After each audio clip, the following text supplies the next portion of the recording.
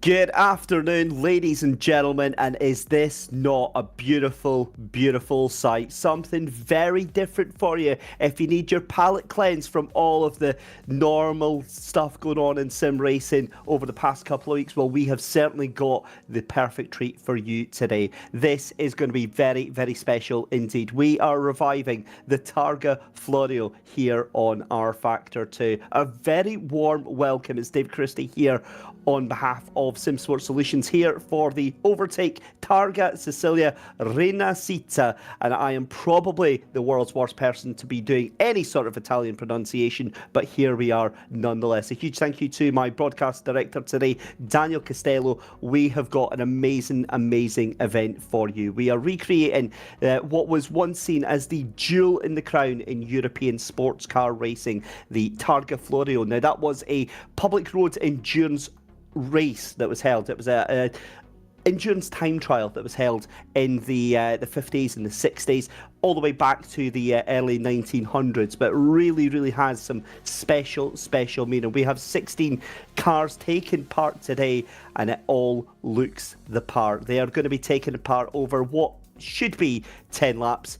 Some of them may very well be lucky to get round that. Now, I was awesome enough to have a look at some of the streams that are going on during the practice sessions on this, and my goodness me, these things are an absolute joy to behold. Sliding about, there's none of the mod cons that you get in your normal GT3 racing.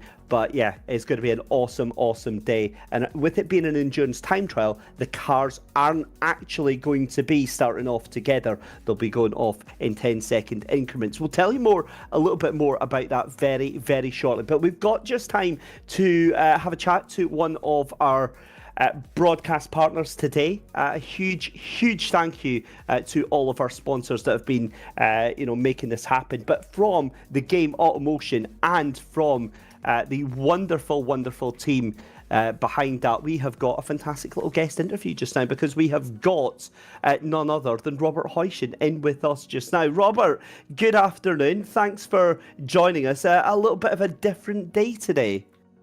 It sure is. Thanks for having me. It is an exciting day indeed to see this event come to life once again. And in quite a fashion too, I have to say. Look at these cars, they are beautiful, and I think we are ready to see a good show today. We certainly are. Tell us a little bit about Automation, because obviously you're part of the title sponsors of this afternoon. Automation is one of those games that quite a lot of the sim racing community know about, maybe whether it's the BeamNG export, but it's a fully fledged individual game on itself that allows you to become a little bit of a car tycoon in the likes of Henry Ford. That is absolutely correct. And not only are you the tycoon that is making the decisions, you're also very unrealistically in that position, deciding everything on the technical side of things. You're designing your cars in absolute crazy amounts of detail technically. And thus, it is also quite interesting to all those of you who are interested in sim racing and a little bit more technically inclined.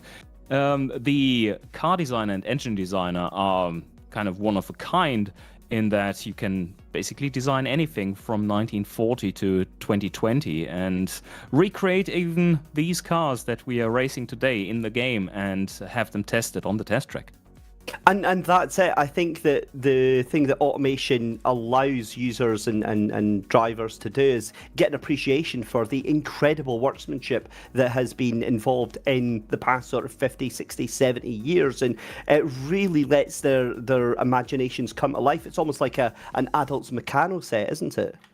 Absolutely, and what I find most attractive, especially about this period of racing, is that the solution is not always more power, because power comes at the cost of handling, and you really feel it when you also export these cars from automation and when you're recreating such a car. Exporting them to BeamNG, who we've teamed up with, and they are become so difficult to drive. It really is all about making good compromise, and that is so much fun. Also, we have to say you have got a vested interest in the day-to-day. You've got a team out there for Automation Racing Team in the Arduin 12 8C. Andrea and Martin behind the wheel. How are they getting on with the car? Well, from the test lap that I've seen, Martin has had, I think he has had 2 or 3 laps already, and knows the track from before. So this is going to be tough, but I'm holding both my thumbs and wish them all the best, because this is tough. And both Martin and Andrea are some of the OGs of automation as well. They have been with the game for an eternity, so I know them personally, and it's good to see them race today. I've got to say, one of the other things with automation is the fact that it's so left field compared to everything else that's out there. But there's obviously a very hardcore following for it, and a very niche following of the hardcore sim racing and racing enthusiasts as well. But what was it that sort of prompted you guys to bring that thing to life?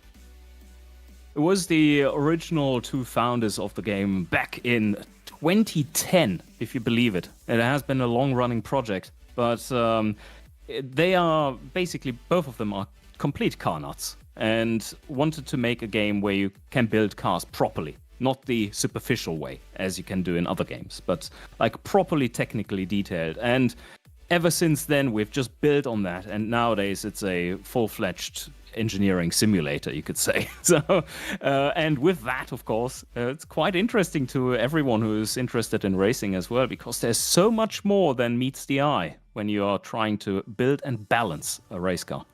Well, you said that because obviously most people's thinking, including monkey brain people like myself, would just be add more power. But it's never that sort of straightforward. With these cars as well, an awful lot of horsepower, but also incredibly thin tyres as well, that makes them very, very difficult to drive. What sort of modifications would you make to these cars if you could make them, or would you just happily take them as is? Well, just gonna throw you right under the bus. Right? Hindsight is 2020. Of course, some aerodynamics, modern aerodynamics, would probably help these cars out the most in these instances, just to make them slide a little less. But that would take the fun out of an event like this, because it is all about the agility and the insane amount of sliding about and jumping from corner to corner that makes this so exhilarating. So I'm looking forward to that, with no changes in mind to these cars, because they are what they are and they need to be driven that way. I have to agree with you, Rob. I really, really do have to agree. I think they're unadulterated, puristic fun that we're going to see out there today. But listen, thank you so much for coming and having a quick chat with us. We'll check in with you and the rest of the number 3 racing team throughout the course of the race. But Robert Heuschen, thanks very much for joining us just now. Thank you. Enjoy. So there we go then, a quick chat from one of our title sponsors for the race today, and it gives us a time to have a little look at the track itself, because this is what it's all about, the Targa Florio. It is a stunning, stunning circuit that we have got here. Now, we are racing on the Piccolo circuit. This is the black circuit, the smallest of the 3 variants of the Targa Florio. And with it being on the Piccolo circuit, it really still doesn't take away from any of the enjoyment with the fact that we've gone through 3 little towns here in the virtual recreation of Italy. You can see here Toby Johnson just deciding that he has had enough in this warm-up session. We can see Nicholas Kirsten. I'm not sure that grass is going to be the most time-saving way to get around the circuit here, but nonetheless, it's going to be an enjoyable one. But the 72-kilometre-long circuit here is going to be an absolute joy to watch here. Now, the way things are going to be different here is that it's not a race in terms of we have all the cars on the grid at the same time. Think of it more like you would think of a rally or, say, like a hill climb.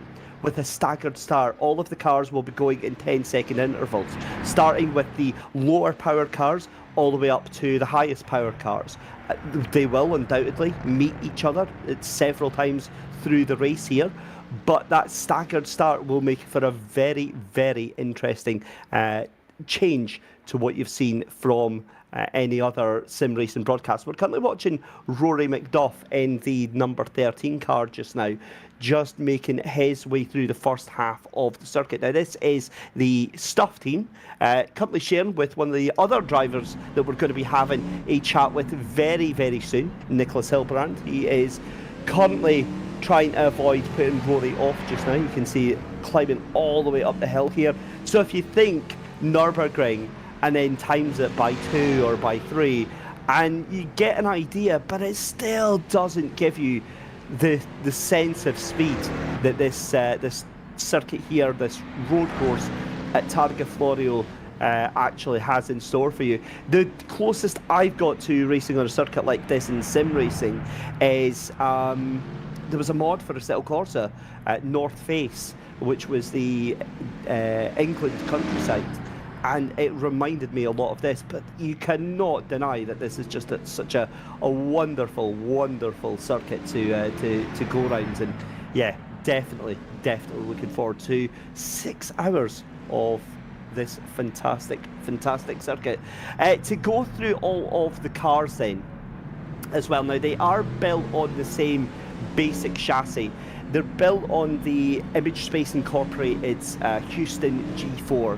Then they have a custom shape put on top of that, and then they're given custom physics to more represent the different cars of the day.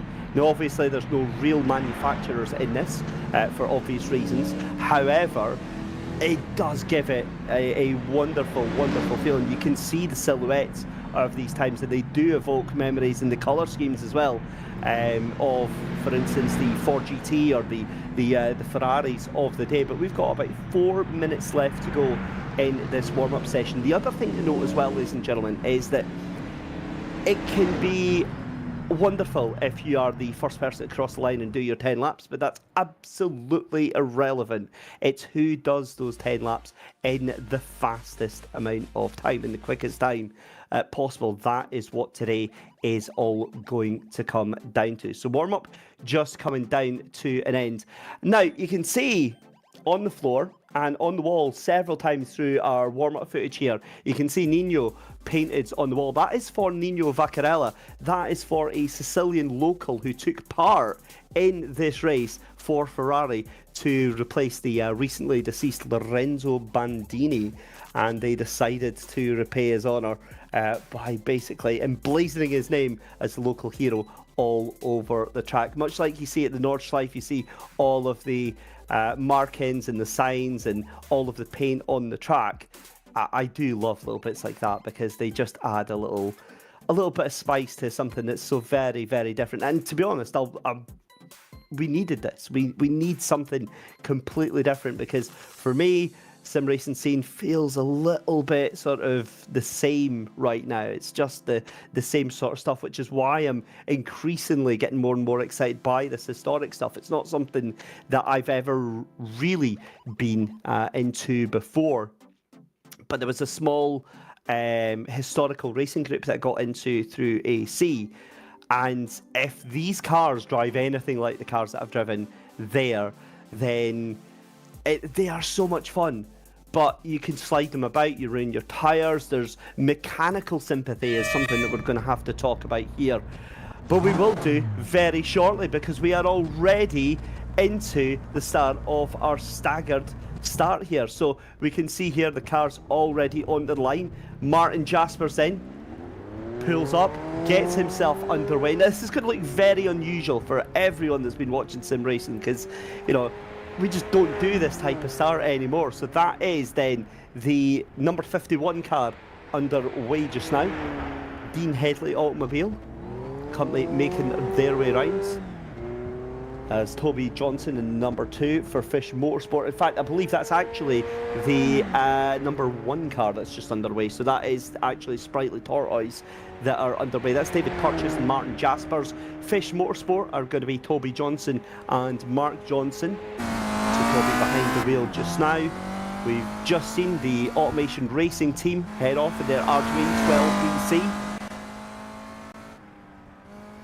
That is based on the beautiful, beautiful Alpine A110.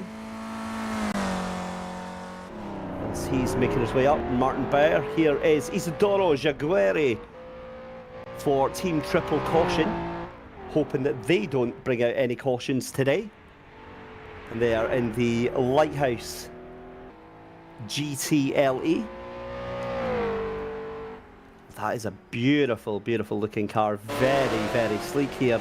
And of course, they're up through the first parts of the circuit here is Nicholas Kirsten for the number 17. That is Ronick Rensport. He'll be sharing the car today with Robin DeVos. Now, who's this guy? That name rings a bell. Rennie Butler. Rennie Butler. Oh, of course, it's the main man behind Overtake GG.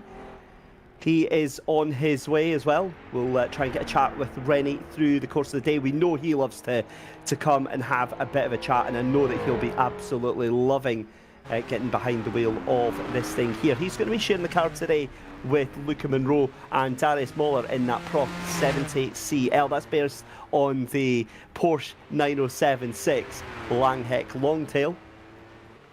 It gets the Longtail name because obviously the tail end of that car is very, very long. It's like a bit of a bird there.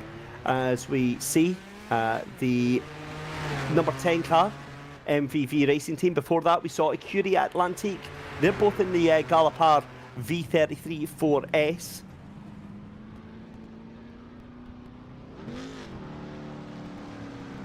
Tom Day for Round Table Racing gets underway. He's in the Lil 7ST. And that is based on the Lola T70 Mark 3B. So, for all intents and purposes, I'm just going to call them by their real-life counterparts, as we can see picture in picture here on the right-hand side. Martin Jaspers then. And this is the other thing about the endurance time trials that is so different to what we're used to seeing in the sim racing community. Is we're used to seeing 15,000 cars all on track at the same time, you know, all diving down into turn 1. Whereas for me, this is more grueling. This is more pressure than any race that I can imagine, because you're kind of on your own. You're kind of having to do your own thing, as we see Declan Brush there for Team Big Wing in the Chapelotto XF. That's the homage to the Chaparral 2F. And, well, yeah, the less said about that movable wing on that car, the better. I mean, the thing is that this is the heyday of sports car racing. This is when what we take for granted for like GT3 racing, all of the mod cons that we've got, they didn't exist back then, or they weren't implemented. So, you know, you had to be very, very ingenious. You had to think out the box. You had to try something very, very new indeed. And this is what makes this genre of racing so great indeed. As we see Quentin Chavateau there for the number 16 team on their way. That's Syndicate Motorsport. That is the last of the cars. We've got Mark Jones heading off, and we are joined by Nico Hillebrand. Nico, great to see that you're not pestering Rory, but how is he doing in terms of on the warm-up? I mean, overall he's rather, how to say, nervous overall. I mean, I can't blame him, because I'm just about as nervous, if not more. And yeah, it's going to be a very long race, so yeah. But it's so different, and this is what I was saying on the build up as well. It's something that we just don't see because sim racing right now is awash with like GT3 racing and hypercars and all that sort of stuff. And these cars are just a world away from it. It's back to like no traction control, no ABS. You're all out there by yourself, and it's understandable why you're both nervous. I mean, they're just wild cars to try and control. Yeah, absolutely. I mean, the entire idea with more historic racing, you know, it came to me with GP Labs, you know, with Mr. Jake, bringing out this HRC series with the 1950s cars from the same mod maker for this set of cars. And ever since then, I've just been hooked, you know, no more driving assists, pushing the car on the limit, you know, really sliding it on the edge of the available grip of the tides. Such immense fun, and especially on these older tracks, you know, without tarmac runoffs, without anything. And as you can see here, you know, with street bollards or with families of decorative passengers staying by the side, you know, it's just completely something else. It really is, and again, it's a sort of perfect representation of what was a very, very different time in racing, and this was one of the pinnacles of you know, sports car racing through the world. This was part of the World Sports Car Championship, the FIA Championship, through the 50s and 60s as well. But I'm just seeing these cars here and, you know, how much fun they are to drive. However, you know, as you said, with it being a 6-hour race, I think rFactor 2 was the perfect platform for this here, Nico, because one of the other things that I very briefly touched on is the amount of mechanical sympathy you have to have with the car. Yeah, absolutely. I mean, these cars are quite prone to get engine damage as well from over-revving, so it's not an easy thing to end the stretch. Like, I can't imagine a single situation where you would go, you know, this is just stay under the rev limit, you know, it's quite easy. Because with this, you know, actually shifting gear, it's not with your sequential pedals or something, but we do allow, obviously, automatic clutch, because not everyone has a shifter. But you have only the H pattern, pretty much, the delayed shift times, and you really have to measure, okay, am I going to lift here? Will I try revving a little bit over that red line and risk engine damage in the long term? I have 720 kilometers to cover with this car, and yeah, we don't know what will happen over these 720 kilometers. And obviously, this is a very, very prestigious event back in the day. I think the last one was back in 1977. But what gave you the idea to resurrect this, or to digitally try and bring this back here? Well, as I said, like, the big idea first started with the historics, with Jake's GP Labs HRC series, which was just an absolute blast. Since then, I've also started racing in the HSO Gold Star series, which is basically the same 1950s cars, but you know, with a slightly different thing. We have different Grand Prix distances, or like different race distances in general, and everything. And there's always like a bit of a twist there, and I thought, oh, that's Rene. Oh, right, okay. I suppose we really shouldn't be showing too much of that, but I wonder if we'll be able to get his words on what on earth happened there. That's clearly that Nico is going to be the car's fault and not Rene. I see you met Rene as well. Yeah. We've seen him a couple of times. But yeah, overall, I just thought, you know, we had this 3-lap race at Targa. The last time we went in with the HRC, and I thought, you know, real distance was 10 laps, and we have this great version of the track. Like, this is actually like, I thought, you know, this is a perfect opportunity to take this track again, because it is much like how sim racing is a love letter to real racing. This is a love letter to historic racing as well. Like, the way that they created this track. I saw the video from Jake's channel on GP Labs on YouTube, and all the work that went into this, all the work that went into this mod as well, from Wuchu and the guys that did the physics for him. I just thought it would perfectly encapsulate the spirit, you know, to bring back such a prestigious event, this time without the danger of crashing into a random tractor. Well, that's always the spice of life here with the classic sports car racing.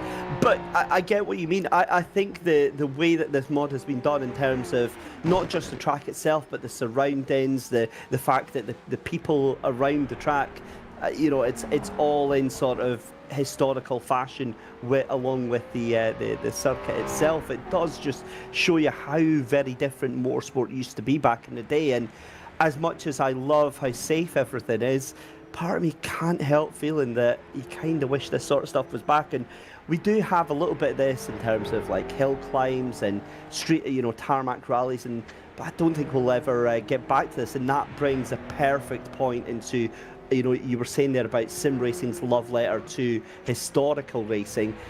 I think this gives drivers that are maybe only used to GT3 racing and modern circuit racing a chance to experience something that is just completely beyond their imagination.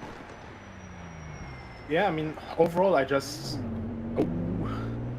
Yeah, that was Isidoro Jaraguay for the number 5 team deciding to go up the hill there. Just very quickly, Nico, as a sort of interword there, how robust are these cars in your experience? More robust on the bodywork than you think, less robust on the suspension than you'd want. I'm wondering how much damage that would have caused going up that hill there. I think with the hill itself, it's not too bad because, with the ground and everything, that just slightly flexes the bodywork. But the problem here is he killed that bollard pretty much head on. And he was lucky because that's one of the thinner bollards. We also have these alternate bollards that they placed around Sicily, purely for road safety, of course, which are basically concrete blocks. So if you hit one of those, not only will you spin off and get a lot of damage, but you might also slide down the hill next to it because, the bollard is actually a bit more resistant than the car there. Well, there's nothing safer than a thick chunk of concrete placed in the middle of the grass there. I'm pretty sure these cars will be robust enough to take it here. With it being a 10-lap, we say a 10-lap race, but it's a 10-lap sprint for all of these drivers here. They're going to be coming across a lot of the cars that started off, the lower-powered cars, very, very quickly indeed. So that's going to be something completely different as well, because not only are they going to have to kind of do their own race, but they're also going to have to very sporadically navigate traffic. How much of an issue do you think that's going to throw into the mix here? I think it'll be quite interesting, especially when we get to the more windier parts of the track. Now I think we're basically already through the first town with most cars.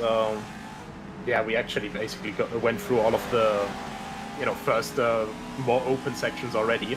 And now we're slowly getting to the part where the road narrows up a little bit more. It gets more with hairpins, with very tight corners following a very fast section. And I think especially the 2-liter cars and also Martin Bayern, the 1.6-liter Arduin, they will really get closer there to the overall pace compared to big 5-liter cars. Yeah, for sure. As we're watching Nicholas Kirsten here for Ronick Rennsport, just making his way up the hill here, you can see the sounds of the leading number 1 car just up in front, 5 seconds up the road. So we're heading all the way up the hill, and as we said, come to the tighter, twistier parts of the circuit, past the first of the 3 little towns. And again, it's just such a scenic place for this time trial, this race to go round. And the one thing that I've noticed as well, Nico, from my very, very brief foray into historic racing is it seems to be a little bit of a different crowd that enjoy historic racing in terms of how they behave. They're very, very respectful. They're very, very tight-knit. They like to look after each other, and very, very friendly bunch. Is that the same here? I mean, most of these guys I do know from HRC and from HSO already, and I have to say it's been one of the most pleasant and most fun experience I've had in sim racing so far. And of course, I already know the very competitive, hyper-professional world with SRO Esports, as I'm still competing there for Honda this year and for the last 2 years. But the team and stuff, like, you know, getting along with teammates there is great there, but it's a lot more tense. And here it's just a little bit more relaxed. Everyone is only racing for the fun. Everyone's here because they love these cars. They love this period of racing. They love the historic tracks. They love the challenge. And in HSO, you just have people just going, you know, oh, are you having setup with trouble with the setup? There we are, words. You're having trouble with the setup, you know, here, let me help you out with what I know, and, you know, see if this can maybe work on your car as well. And I think that's just one of the best parts about this community here as well. And I think the only responsible thing for me to do is, you know, with events like these, and, you know, hopefully with more events like these after this, if everything goes well and it's well received, to bring this sort of spirit, to bring this experience to more people. Because I was waiting to say, obviously, with your experience in the SRO Pro Esports series and how, you know, professional esports is picking up within sim racing at a rate of knots with the likes of Rennsport and, as you said, the SRO series and also, you know, the Virtual Le Mans series here in rFactor too. Do you think that there's going to be more of a draw to these types of events? Because, like you said, it's just a chance to, yes, it's competitive, and yes, you want to do the best that you can, but at the end of the day, it's also about the enjoyment. It's also about kind of letting your hair down and getting back to what motorsport is all about. I really hope that it grows, because, of course, with a lot of different simulators, you have, you know, you have historic content in there. Like Automobilista 2 is doing a fantastic job at the moment, getting more historic content in with, you know, their recent release as well of the 1971 Nürburgring, which I really hope that we could get in rFactor 2 as well. But yeah, like, I think it was mainly a thing of people didn't really pay too much attention to it. It was more of a thing that, you know, you try it out. Maybe you see something like that in a Jimmy Broadbent or GP Labs video, you know, and you think it's cool that they can race against AI like that. And for me, it was more like, hey, but why don't we just do this with other people as well? And I gotta be honest, like, if I had just been by myself, all of this wouldn't have been possible. Obviously, Simply Race, Overtake.gg, and Automation, of course, is, with their support. Those three are the big broadcasting partners here. And of course, getting more reach for this event. But the guys providing the server for this event actually to happen, HSO and the CMH, so the Historic Sim Organization and Classic Motorsport Hub. Yeah, just quick shout out to these guys. And, you know, if people are just into historic racing and stuff, and maybe besides the 60s also love the 50s, you know, in the Gold Star series, you still have seats open in the smaller classes. And if they are fancying having a little go at this, what do they need, and where can they go to get in touch, as we see an innocent signpost being cruelly murdered there? I mean, the signposts, we have plenty of them left. But, I mean, honestly, I'm looking forward to seeing how much of the side scenery is going to be left at the end. Yeah, not very much. But as I was saying, if people do fancy getting involved with this and taking part in future events, where can they go to get more information on this? Basically, on the HSO, I'm also going to try and, yeah, obviously keep in touch with people throughout after all this, and try and promote this a little bit more. But yeah, so far everything is a little bit up in the air. I just want this event to run properly first until the very end, and make sure that everything goes well. Everything is, you know, sure that we can actually host other events, because of course, with, as you said, this track is enormous. It puts a lot of strain on, and if we are already sure that these sorts of events can happen on this huge track, then nothing is really in the way of, yeah, doing something like this on, you know, perhaps maybe Belgium 1966 or Brianza 1966 with the 1,000-kilometer layout that we recently got as well. Actually, that's something that I never thought about. The server work that must be having to go on behind the background is Rory McDuff. Oh, I'm sorry you had to see that, Nico. That was a slight detour by the grass. That actually didn't really cost you any time whatsoever there.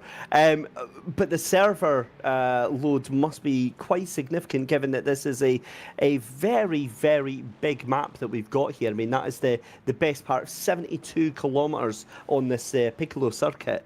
And again, keeping track of all these cars here, and it's from the looks of it just now, still just running absolutely flawlessly and not missing a beat.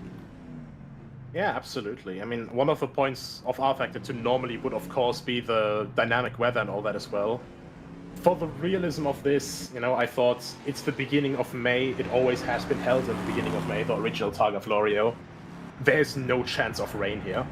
And honestly, it's going to be a challenge in itself alone already for all these guys to make it to the finish line. And I wish everyone the best of luck with that.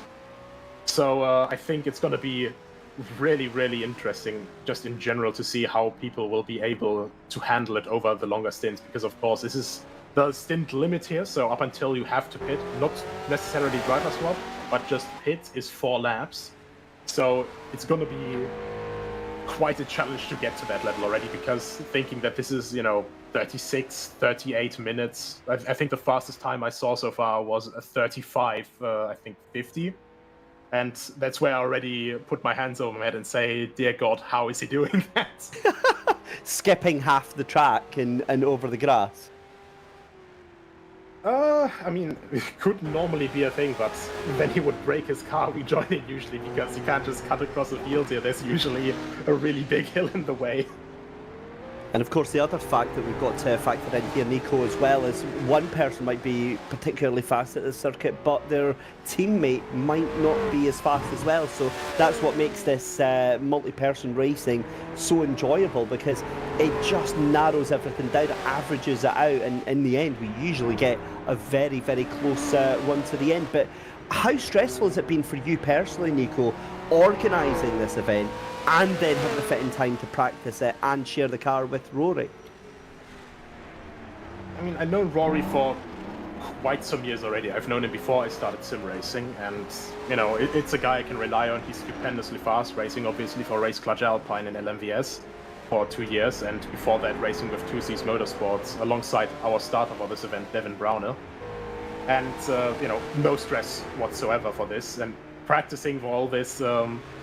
A little bit of prep work for this event was actually that I had to drive a lap in every single car available here to make sure that the fuel tank would be big enough to make 4 laps. So I had to do 20 laps around the circuit. So I didn't have to do a lot of practice after that, to be honest. I know most of the circuit by head now.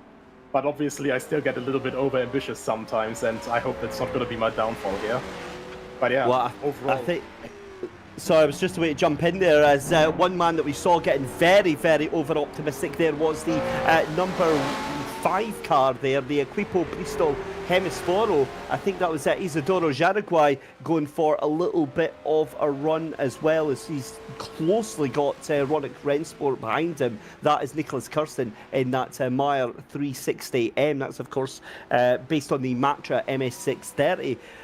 I wonder also, just like you were saying there, Nico, the pressure that you were feeling, but the pressure that these drivers are feeling, it's a time trial, but then suddenly you've got 2, 3, 4, 5 cars right on your tail. That must be really, really intense. Yeah, absolutely. I mean, you also have to factor in, where on the track am I? If I let someone through on the straight right now because they're faster, is it going to cost me time later on maybe? Because he's going to be stuck in front of me, because we have these vastly different power figures, these vastly different weight figures, of course, as well. And, yeah, like, for example, the Matra here, or well, the Mare, is a good chunk heavier than the Prosh, but of course it has that extra power, a 2-liter V8 in the back, and absolutely phenomenal sound as well. They do sound resplendent coming over that hill, and that's one of the things that you really have to admire about these historical mods, is the work and the effort that goes into to recreating this. Obviously, you had a fantastic start with this, with that ISI base of the Houston G4, which kind of power is underneath all of these cars. But then, oh, that's a huge moment there, up into the wall, into the sky, and I've got a horrible feeling that we will be seeing. No, oh, there he is. He is still there. Fine. Right, I thought he was off into the nearest lake there, but it does look like Isidoro Jaraguay. Shall we say that's taking the scenic route there, Nico? He is a man who can save cars very, very well. He's actually one of my Jaguar teammates in the Jaguar D-Type in HSO. So I'm quite confident with him. I think he just has to find his rhythm. The problem is, of course, you have one sort of little touch, and immediately you're thinking, oh god, is something more wrong with the car? Do I have to push more? Do I have to push less? Where do I have to push, and where do I have to hold? And just getting into that rhythm again, it takes a little bit of time. And I think for him, it'll just take a bit more time, and then, getting proper comfortable again with this. And actually, speaking of driver stress as well, in 4th place on track right now, so the 4th car running from the top guys in the MVV racing team, Galopari B33-4S, which is based on the 330 P4 Spider. That's Oskari Kantonen, an absolutely exceptional driver who not only battled Burst Esports Jene Simoncic while he was doing the HRC event in the 5-liter car. Oskari was battling him in a 2-liter car for the overall 1st place. But Oskari is also tackling this event by himself. I saw that, one of only a few drivers. Mark Jones is another one, Frankfurt Plankin, and Nikolai Bavbrook. I'll be honest, that is not my cup of tea. I'd need as much help as I could possibly get at the best of times as we go on board with Jackson Robillard here onto the tail end of that number 7 of Ronick Rensport. But again, tackling this thing for all 6 hours. However, what I would say is potentially, if they feel very comfortable in the car and with the track here, Nico, that actually might work out. I mean, it's a hell of a grueling stint anyway, but it's almost therapeutic watching this car sort of drift right to left here as it slides round the corner. If you're in your groove, you're maybe just happy doing your own thing. But I'm going to guarantee he sleeps tonight. I mean, he definitely will. I think when he's done with this race, no matter where he finishes, I think he'll be well worn out, maybe even sleep in the rig. But it's as you say, when you're properly getting in the groove, and especially in this mod, I have to say, like, I chose this mod by Wuchu because he and his physics guys, they just made this work out so well. You feel the car just slipping and sliding on the edge of the tires so well. The weight shifting, the wheel spin from the raw power of these cars, everything just feels just right. And you can see here both of them pushing completely on the limits now that Jackson makes it past here, though. Oh, like just watching that is the exact kind of scenes why I was wanting to host this event. That was absolutely spectacular. Jackson Robillard there getting straight past the number 7 Ronick Rensport car there of Nicholas Kirsten. You get the feeling Kirsten is just driving their own pace, but that's exactly it. And that goes back into what I was saying about 5 minutes ago about it's a different type of race, and it's very, very respectful, but it's still intense. You're still going to get drivers who want to take that position here as we cut back to Rory McDuff onto the back of the number 15 Team Next View Burst car. They are currently 2 minutes down on the leader. But again, with that being the case, the fact that, where they are on track is irrelevant compared to the amount of time that they take to do the laps here. I'm just seeing these higher powered cars start to edge through, and I'm seeing that huge wing on that car up in front. It really is something else to see the Chappell Auto, or rather the Chaparral 2F. It was a very, very different car for its time, but in this point, this is where some huge advances with aero were made. Not just aerodynamics, this car is one of the reasons why I was so desperate to hold something in this time frame as well. Besides, obviously, the huge Ford versus Ferrari hype from the 60s, the late 60s. We had Chaparral, who never really got too much of a great result at Le Mans in the time, but because the the thing with this car is it has, compared to its predecessor, a 3-liter semi-automatic gearbox.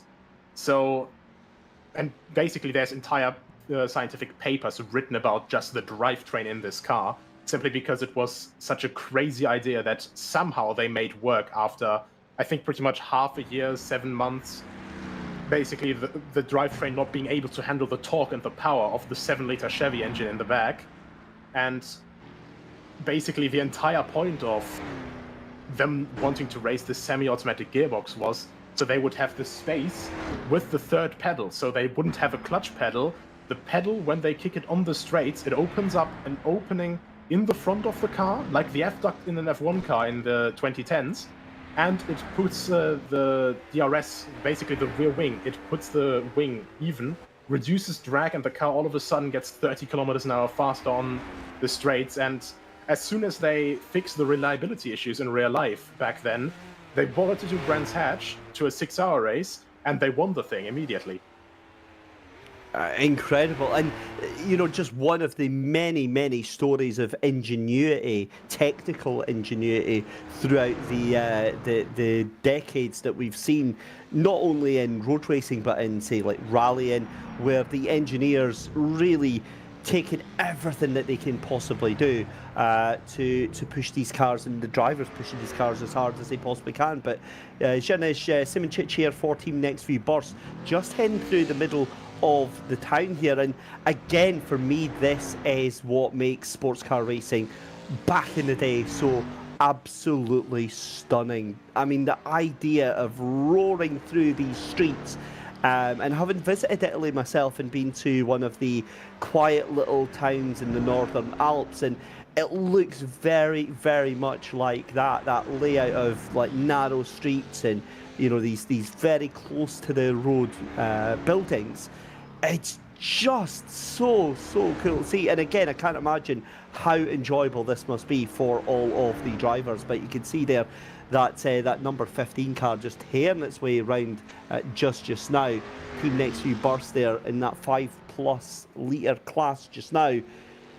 But again, the thing that we have to watch out for is the times here, as we see Team Big Wing, Declan Brush in the number 14 car, making his way around in that Chapel Auto XF. The other bit that I found really interesting, actually, Nicholas, was your car, was the Mignards 01 MD, which is, of course, based on the 67 Mirage M1. That is a fascinating story behind that car, because of course a lot of people who maybe not familiar with historic car racing will see that and think, oh, that looks like the Ford GT40. Well, that's because that's where it came from.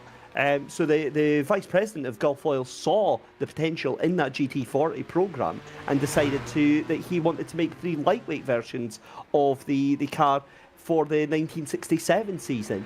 So it's the GT40 bodywork that's on the front and the rear, but it's got a narrower roof. And they decided to take that, and it was fairly successful. They weren't named the GT40, but instead named the Mirage M1. So it's amazing how a car can evoke so many responses and so many memories here, Nicholas, but yet not actually be that car, in name anyway. Yeah, absolutely. And I mean, one of the changes as well for this, compared to the original GT40, it started off with a 4.7 liter small block. And this, of course, was bored open to 5.7 liters, just a little bit more power. And compared to the Mark II, which, of course, here is represented as the Forster 42X, we've got, what's it called? A 5-speed gearbox instead of a 4-speed, which was one of the reasons why Rory and I actually opted to choose this car instead of the Chapelle as well, because initially we wanted to do, the most innovative car here, which of course is the Chapelle, and it's just such an iconic car as well for this time. But this is just one of these cases where, personal preference with the car. You spend a lot of a lap in the Chapelle in first and second gear. Here, of course, also in second, but second is basically the lowest you go. It's a little bit more stable on the acceleration around the tighter corners, and as soon as you open it up, it's a little bit more predictable. The aerodynamics is also slightly nicer in the adjustment for us, because it, of course, compared to the normal GT40 Mark II or Mark 1, this has these aero flicks already on the front, which, you know, nowadays on GT cars are a norm. And yeah, it's just an overall very nice package of a car. It certainly is, as we go back to Jackson Robillard. And with this, well, wow, that was a little bit of a flick of the grass on the inside there, and that could have been curtains. But again, it just shows how fast that Jackson is actually pushing this the Security Atlantique car right now. So fantastic effort. Also, huge gap opened up to Ronick Rennsport. The other thing that I wanted to talk about there as well is this circuit itself. You know, a 72-kilometre stretch of open road here, and how long did it take to get your bearings around the circuit here, or is it just a track that you drive kind of corner to corner, lap by lap? I think basically the bearings that I had to get, it took around, if I recall correctly, I think it took around 8-9 laps before I started memorizing the first half pretty much. And then the second half, luckily, it's a little bit more flowing. It's you know, if you make a mistake there, fly off the track there, you just remember those situations a little bit better. As we see Jackson being the first car here on that enormous Buonformello straight. Also one of the things that normally wouldn't be possible anymore nowadays, because the FIA would go, yeah, no, we need tire chicanes here. Yeah, we need to slow it down massively. It's a long stretch of straight road there, but then down. And again, you can hear the car lifting rather than onto the brakes there. That's the mechanical sympathy here. But with drivers being spoiled by all of these GT3 circuits and you know, circuits that are in the middle of nowhere, I mean, how different is this in your own experience, Nico? How refreshing is this as a circuit to drive through in terms of like the surroundings? Do you get a chance do you even notice the surroundings, or is it just a case of when you're maybe doing slower laps that you see it? Just overall, I would love to stop at certain points and just admire the surroundings, because just overall with all the details. Earlier when we were watching Jane Simoncic go through the second town that we passed through here, around that hairpin, you could see on those balconies the photographers just standing on there and you know, taking pictures with the camera flashes and everything. And that's these sort of details that you really see how much love went in there. And of course, this original track was actually built for GP Legends. So for this, they actually, I think, had to rewrite the base code of the game, because it only allowed up to 25 kilometers. So they had a guy rewrote part of the game code to allow a longer circuit. And then there's a team that nowadays is still like very famous in track modding, the Targa team. They sat down together with, I think, 20-ish people, 10, 20-ish people. And this was before laser scanning. This was in 2005 when they started this. And they took hours upon hours on watching videos from the 60s, watching photos from the 60s. And a guy from Sicily actually drove a couple of laps around the layout today in his car with a dash cam, so they would get enough footage. And from all of that, over 4 years, they built this circuit. I mean, that is absolutely mind-blowing how they get. But again, that, for me, that is a love letter to the sim racing community. That just shows how dedicated these modders are, these track developers are. I mean, you look at Assetto Corsa with how much that's been developed, with Content Manager, all that sort of stuff. You get these most wonderful things that the original game developers couldn't even dream of actually implementing. However, we have to turn our attention, because now we're already starting to see cars coming across the line to start lap 2. We've already done a lap around the circuit here of the particular circuit of the Targa Florio.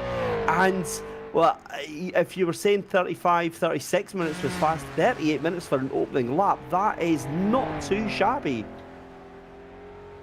Yeah, absolutely. I mean, especially from a standing start, especially with...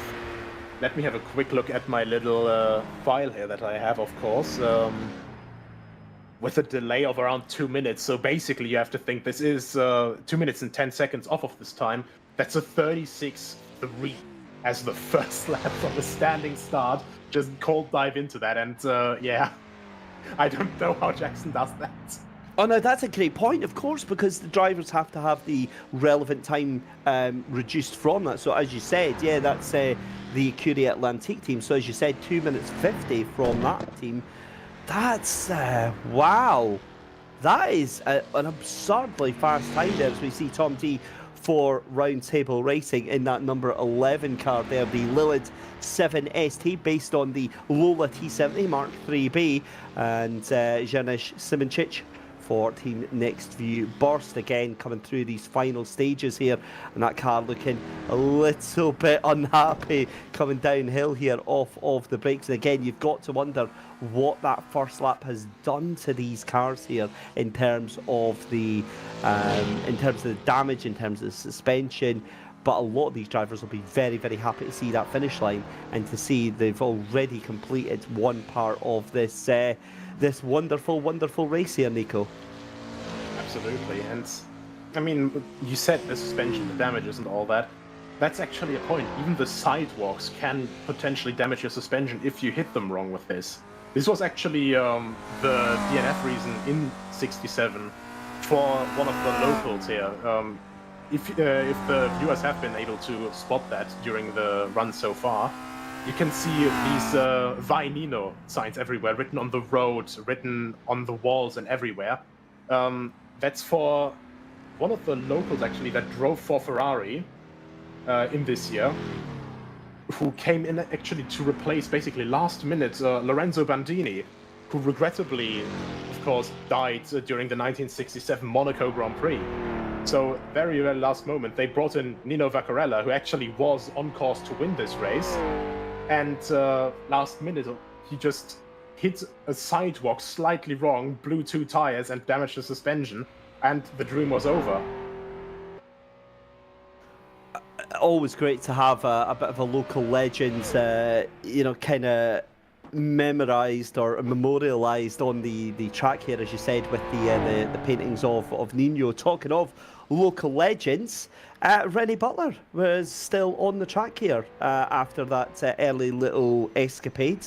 However, the boss of Overtake GG making his way through. We've got to say a big thank you to Overtake GG for being one of the many broadcast partners that we've got today. He does like getting his hands behind the wheel, doesn't he? And he does enjoy a good race, does Rennie. And I think he's going to be fairly happy behind the wheel of that number 8 car, the Longtail today. Yeah, absolutely. And I mean, overall, Rennie, he's actually my last esports boss before I went to Honda. And then, other than Honda, I basically withdrew from semi-professional esports and stuff. And he actually gave me a team to go to when the last team before that was less than optimal. So I came over to him. He welcomed me with open arms. I brought friends with me, and we made an absolutely fantastic team over there. And yeah, it was an absolutely fantastic time. He's a really great guy. Obviously, he also helped quite a lot make this happen. So big thanks to him, and I hope for him as well that he's able to make it through the end of this. And I saw a lot of actually damaged cars already that were still pushing on, obviously still following the rules, because I said, you know, it's a very long lap. It's dangerous to carry on with 3 wheels only if you are 3 wheels at the end of the very long straight, or maybe at the beginning of it if you're careful. Oh, sorry, that was a huge moment there for Mark Jones. Oh, okay, but he's just spun. He's fine. And he's right before the pit lane as well, so that is quite lucky for him. Oh man, you hate to see it, but yeah, that's the thing with this being, you know, a 10-lap race, and damage is a very likely thing as we see Declan Bush. Now that is, I believe, that's the only car we've seen into pit lane here on this this first lap here. But with damage being a factor through this very long course, sorry, you were saying about the briefings to the drivers about how they were to sort of deal with the car if it only had 3 wheels on it. Yeah, pretty much. At the beginning of the very long straight is basically the earliest point if you lose a wheel there. So it's a very fast left-hander, you know? Almost flat out in some of the lower cars. I think I actually was able to take it flat out on my lap in the mare, because incredibly rapid car. On there, if you run wide, you can run into one of the stationary cars there, onto one of these beautiful concrete bollards that, yeah, for some reason are safe. And you know, if you lose a wheel there, then you're allowed to continue with 3 wheels. But before that, it's simply put too dangerous, in my opinion. And you know, you just endanger yourself, you endanger the others on track, and it would be just, I think, too much of a shame if we lose 2, 3, 4 cars in this field from someone trying to make his way back on a 3-wheeled car. And if you still have all wheels, if your car's crabbing and everything, then you're welcome to come back. Obviously, the entire how you say it, etiquette. There we are. That's the word. The etiquette for that is basically stay on the right side of the track, take it at a speed where you can still, you know, handle the car properly. And of course, you're going to lose time. It's going to be frustrating and everything, but it's still a hell of a lot better than the old trick of, you know, pulling the LAN cable. Then reconnecting, and you know, you're allowed to reconnect, of course, for the race. But if you crashed halfway around the lap, you lost at least 20 minutes then, and that's the question if you really want that. Well, I believe the word you used earlier on there, Nico, was suboptimal, and I think that's exactly Absolutely. what it is. Suboptimal. It's a wonderful word. But listen, it's time to let you go, because you've got to go and get ready for your stint. A huge thank you for joining us on this opening part of this wonderful Targa Florio Revival, and hopefully we'll get to have a chat with you, Nico, after you've done your stint and after you're in the lead of this race. I doubt in the lead of the race. Positivity, my friend, positivity. But reality as well. For us, it's all about finishing today. I just want to see the checkered flag for this. I want to see a lot of people see the checkered flag. And I want to see everyone enjoy themselves, because that's what this event is all about. Thank you so much, guys, for doing this broadcast, for the great commentary as well, David. And yeah, I hope you guys have a blast watching this further on. Listen, absolute pleasure on behalf of everyone out there watching and taking part. Thank you so much, Nico, for putting this on and putting all of the work in, getting this happening, because it is just an absolute joy to watch. Have a great afternoon. We'll speak to you very soon. You too, mate. So there we go, Nico Hillebrand joining us in for a quite awesome start to the race there. Great to have an expert opinion about these cars here and what is actually going to be transpiring over the next 5 and a bit hours. Because, ladies and gentlemen, we're already an hour almost into this the session. We're watching Jackson Roblard here for Écurie Atlantique, currently in first position on track. However, as we said, that doesn't mean anything, because we have to work out what the times are, and we'll do that as quickly as we can. Now, we're very shortly going to be joined by yet another special guest commentator coming in to have a chat with us very, very shortly, as we will stay on board with Jackson just now and see how he is getting on.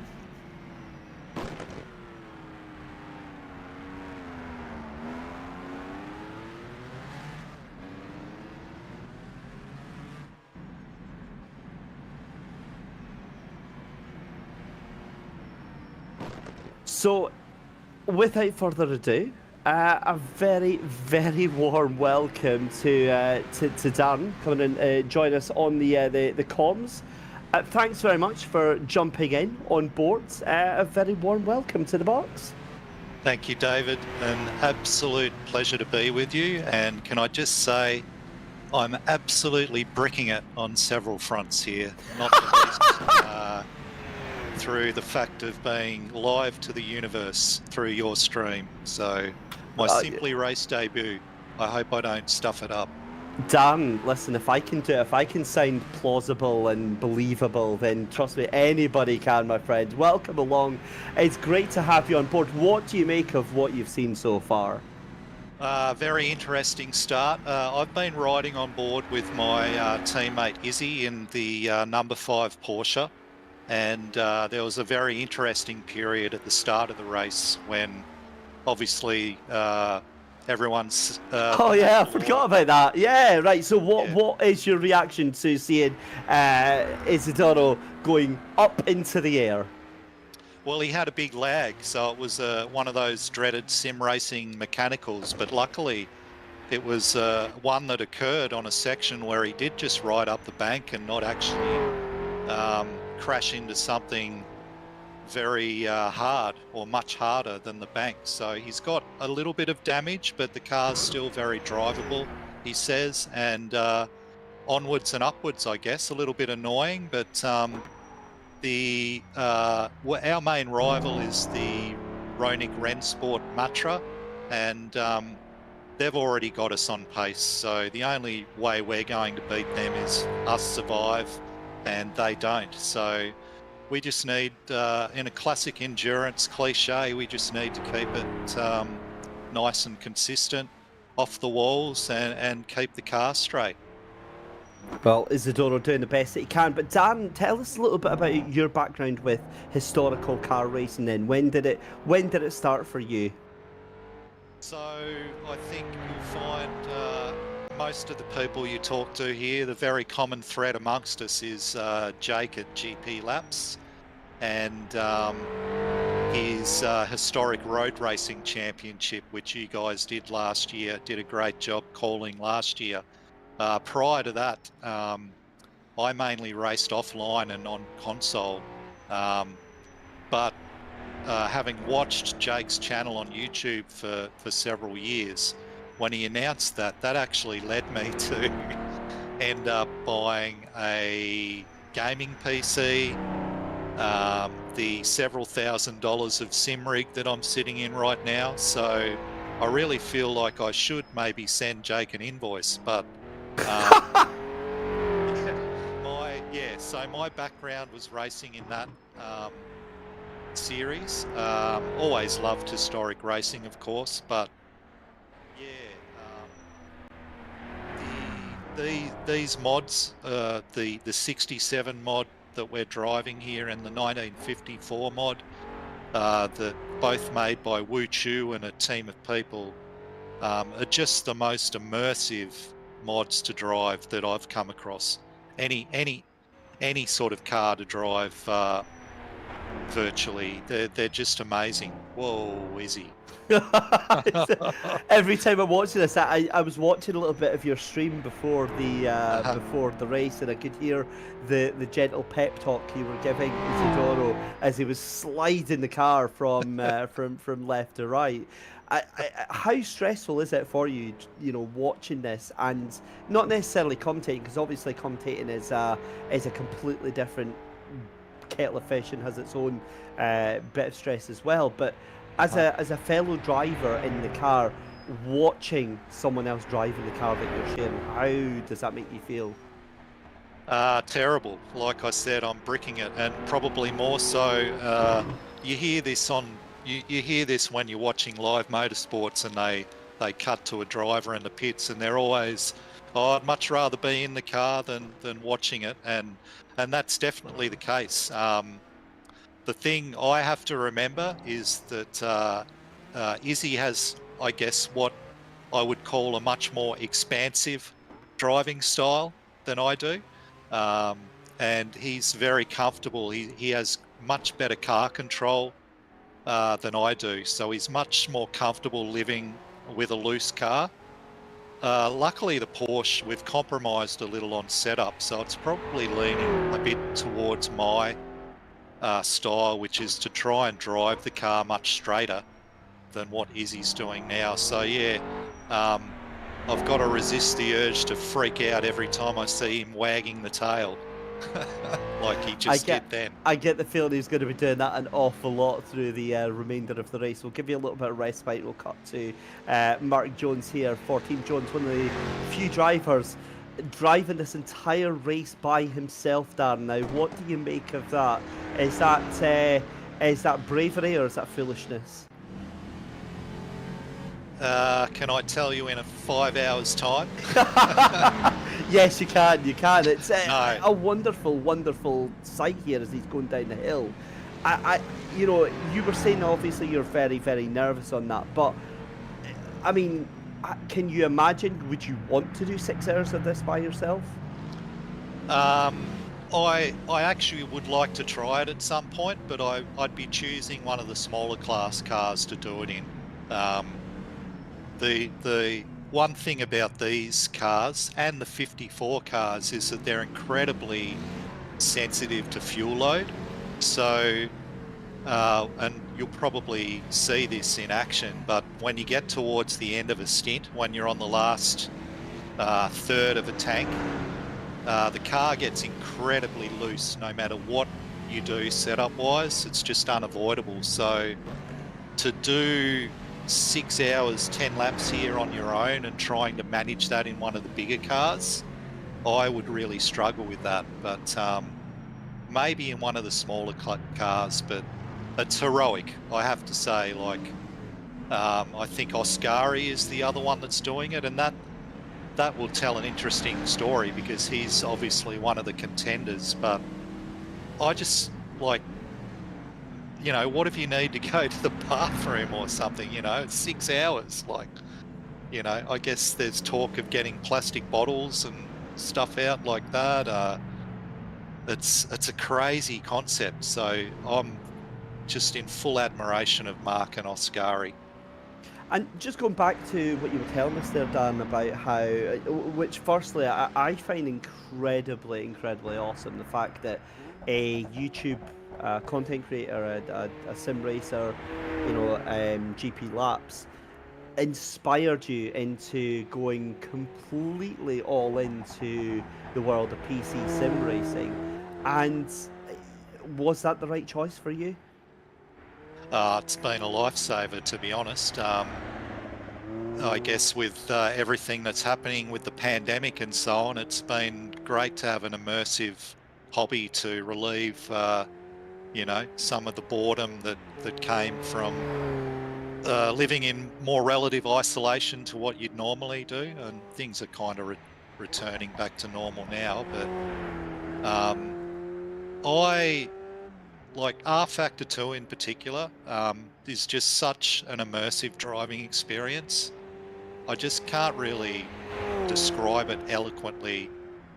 I mean, I haven't driven a race car in practice, but and I don't know how close it is, but it's just so immersive, and you feel like you're having to deal with a lot of the same issues driving-wise that they talk about in real life. So definitely no regrets on my behalf. And I'm involved in another historic league, historic sim racing organisation. So we're running a what we call a Gold Star series with the 1954 mod that Jake used last year. So yeah, I hope to see more of these events. Actually, I'm begging for a full-length 1967 World Sports Car Championship. All 17 rounds. It's funny you say that because we did just very briefly touch on that, and some incredible events that were part of that old package. You've got the Mille Miglia, which was probably, actually, joking aside, one of the first ever racing games that I ever played on the arcades. Not sim racing in any way whatsoever, but again just draws your attention to a time that very much doesn't exist anymore. The 1,000 kilometres Nürburgring, the RAC Tourist Trophy, 12 Hours of Sebring, which some of these events still live on in forms of the WEC package and the World Endurance Championship. The Carrera Pan America, obviously here in Targa Florio, the 1,000 kilometres at Monza, Spa, 12 Hours of Reims. Buenos Aires, Zeltweg, Norrisring and Watkins Glen as well. So a full championship. I get the feeling though that you wouldn't be alone in that one, Darren, because from who I speak to, it's a very passionate community behind this historic sim racing. Definitely, and I think the core, well, the people that are all signed up for today's event would be, you know, banging down the door, I think, to do the same. And I think, I guess one of a very minor issue with this event is probably the timing and conflicts of schedule. I think, for example, Jake's doing an Indy 500 tomorrow, so he wasn't able to join. But I would think, given the interest we saw in HRRC, we had these just unbelievable pre-qualifying weeks where you'd be getting 60 or 70 people trying to qualify. So the interest is definitely there. It certainly is. Back to what we can see out on track then. Jackson Robillard still out in front for Curie Atlantique. Gone even faster this lap round. Now, from where I am seeing, and again, as someone who's not driven the track, I'm having to go on guesswork here. I think we've already went over the bridge at Salato, and we're on our way down towards the town of Calta Vulturo. Just now, the second of the three towns that we passed through here. This is on the run back up the hill as well. You can see picture in picture here for Jackson Robillard. That is going round the right-hander. You'll be able to actually give us more of an idea as to where we are right now, Darren, and in terms of how recognisable the map is. So I call this particular part that Jackson's in now the fast sweeping section into Colasano. I think we just passed Caltavecchio, and please excuse my murdering of Italian here. Aussies are very good at stuffing up foreign language pronunciation. We're going to get on just fine, Darren, just fine, mate. This is, yeah. So, yeah, nice fast sweeping section here. The other thing about this track is you'll notice the tarmac changes, and it's one of the really immersive things is that there's a huge amount of grip to be had on the black tarmac. So you're actually thinking of that when you're driving, that, oh, hey, I can throw myself in here. There's a left coming up here, and then we're about to come into a magnificent right where you actually switch onto tarmac, black tarmac, and it's a beautiful roller coaster down through here. But yeah, this is the run into Colasano. We're not probably 2 or 3 minutes away from getting into our next town. Beautiful, beautiful sight nonetheless for Jackson Robillard. The car that you're in, obviously, with your team, that's the number 5 Equipo Bristol Hermesor. You see, you were saying you were terrible at mispronouncing names. I'm even worse. Hemisferio Sur in that Porsche 780CL. How does that car handle for you? Because obviously it's based on the Porsche 907 6 Langheck or Longtail car. For some, they might not like the amount that it slides round, but for yourself, is it a car that you enjoy driving? I love it. Some would say, given that this is such a twisty circuit, and it's actually probably correct, is that compared to the short tail Porsche, which is also available in this mod, that would be faster around here than the long tail. But for an event like this, we thought that the slightly longer wheelbase would make for a slightly easier experience. We have a huge, in our class, top speed advantage on the straight due to the aerodynamics of the car, something like 20 or 30 kilometers an hour. But we do suffer a little in the twisty stuff. But it's just a much more comfortable car to drive than the shorter tail Porsches. And indeed, most of the other 2 litre and larger capacity classes as well. I say easy to drive, like these things, you can't just hop in and drive them like a GT car. So if you're coming from GT7 and as I did when I first drove the 54 cars, you really do need to, there's a learning curve. There's a huge learning curve. There's also, you need to be heel and towing or throttle blipping. I'm using paddle shift here, so I don't have a shifter and I'm not heel and towing, but you still have to blip the throttle on downshifts. And that's quite something to get used to. So, but back to the Porsche, yeah, I like it. It is challenging, particularly on low fuel, but it's a dream to drive. Like I have a whale of a time every time I hop into one of these things. Well, Dan, you were saying about how it was Jake from GP Laps that inspired you to get behind the wheel of this sim, and lo and behold, he's appeared. He's on YouTube saying that he's got that he couldn't take part today, he can only pop in for a minute, but wishes everyone the best of luck for a great race. And yeah, that's a bit awesome to know that Jake fancies having a go at this. Do you fancy sharing the track with him? Do you fancy having a go with him? Definitely, Jake. Yeah, well, Jake, if I'm sharing a track with Jake, he's a mile down the track from me anyway. So I could only dream of driving like Jake. He did pop into our Discord earlier and wished us all good luck as well.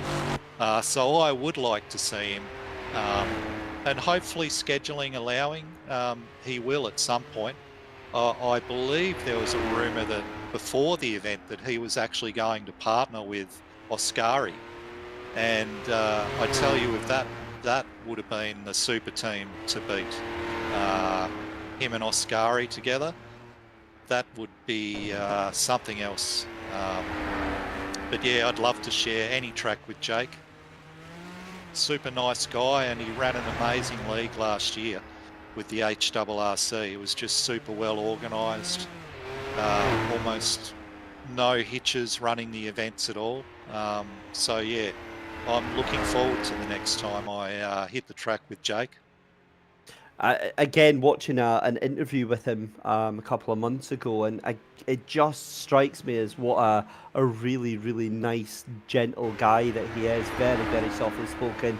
Does very passionately enjoy this scene, this entire thing of historic racing, whether it's these 60s sports cars or maybe it's single seaters, or it is just a world away from what we have now. And something that you touched on there, whereas for those that are maybe into their GT3s and GT4s, and maybe come into the likes of this historical car racing here, it's very, very different, because I've had a tiny bit of experience. I remember a friend of mine's talked to me in an historic league in Assetto Corsa, and I think it was with similar genre cars, maybe cars from the 70s instead. But I mean, the lack of traction control, the lack of ABS, the lack of any mod cons, and yet I've never in my life, I've never had as much fun as I did with that, because yeah, you might not be going fast, but my God, they make you feel like you're an absolute superstar. Yeah, they do. And most of my driving prior to getting set up for a pure sim like rFactor 2 was driving GT3s in project cars. And I was just absolutely blown away when I jumped in the 54 mod for the first time, and I was spinning out everywhere. No traction control is the big thing. You just really need to be very delicate on the throttle and pretend like your throttle is sitting on some eggshells that you don't want to break, really. It's just super challenging to drive, but the flip side of that is it's so much more rewarding when you get it right and you start to build up some speed. That's what keeps me coming back, is having achieved some level of mastery, but there's still so much more time to find every time you head out on the track with these. Whereas with the GT3s and 4s, they're plug and play, but yeah, I doubt that I'd be very. Oh, sorry, Oscari. No, there. not at all. That's a Chastain manoeuvre, I believe they call that. Maybe not as beneficial here as it was in NASCAR, though. Yeah, I'm not sure what's going to be left of that car. Sorry, you were saying there, Darren. Yeah, I mean, I'd find it hard to go back to GT3s now, to be brutally honest. I think I've made my bed with historic sim racing, and luckily with rFactor 2, that there's a lot of meat on the bone to consume. I must say though, I haven't tried the GT3s in rFactor 2, and I think the other thing we're dealing with where rFactor 2 beats most of the other sims is the real road and the force feedback. Like, I haven't tried many of the other sims. Like, I believe Assetto Corsa, which you mentioned, like, has a lot of historic content, but the tyre model and the force feedback and everything isn't as good as rFactor 2. So let me describe it like this to you.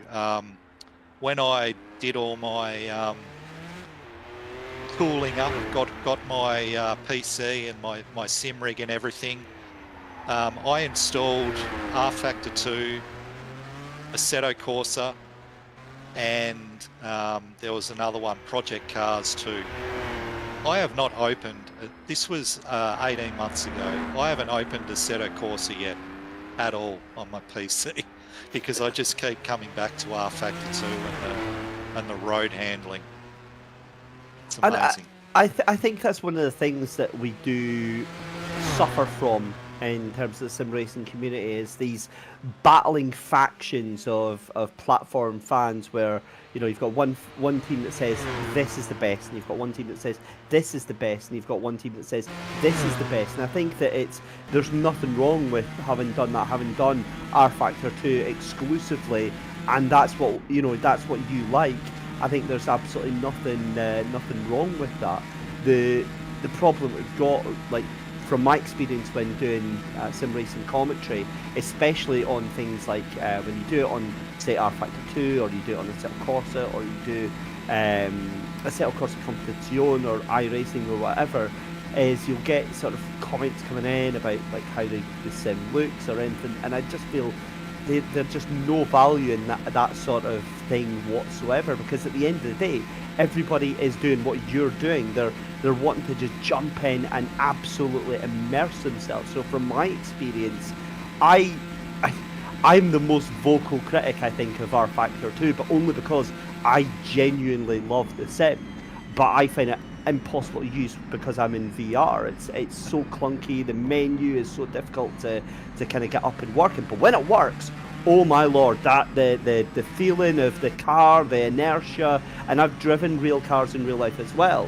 And so I'm absolutely with you that it is just the most amazing feeling for me when it works. But for other times when I just want to go in and jump in and have a little race, for me now, I think Automobilista 2 is starting to really make inroads, especially as Nico was saying there. They've just released the Nordschleife and the Nürburgring 71 just came out for it as well. But the end of the day, I think that rFactor 2 is still the jewel in the crown in terms of modding, because it's such an open platform, and you get these wonderful experiences like we've got here with Targa Florio, and these cars that you've got that just come together, and we don't have anything like this out there on the sim racing scene. And for someone who's almost exclusively done, say, GT3 commentary and GT3 races, or maybe say a couple of single-seater races as well,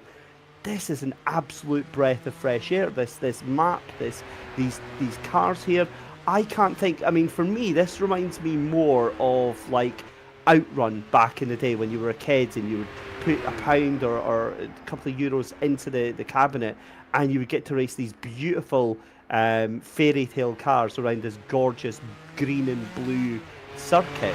That's exactly what we've got here. The sun's shining. You've got these beautiful, beautiful representations of these towns and the roads around the Targa Florio here. And for me, I don't understand. Why would you want to go back to another circuit race? We complete yet another lap here. My God, 35.48. Right, I need to take second there because Jackson Robillard, we've got to take 2 minutes 50 off of that there, I believe. So that's it. That's the first lap because they were starting. I'm positive that was slightly earlier, but wow, I mean that is a fast lap time there, Darren. Yeah, that's quicker than anyone went in our pre-qualifying / practice sessions. I think a couple of seconds faster than the time that Oscari did. Here he is coming up now. We'll get he's 36 minutes. Yeah, that's still a lot. Oh, he's actually pitting. He must have got some damage there on that collision we saw, because pitting after 2 laps is a little bit early, I would have thought. He can still make it home if he does 2 4-lap stints from here. Most people will aim to do 2-stop strategies here. Most cars, we've designed the mod to run, a car can only do 4 laps basically, so that's how the strategy is defined, 10 laps. So it was a bit surprising to see Oscari come in here. The one thing I'd say about the times is I would expect them to come down a little bit just because of the rubber build-up, which does make a huge difference. There's Izzy. He's still in one piece. That's good to see. the audible sound of relief as we cut to that car was palpable. I hope he doesn't come into the pits here expecting to swap drivers because we're in a bit of trouble if that happens. But well, you did say you were only available for the first 90 minutes of the race, so that would be on time. Well, I'm hoping I can come back later after my stint, provided I do make it through the 4 laps, which is absolutely terrifying. See, is he okay? 37.25. That's about the time he wanted to do as a safe race pace, which is good to see. I'm probably 20 to 30 seconds a lap slower than Izzy. Here we go. We've got on track battle. Oh, I think is that the Overtake Porsche? That is. That is. That's the Overtake Porsche.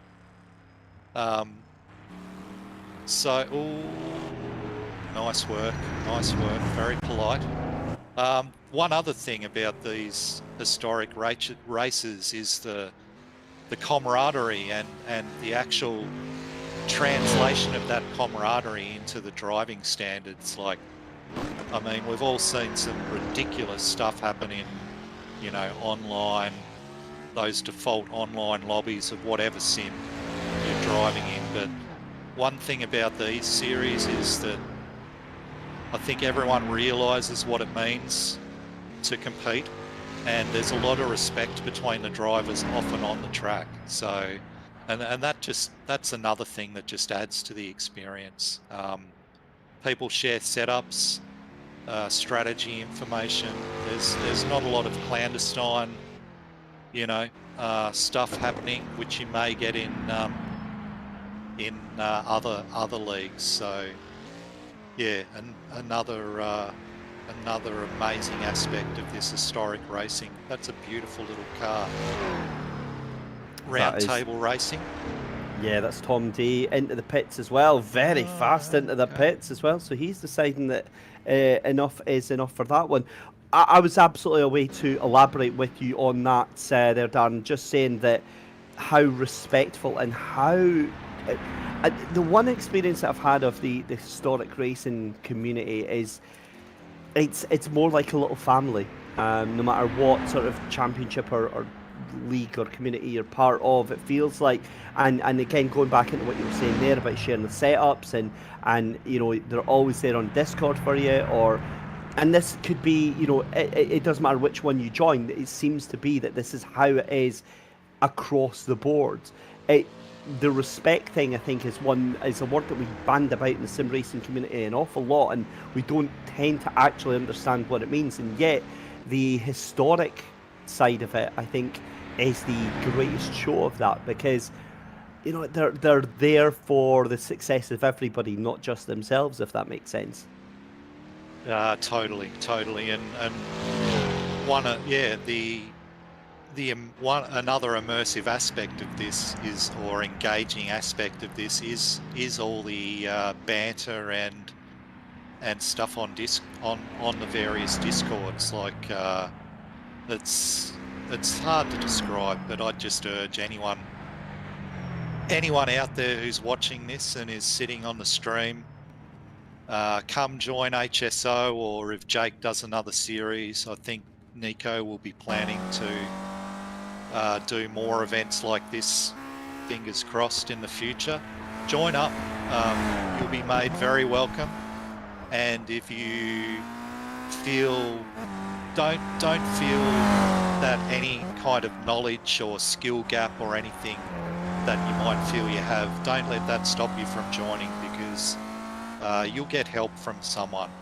And an example of that is that I think I put this in our little team driver bios. I'm not sure if you have had a chance to reach that, but the team that Izzy and I have today is all born out of the Isle of Man event in last year's HRRC, where we were both driving the little 2-litre Bristol 450, and I didn't know Izzy from Adam, so just another driver on the list. And I get this message on this private message on Discord out of the blue.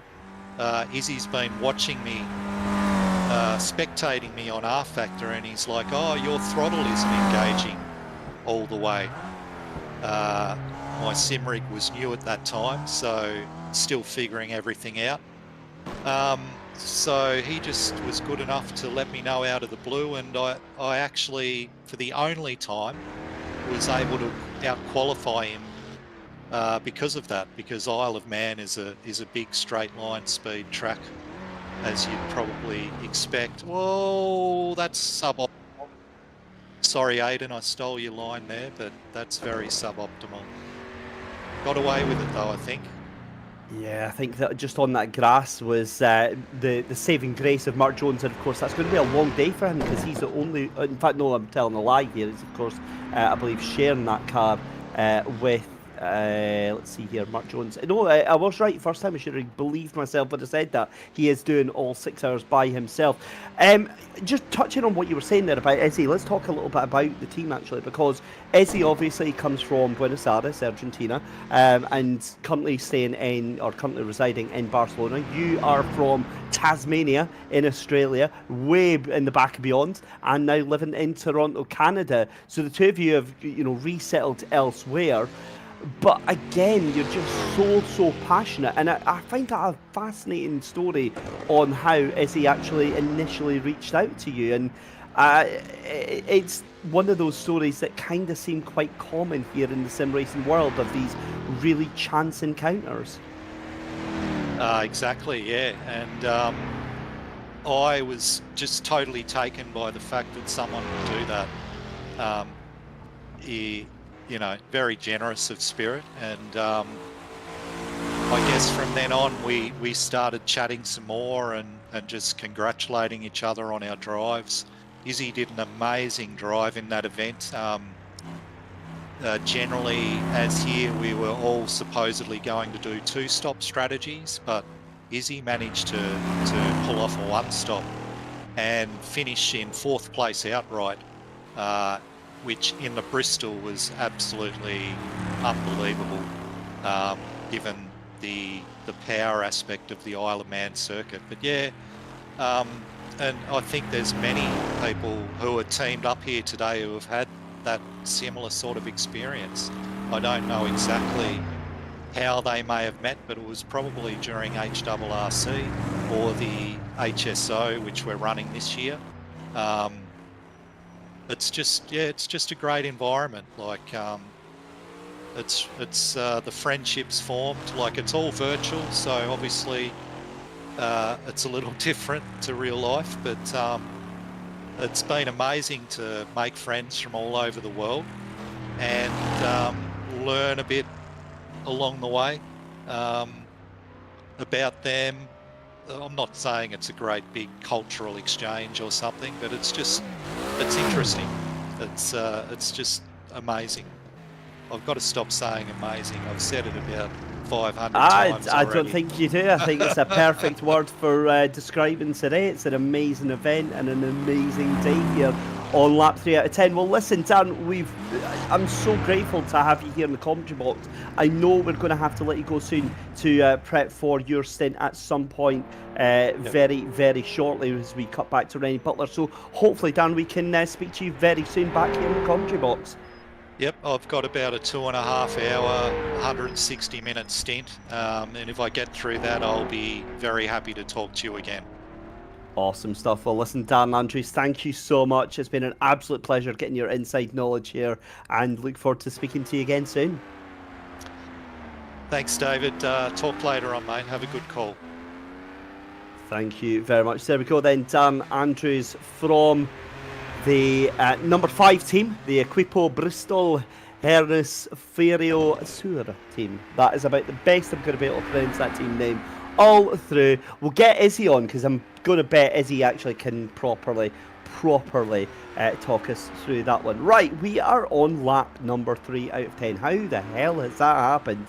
Because we are already about an hour and a half, if not about an hour and 20 minutes into this endurance time trial by name, but for all events and purposes, it is a proper race. We're currently watching Jackson Roblard here for Curie Atlantique in that number 9 car just now in the Galopari V33 4S. That's based on the Ferrari 330 P4 Spider, and they are just making their way round just now. So Curie Atlantique currently up in front just now, but Liam, who is going to be driving, he is from England. He's part of the HRRC alumni, and he has been sim racing, well, properly, shall we say, since 2022, after spending a little bit too much time getting the head between the books and doing his uni dissertation and watching Jake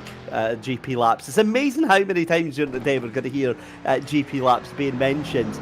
But he's using, this is what I love, he's using the same Logitech G25 that he's had for the past 17 years. Right, very briefly, we're not going to talk about sim racing equipment too much, however, and it's something that I bang on all about, and I'm just double checking, yeah, that's fine.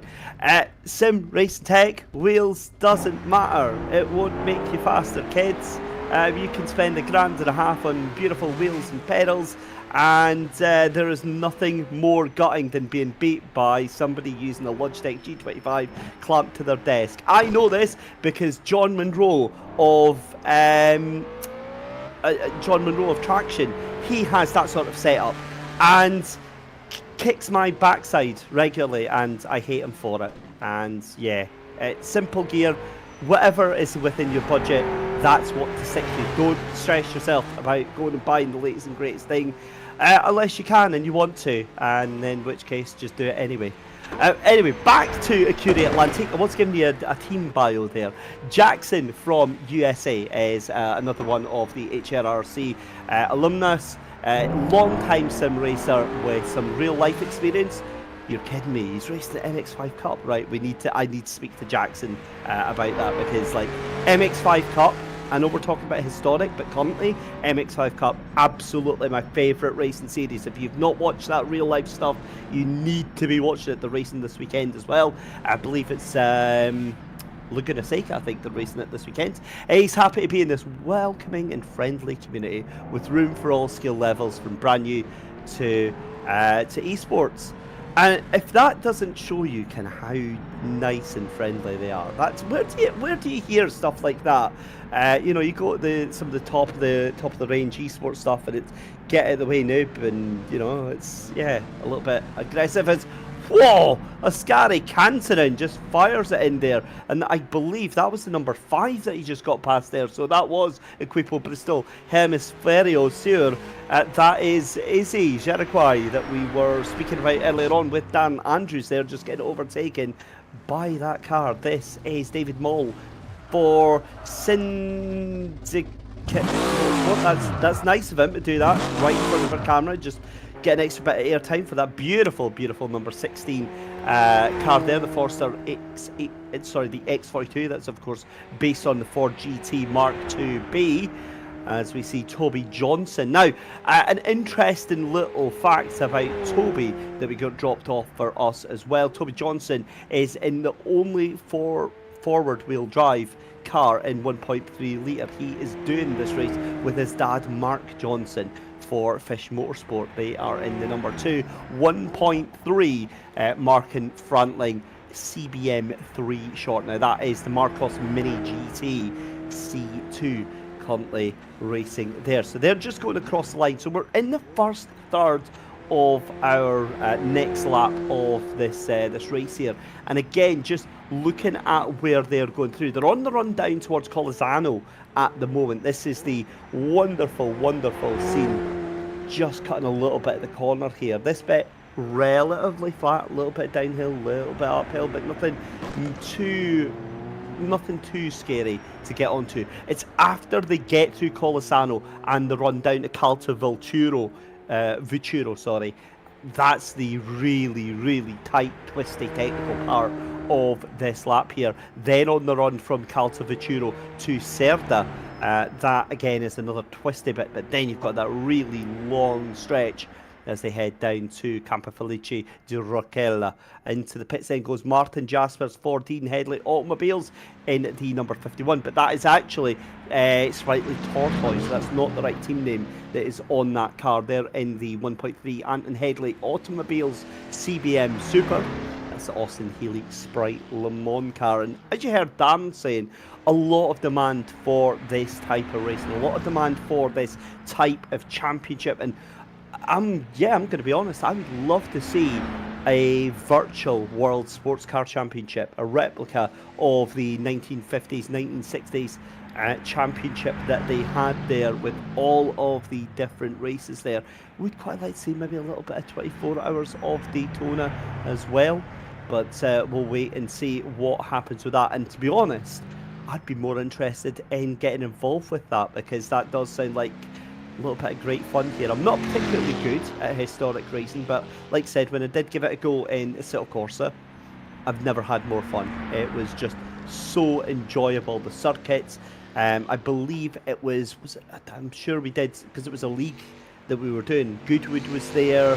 There was also a French track that was there as well. I cannot remember the name of it, but yeah, really enjoyable nonetheless. Rory McDuff is currently behind the wheel of the number 13 Stuff car. Now, we spoke to Nicholas Hilbrand earlier on. That is the Mirage M1. But there is what I believe is going to be our time trial leader so far. Again, we'll have to double check on all of the times here as Jackson Robillard then makes his way around for Curie Atlantique.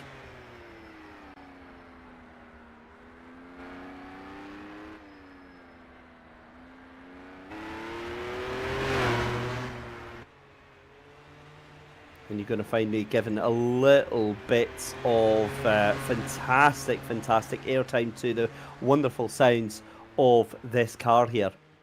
One of them got in, and one of them... This is on board with his live feed then. So this is going to be the last lap for Jackson. You can see there at the top left, you can see that fuel gauge is pointing and sparking very low indeed. And again, wonderful onboard shot here. You can see just how close taking it into the corner. Now this car is set up to an absolute T, because you see it's not sliding anywhere near as much as the rest of the cars there. Look at how confident Jackson is to take the inside line on that grass there. And it's so cool, calm and confident from the Acuri Atlantic driver right now here on lap 3 out of 10, doing very, very well to get that car all the way around here. And this double right-hander, the track bends back on itself. I feel like I'm on, I think, when you've got like 2 or 2.5, 3. Yeah. Which is also at the mercy of rFactor 2's fuel calculator, which doesn't work properly.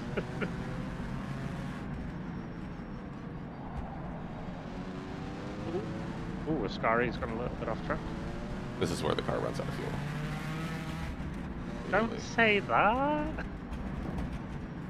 Yeah, but if I say it So what we'll do then, ladies and gentlemen, since this is so awesome, staying on board with Jackson Rob, we're going to stay on board with Jackson for a little bit, and we're going to step away for just a couple of seconds. The car runs out of fuel, I'll just be like, oh, damn. Oh. Oh no, I don't have to, I mean, get to drive. What a shame.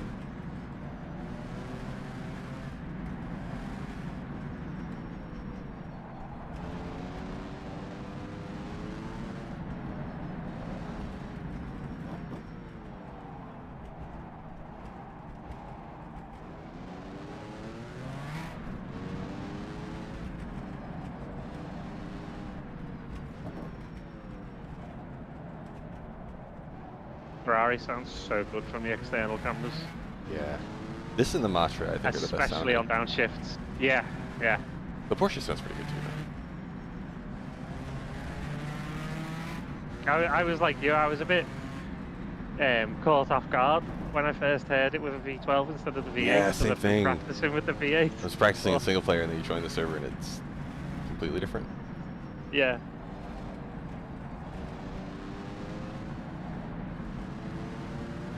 Now I feel like going back to single player would be really strange. I mean, we have the mod now, but going back to the old version with the V8 noises.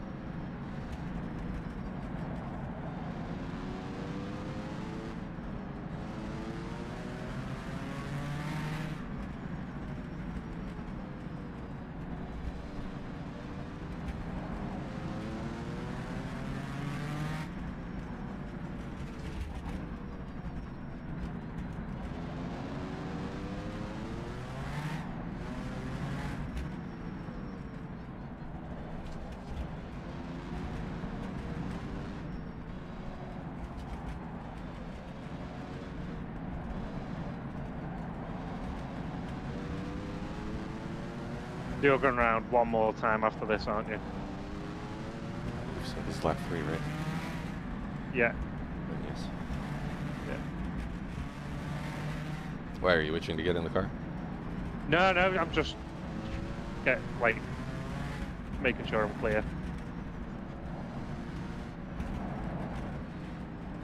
I'm also going to stop drinking fluids now. Yeah. You probably want to hit the head. Yep. Yeah, I'm feeling a little dehydrated at the moment. Yeah, just as soon as you're out the car, just go and chug a load of water. Yeah, I'm gonna immediately hit the head.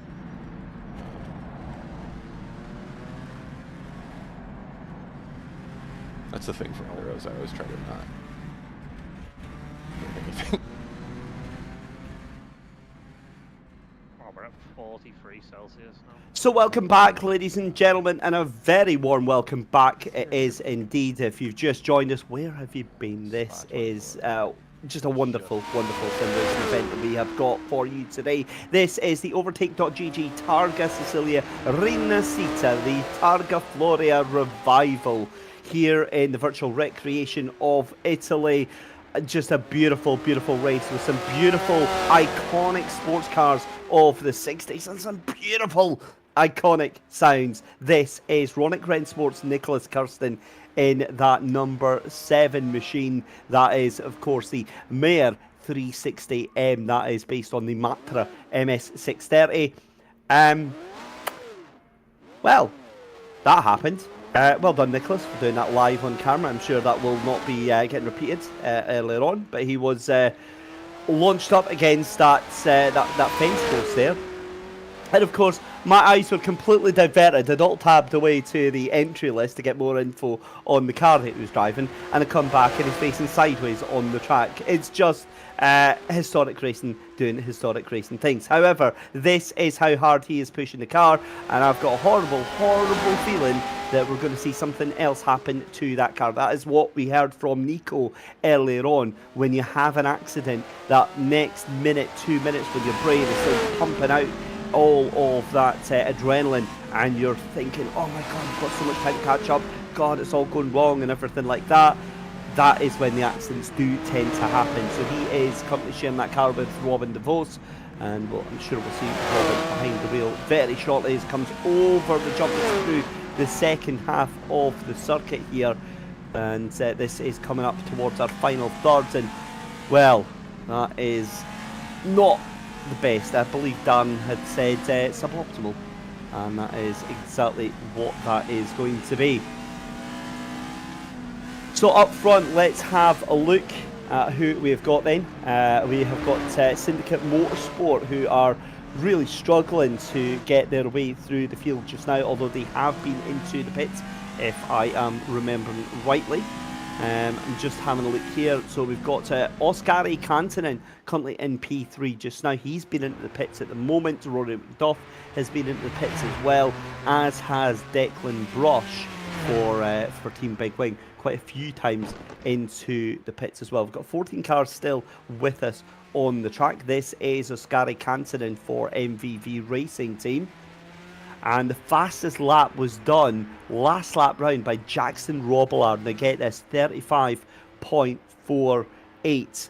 That is confirmation then. The teams that have stopped, MVV Racing, have done a stop, as have Stuff Racing and Team Big Wing. Now I'm showing as 3, but our scoreboard is showing as 2. So we'll trust in the scoreboard. But as we're on our third lap, as we said, we're about 2/3 of the way round the lap just now, as Jackson Robillard posts another purple sector too. 18 minutes and 5 seconds. This is on track to be a very, very fast lap. Now, what I want to know is, can we get into the 35:30s for Jackson Robillard? I think he's definitely got the pace to be able to do that just now.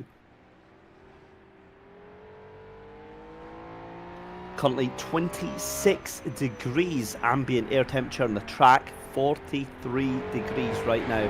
It's a beautiful, beautiful day here, and that's a big slide from Izzy in that Equipo Bristol Hemisferio Sur number 5. That Porsche Longtail really hanging everything out. And we spoke to Dan Andrews earlier on, teammate here for the number 5 car, and said this is the way that Izzy just likes to drive. Very comfortable, sliding the car about, being, you know, loose with the car, and hanging the tail end out, and it looks spectacular. But my heart would be in my mouth if that was me behind the wheel of that car.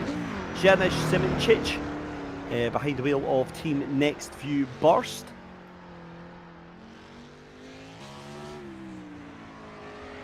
Making his way down the second half of the track here. Luca Monroe then taking over from Rennie Butler. Now we didn't see that that driver change happening, but Luca Monroe now taking over. Just coming up to the halfway point of the circuit here. And he is going to have Erwin Berger say on that one. So we'll keep our eyes open to see how that car's doing. But he's very gingerly just making his way around the rest of it here. But again, what he's now got to do is get himself back into the game in terms of the head here. What I'm also noticing is that Nicholas Kirsten, Oskari Kantanen and Isidoro are fairly close to each other out there on track just now. So Oskari just going past sector 2. So it'll be interesting to see if there's any change between those drivers just now. So we've had a DNF. That is the number 1 car. That is David Purchase that has retired from the race there. Now we saw they were having problems earlier on. That's Sprightly Tortoise David Purchase and Martin Jaspers. In fact, it was Martin that was having the problems during that first stint that he did. And that's obviously, they have just decided enough is enough. So we're down to 13 cars for the remainder of this race here. Jump back to Erwan Bourgeois for Roundtable Racing Team, currently in P7 just now.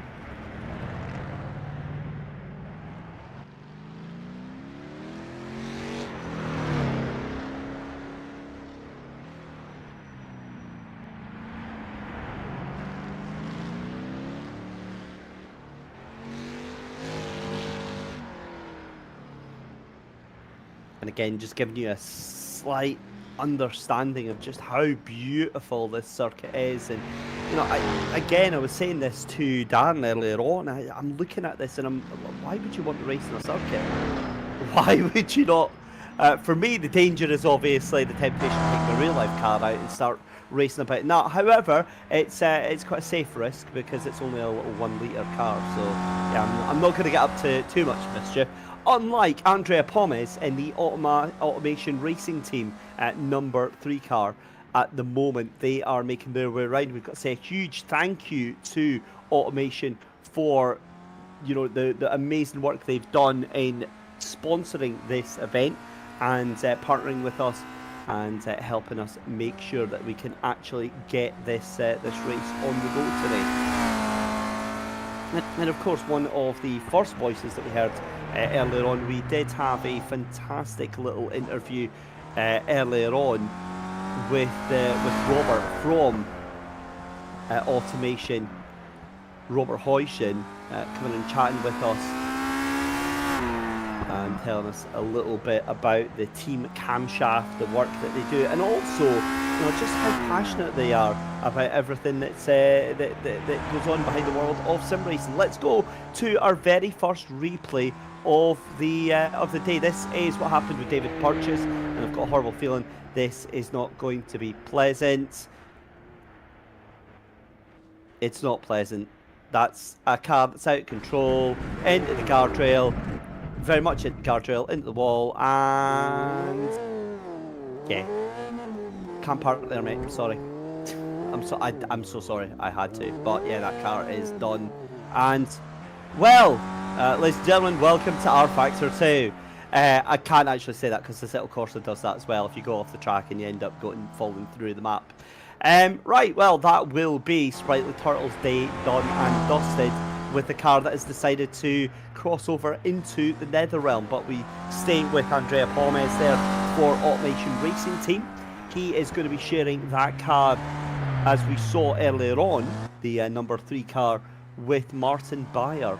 So we saw Martin in earlier on, so this is now Andrea in for his 2 hour or 2 lap stint, I would imagine, maybe 3 laps that we'll get out of this as well. We'll have to wait and see.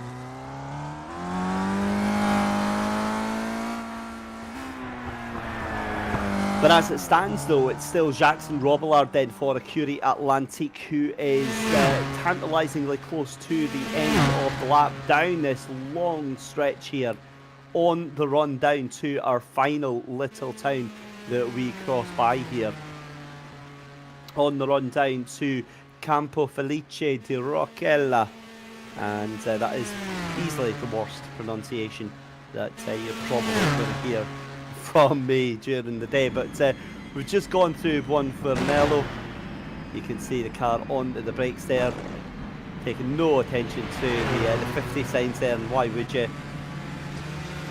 Oh! Now that's a huge moment for Jackson Robillard. No, it's not, because that was we'll put that for what that was. That was obviously a little bit netcode, a little bit of lag jumping in there, and my heart was in my mouth. Could you tell by the 15 octaves that I raised in that split second? Never let it be said that I am not paying attention to what is happening here. I just saw Jackson going straight through the trees here. And of course, Jackson wouldn't have seen any of that whatsoever, because that's just on the server end that you do tend to see this. Now, remember as well, ladies and gentlemen, that obviously a lot of this tech is being trialled out as well.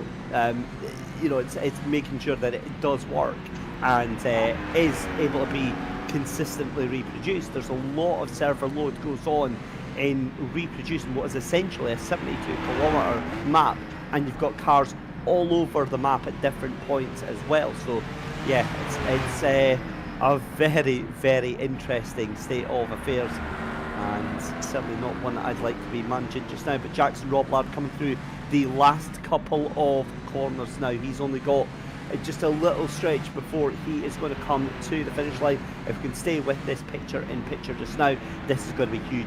This is going to be a very, very fast lap here for Jackson Roblard. Comes through the left-hander, then the right, and I believe there's only 2 more corners before we hit the start finish line, and you can see it just up in front there. But this has been a dominating run here from Jackson Roblard. I think we're going to have under a 35, possibly under a 35.20 here. We'll wait and see. I might be a little bit optimistic. It's not 35.18. Good lord, that is a fast time there.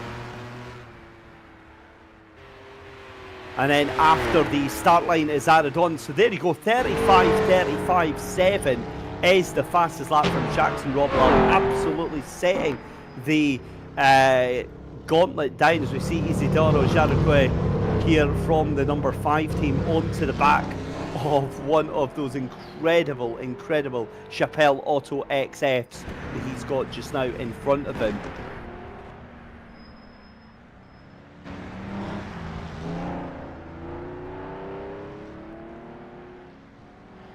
Believe that is, so that's going to be out of position because that is Team Next View Burst that are up in front of him. It is, yeah, so that is Jonas Simičić that's up in front there for Team Next View Burst, so that is a case of who is out there just now. So great run from that number 15 car to get all the way up just now, but again pit stops are going to be coming in very, very shortly as the leader goes across to start lap number 4. And I do wonder when we're going to start seeing that number 5 come in for their pit stop. Again, just showing how much of a lead that Jackson Roblard has got. And again, I know position on track doesn't really matter all that much here. It's all about the times. But, I mean, we're going to see Nicholas Kirsten here come across the line shortly as well. And at the moment, I don't think that that time is going to be anywhere near. I think Nicholas is probably going to be about a good 5-10 seconds off of the pace of our current leader right now.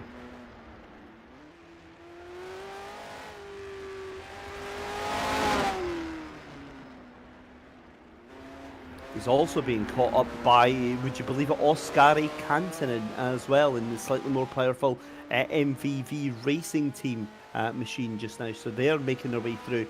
The other thing as well, though, is the fact that while these faster cars are chasing their way through here, I've got to take my hats off to Ronick Rensport there in the Meter 360M of Nicholas Kirsten in a 2-litre car, still holding it there with the 5 litres and all of the more powerful cars there. So yeah, hats off to that one. That's a great effort there from Ronick Rensport, and it's not to do with the fact that we've still got pit stops to do, because some of the other 5-litre cars, they've still got pit stops to do as well. This is just absolute performance here from Nicholas Kirsten coming across the line just now. There we go, into the pits end for Nicholas. He's going to be handing the car off over in the number 7. Robin DeVos is going to be getting behind the wheel of that one very short as we are on our 4th lap here of 10. It is absolutely flying by now at a rate of knots, this race here. Really enjoying this extended time trial, which is what it is. Drivers together on the same track, the same circuit, but just fighting against the clock rather than against each other out there on track.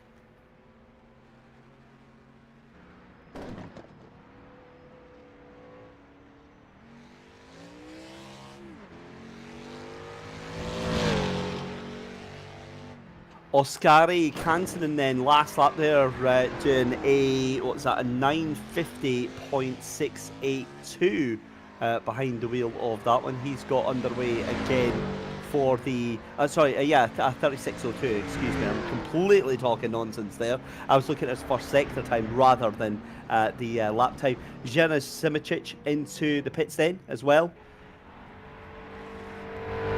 Here comes Izzy. What is Isidoro Jaraguay going to do? Going to be coming across the line now into the pits.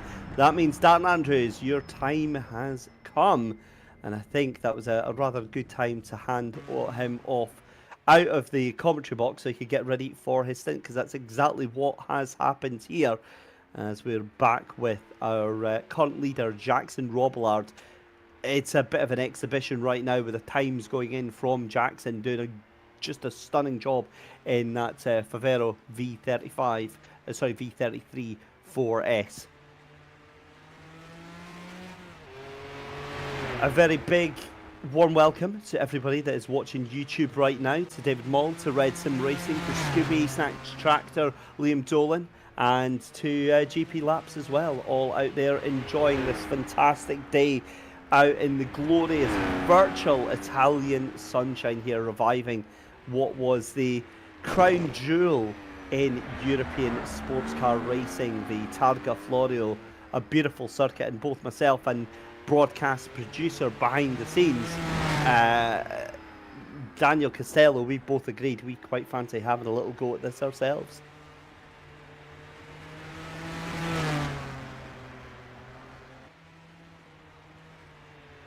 So watch your space.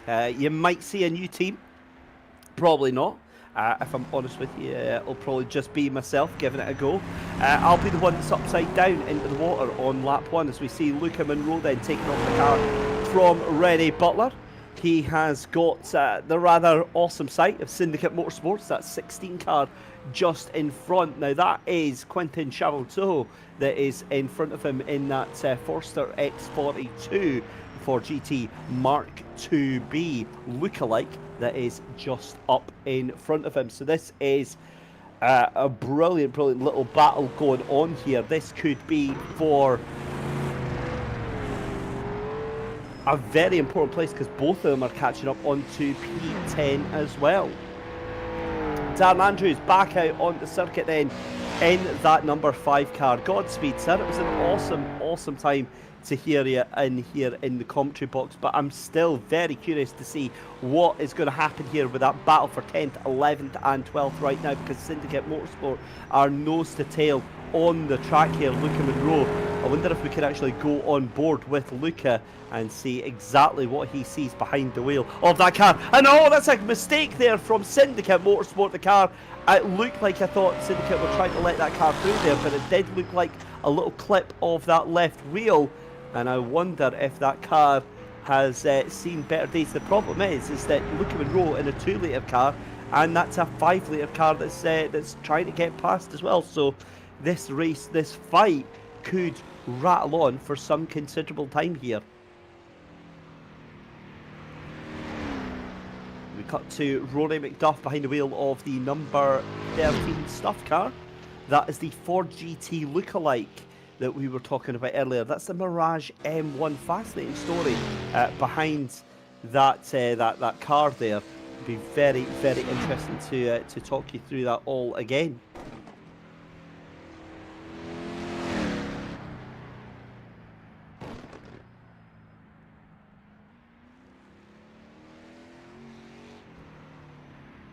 So talking of that number 13 car, that is a fantastic effort that they're putting out there just now. A little bit of info from Nico. Nico organised the event due to his, and we heard this from him earlier, organised the event due to his newfound love for historic sim racing since taking part in that GP Laps HRRC. You might have seen that here on Sim Sport Solutions. But Rory and Nico have known each other for years through another game, but they both find different ways into sim racing, where they have both had differently fairly successful racing seasons over the past couple of years. So it's great to see that, great to see them jumping in. But talking about jumping in, It's a very good afternoon to Pascal Mikola from CMH. Now, CMH, a very important company because they are running the servers for this afternoon, Pascal. So I was talking there about, the difficulties of hosting a map that is 72 kilometers long. Firstly, good afternoon. Secondly, well done on the servers not catching fire.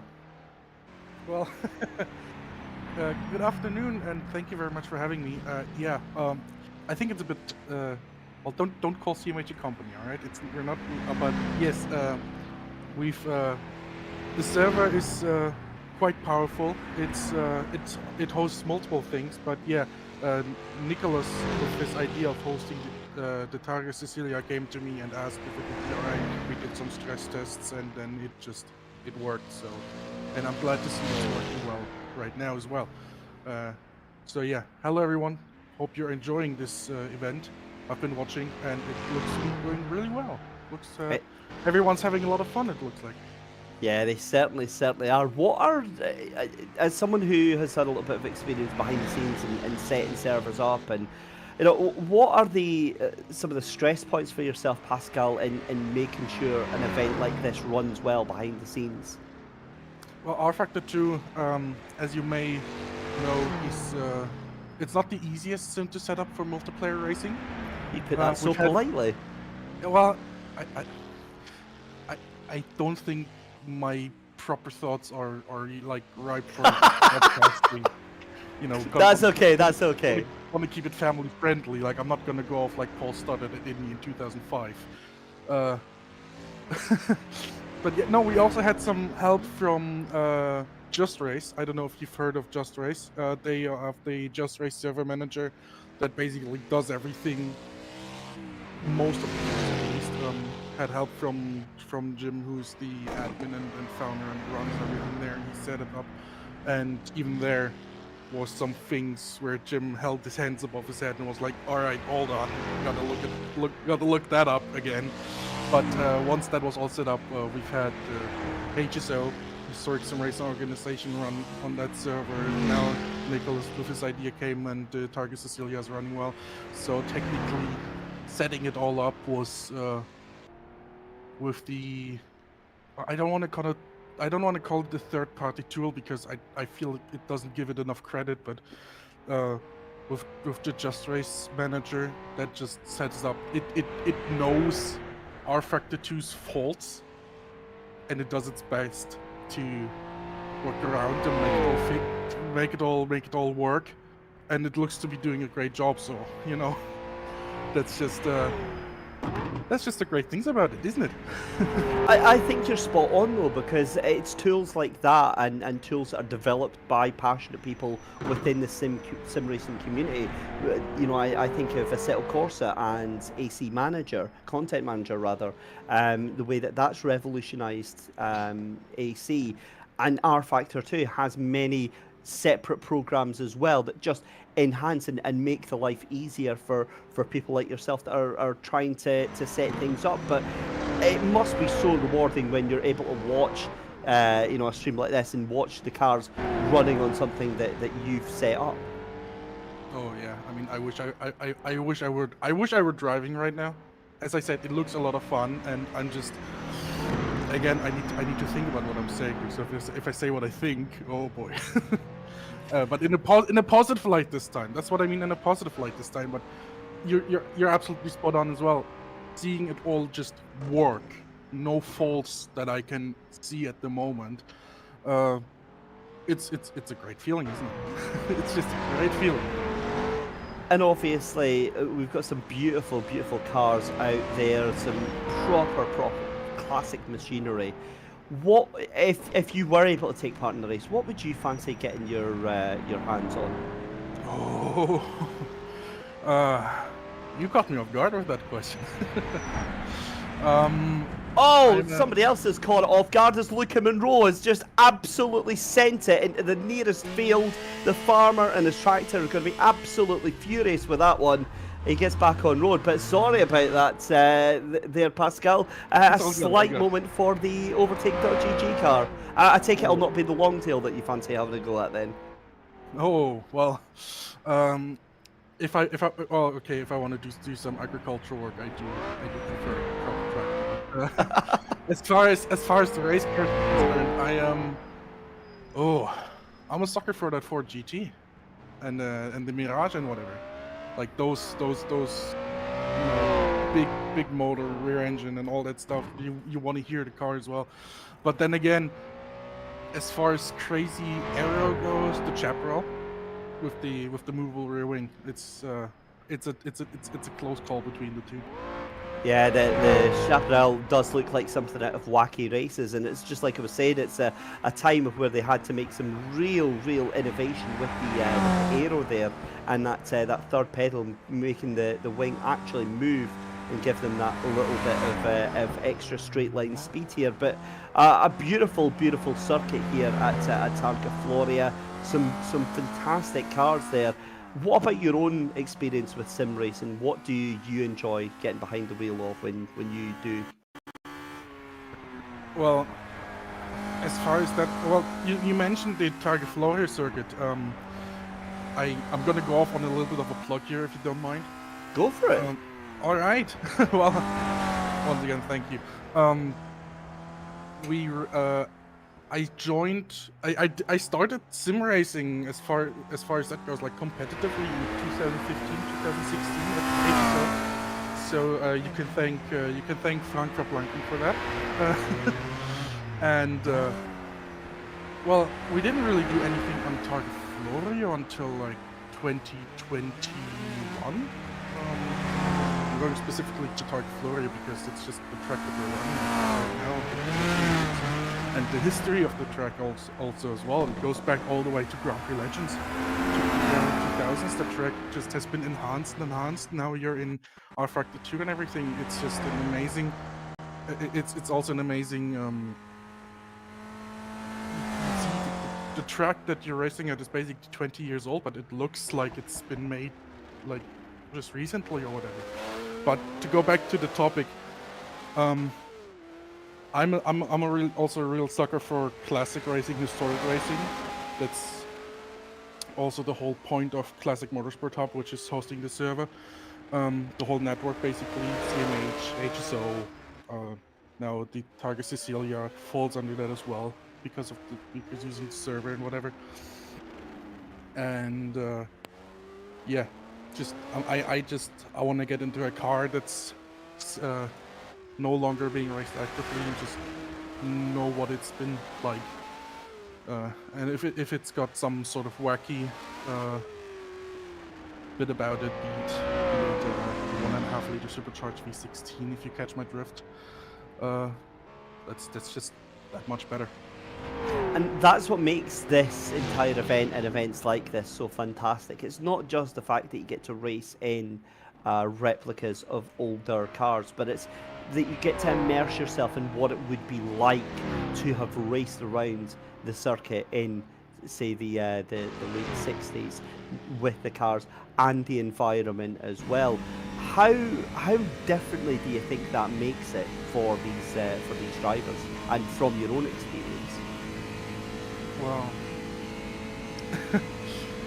you mean how different it is, like how you have to adapt to the cars like if last night I drove a GT3 at Monza, so yeah, a little bit of a stereotype, but it's GT3 at Monza, and today I'm hopping onto the Targa Sicilia. Of course, you can't drive any of those cars like you drive a GT3. If you do that, you'll be off in the nearest field after the start-finish line. You absolutely completely have to adapt your driving style, which is probably not very shocking to anyone that listens. But yeah, you are in a sim, which kind of takes a bit of the danger away. Like you're not about to die if you hit a wall or something. But you still have to listen to the car. You still have to treat it like your girlfriend. You know. It's, you know, you have to be gentle with the car, and it's just you can't go rough around the edges, especially with cars like this that don't have a lot of downforce, that require just a lot of You know what I mean. Yeah, it's you have to be these cars careful. require a lot of TLC. They need kid gloves when you're using them, rather than Definitely. being used with traction. Folks that are used to using traction control, where you can just point and shoot. These cars actually require not just that, but mechanical sympathy as well. Oh yeah. I mean, once you get it straight and you can finally punch the throttle. Good feeling. It's a really good feeling. Yes. Especially if you got 500 plus horsepower behind you on big old, well, okay, bias by tires, but still big wide tires. Oh, I can't describe it. I really can't describe it with the words. You have if you haven't driven if you haven't driven an old sports car, an old F1 car, whatever. There's no way to really describe it using words. You have to experience it yourself. Well, a rather awesome promotion there of historic racing. Listen, Pascal McCullough from CMH, thank you so much for your time this afternoon, for coming and having a chat with us. We hope to see you on track very, very soon and actually taking part in one of these races. Well, yes, thank you very much for having me. And if I may just say one more last thing, because of course, with CMH hosting the event, well, there's plans to do next year, because we had a little bit of a break from hosting races this year at CMH, to do stuff in Automobilista, rFactor 1, because there's been a great new rFactor 1 mod recently released, 1951 World Drivers Championship by ORM. It's an amazing mod. I recommend anyone who wants to try it to just try it. But yeah, something in Automobilista with historic racing, stuff like that. Not to take away from HSO or this event, but you guys are focused on rFactor 2. I focus on Automobilista with CMH, so it's just an idea, because this year we've taken a bit of a break because of reasons. But yeah, I'm gonna be sitting back, watching the rest of this stream, hoping everyone has fun. And yeah, may the best driver win. May the best team win. And I think that's exactly what we're all hoping for. Pascal McCullough from CMH, a huge thank you for joining us this afternoon, and looking forward to hearing your thoughts on the rest of the races today. If you have just joined us, ladies and gentlemen, a very warm welcome. Where have you been? I hope you're not watching any other sim racing action that might be happening today, especially a certain 24-hour event that's happening in virtual Germany, but it's fine. That's why you've got multiple monitors for. You know what you like. This is the Overtake.gg Targa Sicilia Rinascita. And already I managed to botch up the title. It's quite impressive, less than 3 hours in. This is the revival of the Targa Florio, the jewel in the crown of European sports car racing, world sports car racing, some would say. And we are just coming up to halfway through the race. We're currently watching Toby Johnson behind the wheel for Fish Motorsport. And David Mull saying that the car fell into a ditch, it's unrecoverable, and they are out of the race. We have had two more DNFs. You can see Roundtable Racing Team, and that is Erwin Bergieri. Let's have a replay of what happens with that then. Let's have a see what happens here. So Erwin here really struggling with the car. The car seems to be a little bit all over the place. Yeah, the suspension's gone on that thing. You can see struggling to keep it going in a straight line. And I think the heel or the toe link at the back is broken. The car's off in a ditch. And yeah, I think that is going to be it done and dusted. So that is goodbye to Roundtable Racing Team in that Lulid 7ST. Erwin Bergier and Tom D were behind the wheel of that one, as we are into the pits for Fish Motorsport and Toby Johnson. Going to be handed over Dad, Mark Johnson, in the Fish Motorsport machine. As meanwhile, further back, just seeing Rennie Butler saying in the YouTube chat that he told Luca just to fly through the car and the wing, and I think that's exactly what we saw going through that. Yeah, going through that field. Less said about that, the better. Also, just double checking on what, as we said, David Moll had said earlier on. Now, this was Syndicate Motorsport in that number 16 car, sharing the car with Quentin Chavalto. That was the car that fell into a ditch and was unrecoverable. So, yeah, you hate to see it. So 3 cars down. We're now down to 12 cars coming up to this halfway point in the Overtake Targa Sicilia Rinascita. And just watching as we've got the Sector 2 time away to come up for our first place car of Jackson Robillard very, very shortly. His last up there, of course, was a 35.35. So as it stands, I believe it's Jackson Robillard from Oskari Kantonen, Nicholas Kirsten, David Murchek, Darren Andrews. So it's Acuria Atlantique, MVP Racing Team, Ronick Rensport, Team Next View Burst, Equipo Bristol Hemisfero. You've got the Stuff team in there as well, and then we have to try and work out the start times as well for all of these drivers. Let's have another replay then for what happened with Roundtable Racing Team then. After this is most likely going to be that initial contact, or did they get going again? They did get going again. Yeah, that car's done, isn't it? Oh, that is. Just somebody please put that car out of its misery. I mean, I know it's already retired, but oh, it's so struggling. I wonder if that's actually, it's not just a suspension failure. I mean, are we seeing it in slow motion here, or we are seeing it in slow motion? That's what I was wondering there. Oh, clips the curb into the barrier. Oh, that'll do it. That'll do it. That's exactly why that car had significant suspension damage there. So. Wow, as Jackson Robillard sends that car down the hill into our third little town that we're going to come across here. This is into Cerda, through the streets here.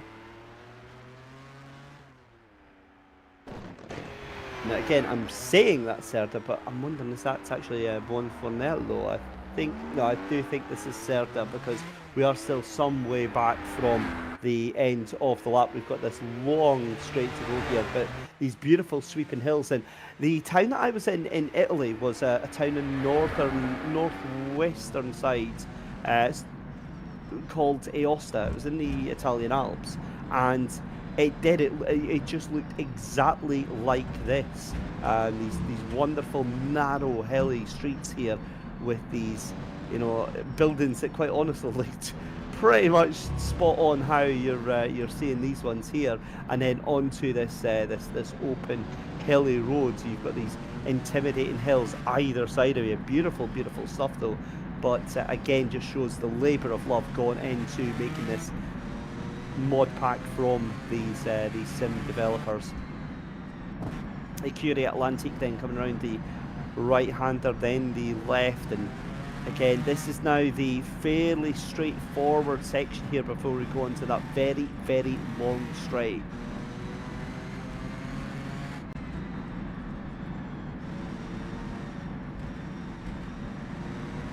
You can see how much the car for Jackson squirming away there as he tries to feed the car in, having to have multiple bites of the corner.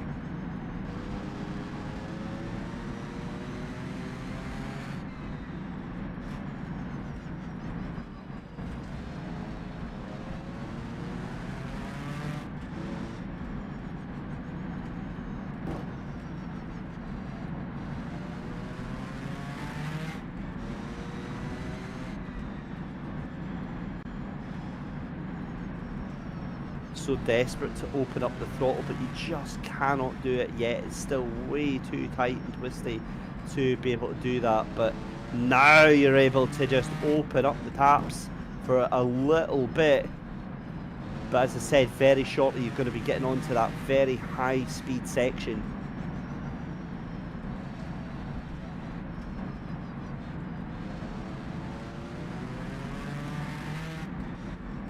Let's have a little look at what happened earlier on to Syndicate Motorsport then, the number 16 Now this car was already damaged. It had been into the ditch here, and you can see just, again, I think we're maybe at slow motion here.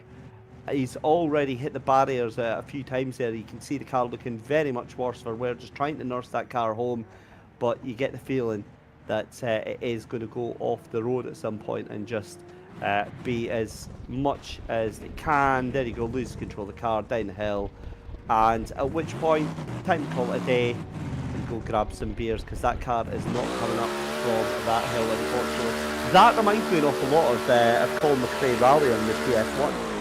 Where you would take the car off it. I used to love to explore, like go off the track and climb up hills and glitch my way through the scenery, and yeah, unfortunately no such luck there for the number 16 Syndicate Motorsports, and that led to their DNF. However, one car that hasn't DNF'd right now is Jackson Robillard here in this Écurie Atlantique. Still making their way around, still running very, very strongly indeed. We don't really have too many cars together out there on track. We do have Team Big Wing and Overtake.gg back together. They're about 4 seconds apart now for that battle for 9th and 10th position. But we are going to have pit stops coming in very, very shortly indeed.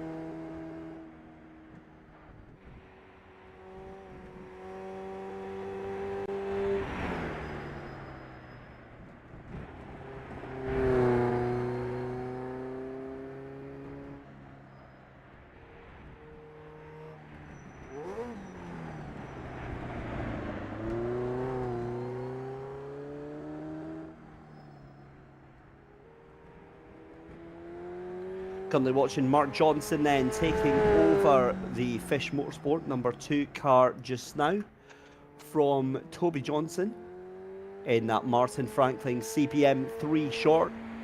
That is of course based on the Marcos Mini GT C2, and they are at the moment down in 12th position, but again we do have to factor in the start times, but I can't see them undoing the time that they have lost through that pit stop there.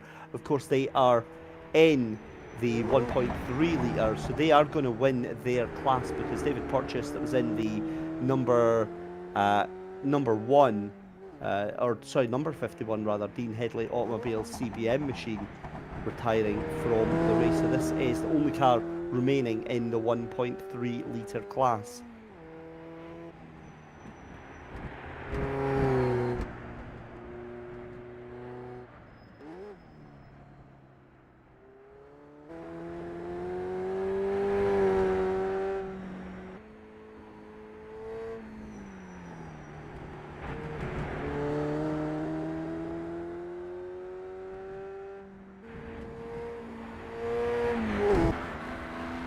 So let's distract ourselves from watching that Fish Motorsports car just now, because we've got an interview, and I hate doing interviews like this because we don't ever want to talk to a driver under these sort of circumstances, but we do have to get a little bit of a chat with the number 16 Syndicate Motorsport driver of Quentin Chabateau. Chabateau Quentin. What on earth happened to that car there? Because it just looked like it all went very, very wrong, very, very quickly indeed. Yeah, exactly. It was going actually very well until that point. We were battling for P11, being chased by the Porsche and catching up to Team Big Wing. And David, my old teammate, did a few mistakes under pressure. And it just added, every little mistake added on each other, and it ended with, like you showed the replay, like way too much damage to handle the car. And sadly it went down the hill. And the thing with these cars, as you were saying there, Quentin, there's no room for error, is there? Or much less room for error. There's no magic quick fixes here, just like it was back in the day. You know, it really, really is a case if you have to just nurse the car. Yeah, definitely. And like you said, there is no room for error. Like the track by itself is very dangerous with the cars. Like, the Ford it was a bold choice, and it didn't pay off. The car is very heavy, very easy to lose under braking and the acceleration, and yeah, he just get caught off trying to race, and sadly didn't end well for us. So first things first, what we have to do is the polite thing and actually work out which way around your name is, because in the entry list we've got you down as Quentin, but in the broadcast it's Chavatot. So what is your first name, by the way? Oh yeah, Quentin. Sorry. Quentin. There we go. That's fine. Do you know what it is? It's just so behind the scenes I can go, I was right. I got it right. So I'm taking a small win on that. But no, on the other hand, I mean, that's Syndicate Motorsport, that you were driving the Forster X42, the Ford GT Mark IIB. What was that like to drive? It's a good fun. When you get it right, it's a good fun. Like I said, it's pretty heavy, pretty easy to lose, but when you get it right. The speed on the straight, I think we have the max, like the top speed of the all cars. We just stay in first gear for like 90% of the lap. We just don't need to change gears because we stay in first one. And on that note, obviously cut very, very short, but tell me about your history, I think is the right word, with historic car racing. How did you get started in this? I started sim racing about like 4 years now. With basically, like, I think a lot of people like Formula 1 games and things. I'm just starting to enjoy sim racing. I went further and further into vintage stuff, learning every day more and more about this. And these cars are definitely one of my favorites. They are so good looking cars, and they are very difficult to drive. That's something, that's a big challenge on its own. And yeah, when I saw this race, I was like, I want to go there, but now I need a teammate. So I bring with me David, which is more of a modern sim racing guy. And he tried to help me like achieve the season checkpoint, but we didn't end there. But yeah, really happy to be part of it. Now, also, we could see there in the driver bio and the info that you were giving us, and so kindly gave us before the race as well. Two cats that love to bother you while you're racing. Now, we have to check in. Was there any outside interference today when you were racing? Oh, that's David, so I am... Oh, sorry. Yeah, you're right. Kashik, sorry. I'm so sorry. Right, so thankfully then you've not got any outside influences. Same question then. No, I didn't. I didn't have any issues. Any dogs, any partners, anything like that? No, that's partner, but she's on her own, so no distraction by driving. How much do you enjoy the historic racing? And you said, David, as you said, your teammate more into the modern stuff. How did he take to it? But how are you taking to it? Because it's a completely different world. This historic stuff in terms of the cars, the scenery. Is it something that you could you go back to the modern stuff, or do you think you're firmly here on the historic? I still do some modern stuff, but that's more like by my own. I will definitely go only vintage.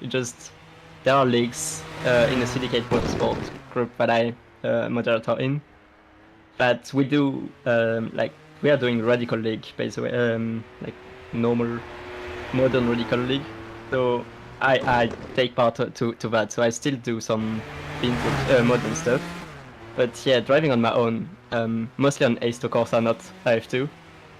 I drive like 60s touring car, GT mostly, and I love to go down like very far in the past with the 20s Grand Prix cars as well. And that is quite a world away. How do they compare I'd imagine that they are flying by the seat of your pants almost. Yeah, that's just completely a complete different way to drive. You don't like the cars are much softer and yeah, just more freedom I think in a way of driving these cars compared to modern ones. Like you can go fast by being very precise and soft, and you can also like completely trash a car and drift every corner, and you can get similar lap times. Well, listen, thank you so much for coming and having a chat with us from Syndicate Motorsports, Quentin. We cannot wait to see you back out there on track. Commiserations for what happened with the car today. Have you got anybody that you'd like to give a shout out to or give thanks to for today? Yeah, thank you first for you all very much for the broadcast and the organization of the race. I was very pleased to be part of it. And yeah, big shout out for Syndicate Motorsport and Akshik for helping us and being always here for racing. Well, it's been an absolute pleasure to host you this afternoon. A huge thank you then to Quentin Chavito there from Syndicate Motorsports, teamed up with David Akashik Mall. Look forward to seeing you again very, very soon. And a huge thank you for coming in for a chat today. But back to the track then, and Rory McDuff in this car, I think that car's got damage. I'm watching it, it does not look right at all. It looks like it's wanting to lean out to the side. If we're watching it from the helicam here, but if you watch it under braking, it's fine in a straight line, but it seems to lurch to the right an awful lot, and I don't know if that is maybe just, I'm not sure, maybe that's under acceleration, maybe it's the tyres are giving up the ghost, but something just definitely doesn't look too right about that car here.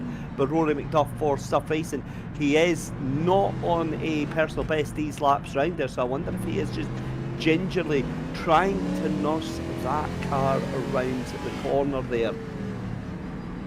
Very, very interested to see here, but yeah, he's really taking that car quite gingerly, so we'll have to keep our eye out and find out what on earth happened, if anything, with that car just now. But if you are just looking in, Liam Dolan now behind the wheel of the number 9 Acura Atlantique car, that is just off and on the way as well now, and they are very close actually to Oskari Kantonen in that MVV Racing Team Favero, so I think they're going to be getting caught up very shortly.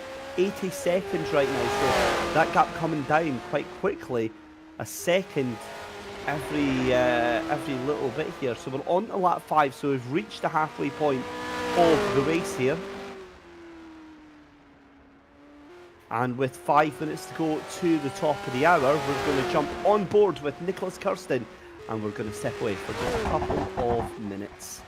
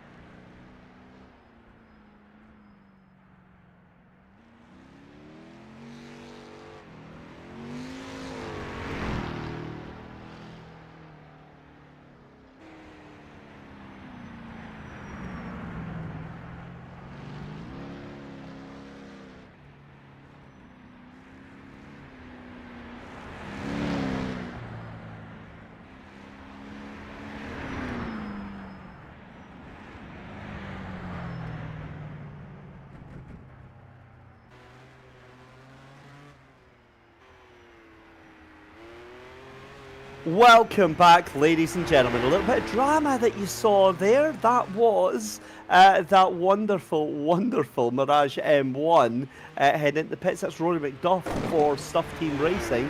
And that car, I did say, you know, it's not often that I get anything right here, but it did look very, very broken and some significant damage there.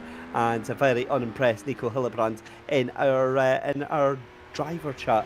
There as well, confirming that's a little bit more than suspension damage. Now, an interesting point that we were kind of discussing over the over our little break there was the fact that it looks like that number 1 car is very quickly going to be coming to put a lap, I would imagine, onto some of the top the cars towards the bottom of the list there, and I'm wondering if they're going to be able to do all of the laps, because obviously if they get put a lap down, but then it's a time trial, not an actual... Whoa, that's a wild power slide there from Lane Dolan.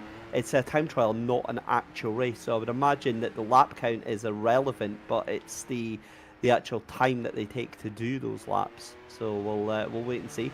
However, Liam Dolan is looking very, very wild out there indeed. So let's go and have a little quick chat. We've got another interview. A very good afternoon to David Moll, who joins us as teammate.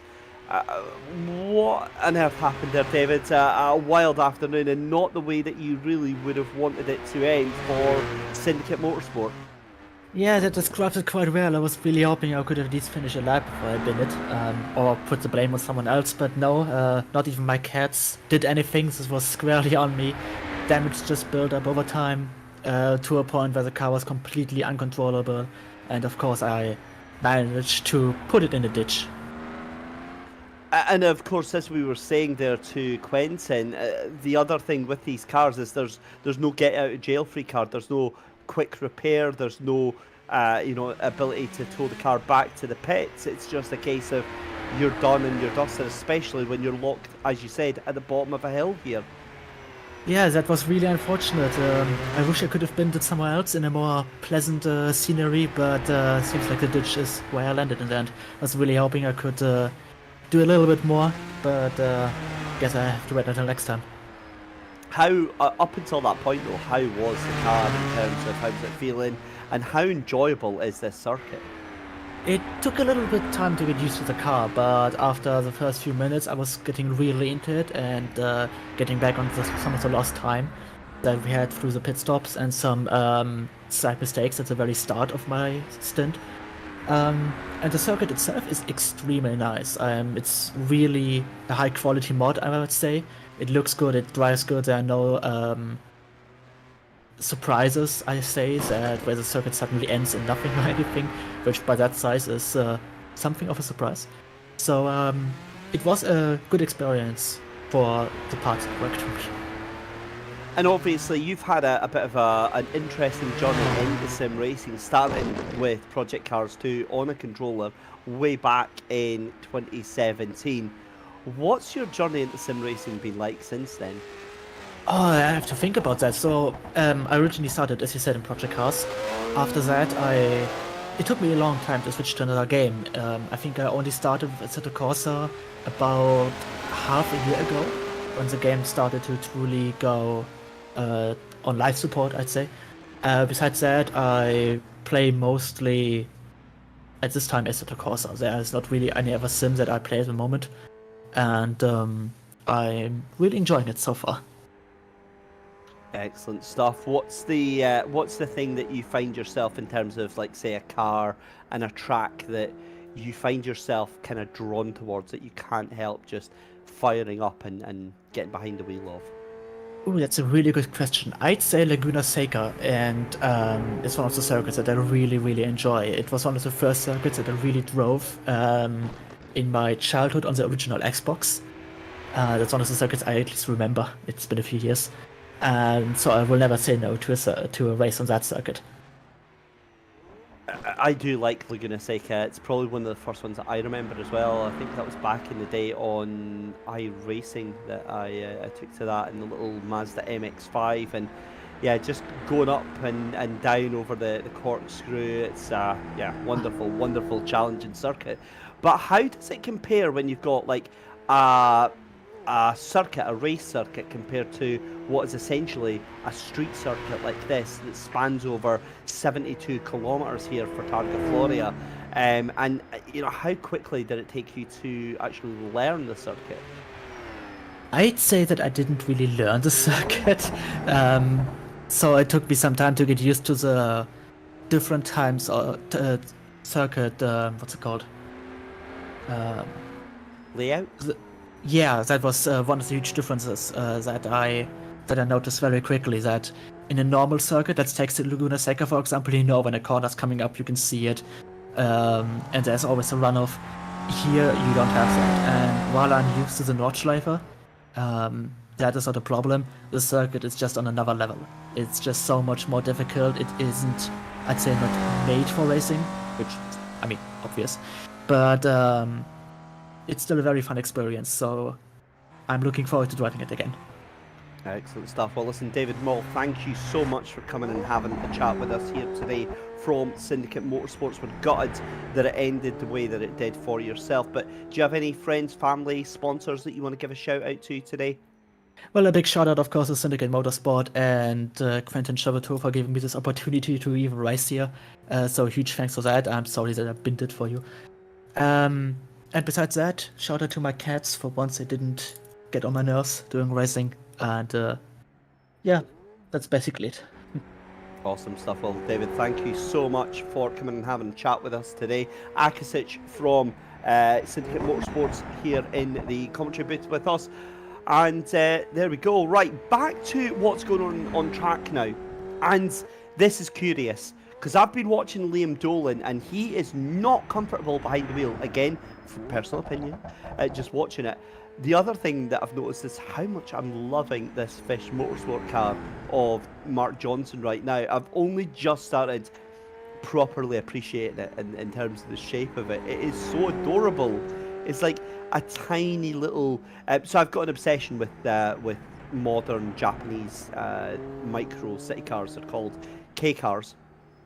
And they're really small form factor. And you get K sports cars, which are these tiny, tiny little sports cars, and they look just like this, but micro size, and that's what this reminds me of. And great to see that Mark doing a fantastic job along with his son Toby in that Marcos Mini GTC2. But getting back to what I was saying there, I am not convinced about or what was our fastest car on track there, that Acurie Atlantique number 9 car there, because they were really struggling to keep that on the straight and narrow. Let's jump to a replay though from just a couple of seconds ago there.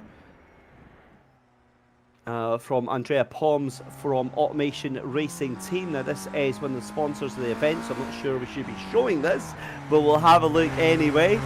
In the corner here, and well, okay. So what that is, that's obviously a connection issue. You could hear the connection issue before that car turned that corner there, and unfortunately, well, the car's back on circuit. But again, we saw that from the leader, who we thought was away off into the wilderness, into the forest, but it wasn't the case at all. It was just a case of some neck load there. But we're already coming up to the second half of our 5th lap here. We're halfway through the race completely. MVV Racing Team in second place just now. This is Liam Dolan. Now let's just watch the driving style. Now maybe it's because he's got a completely different driving style to his teammate Jackson Robillard, but I am not convinced that he is too happy behind the wheel of that car there. Meanwhile, while they are doing that, let's give you a little bit of a background behind Acurie Atlantique, because fantastic team. We obviously spoke earlier about Jackson and his in real life experience on the MX5 Cup. Jackson, if you are listening, jump into our broadcast waiting room. We'd love to have a chat with you. But Liam here has, he's still rocking, this is what we were joking about earlier, he's still rocking his 17-year-old Logitech G25 here. And yeah, he's certainly putting the car through its paces. And I'm changing my opinion now. I can see that onboard view. I think it's just a different driving style. I think it's just a little bit of exuberance on this car here. I think that's all it is.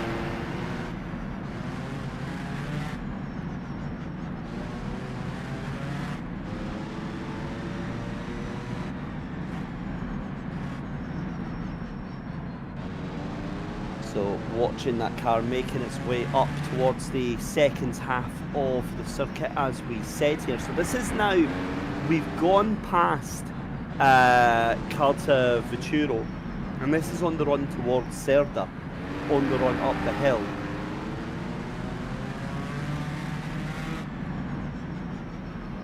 And then after Cerda, it's the run down towards Monfornello, that long straight that they've got to take care of. You can see that that's about 6 seconds. I honestly think we're going to have our two 5-litre class drivers out on circuit as well. I mean, remember, that's also got Oscari Kantanen that is going to be against him out there on circuit. But I think that's that gap's coming down massively. And it's a purple sector for Oscari Kantanen. He's going even faster now. So that's the fastest sector for Oscari. And Liam just really trying to get to grips with this car right now. But Oscari is absolutely planted here.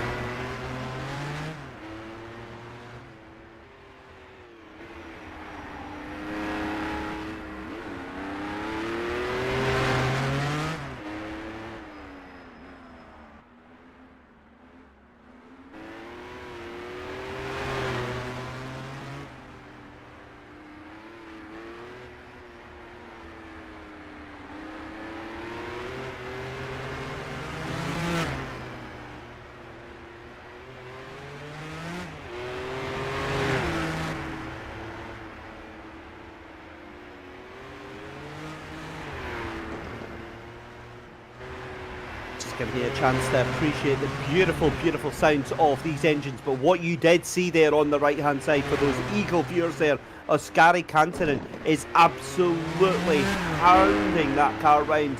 A little bit of a collision on the right hand side there and going very wide indeed. So he is pushing that car as hard as he possibly can here. Is it too hard? That is what we have to figure out here. That is going to be the big question, but we'll wait with bated breath to see.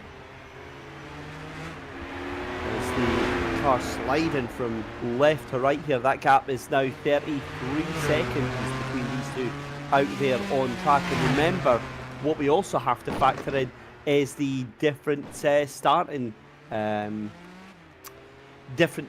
times as well. So we did have 9 and 10 then. So 10 actually gets a little bit of time cut off for that from that finish there.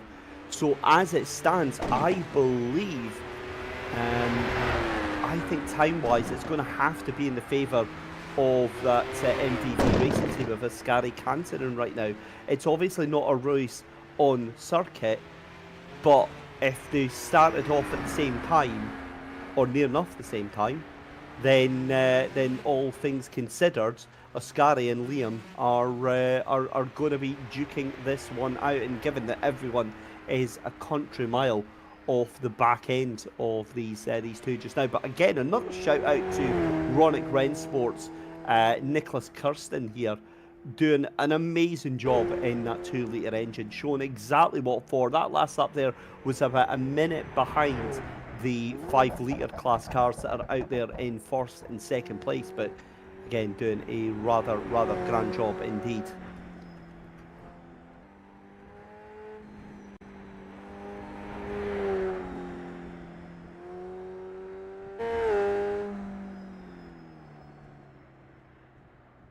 Looks like that gap's going to be coming down under 30 seconds anytime soon, as we're watching Mark Johnson from Fish Motorsport. making his way round. I wonder if we've got another DNF just now, because we've got a car in the pits for a big amount of time there. That is Team Big Wing. That's the Chapelle Auto XF car that's into the pits there. That was Declan Brush that was behind the wheel.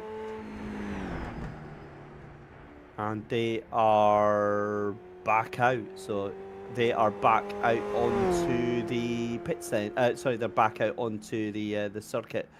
Mark Johnson, though, just making his way round the circuit just now. And there we go. 30-second gap has been broken by MVV Racing Team as we head in towards our 6th lap of the race here.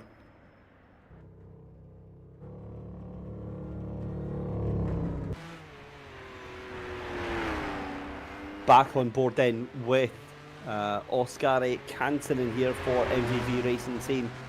Again, just waiting to go across that Sector 2 line. That will be Liam Dolan first, but you've got to say Oskari is absolutely hustling that car around the streets here of Sicily. Liam Dolan just going across the Sector 2 line, 18:55. Not a particularly fast Sector 2 time here, but Oskari Kantonen driving like a man possessed right now, taking chunk after chunk after chunk out of the time of that car in front here. And again, this is really the kind of closest battle now that we've got on track here, as the rest of the cars settling into the rhythm and possibly into some alternative drivers. Then you'll likely see in about an hour's time, after the next stint, we'll get some different drivers back into these cars here as they come down through the hill. This is through the streets of Cerda.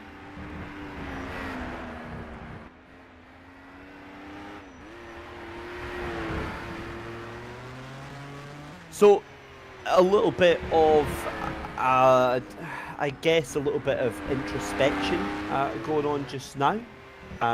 We did speak earlier on to one of the main people behind the scenes here at this, and it was very, very interesting to have a chat earlier on with Pascal Mikola from CMH.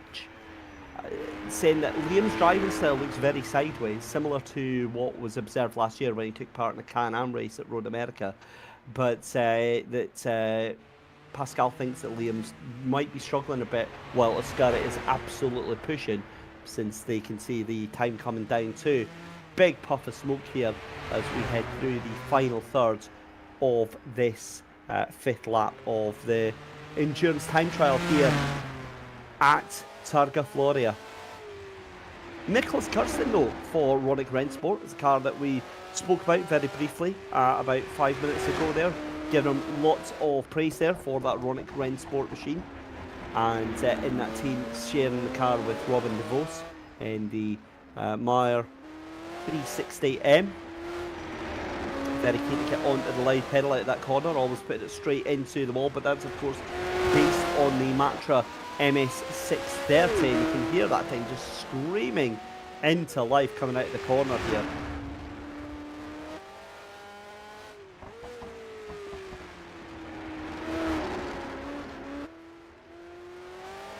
That thing is an absolute joy to behold coming through the corners here for Ronick Rennsport. And he's doing such a good job of just making that thing look nice and planted and smooth. And of course, I've just went across it, so you're welcome, Nicholas. Sorry, buddy. You could not write it, could you? Yeah, he's looking so cool, calm, planted, and then immediately plants it in a wall. Ronick Rennsport then, thankfully, no damage to that car there, as we see team next to burst in. David Miracek behind the wheel of the 15. That huge wing hanging lofted above that car there for the number 15 team next to burst in the Chapelle Auto XF. And if I can direct your attention very briefly, that gap between the Curie Atlantique and the MVV Racing Team is now under 20 seconds. This is going to get spicy very, very quickly. Mark my words, because you can see there in the bottom right, Liam Dolan. You can see Oskari Kantanen on the top left here. That gap coming down very quickly indeed.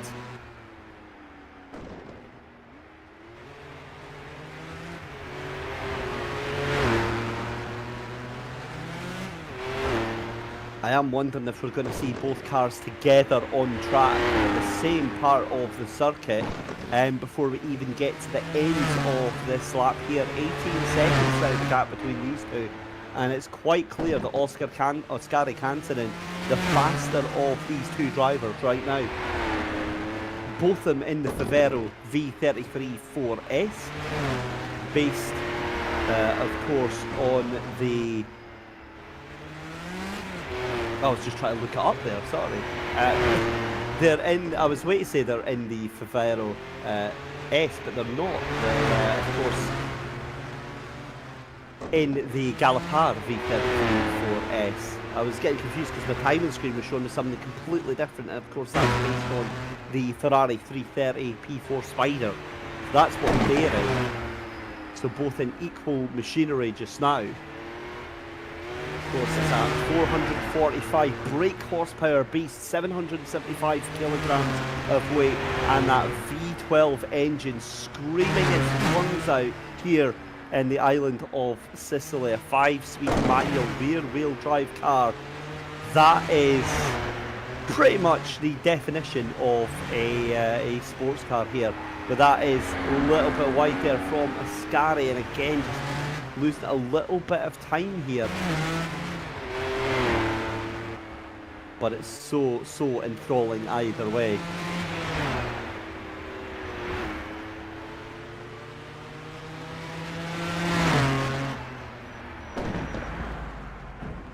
Huge moment there for Ascari Kantanen, slides the car into the corner, a little bit of damage on that rear wing there, and you hate to see it, a little bit of a bop.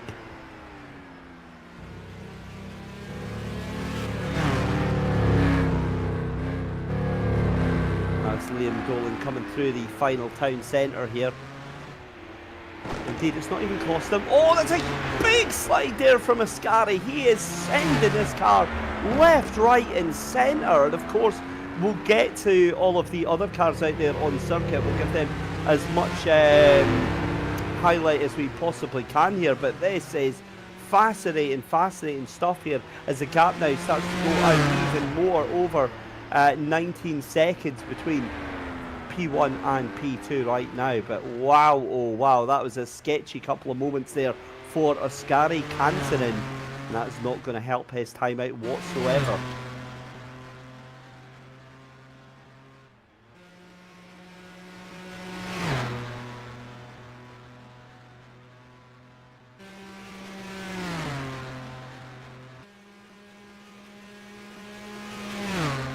So Liam Dolan then coming down that long run down towards Campo Felice de Roccella.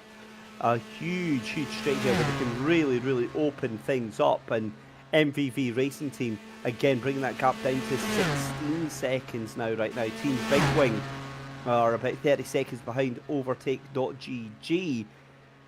And it's all about the timings. That's what we have to work out, because at the end of these 10 laps, then we have to subtract all of the timings off of these cars and these drivers, and that's where they will eventually place. But at the moment, the 5 litres doing what we kind of predicted they would do and just streak off into the sunset just now, as Liam Dolan for Curie Atlantic into the left, into the right, into the left again.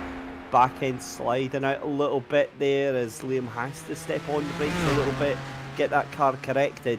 He does so and gets on without a hitch there. That gap now 15 seconds. It's coming down very quickly indeed.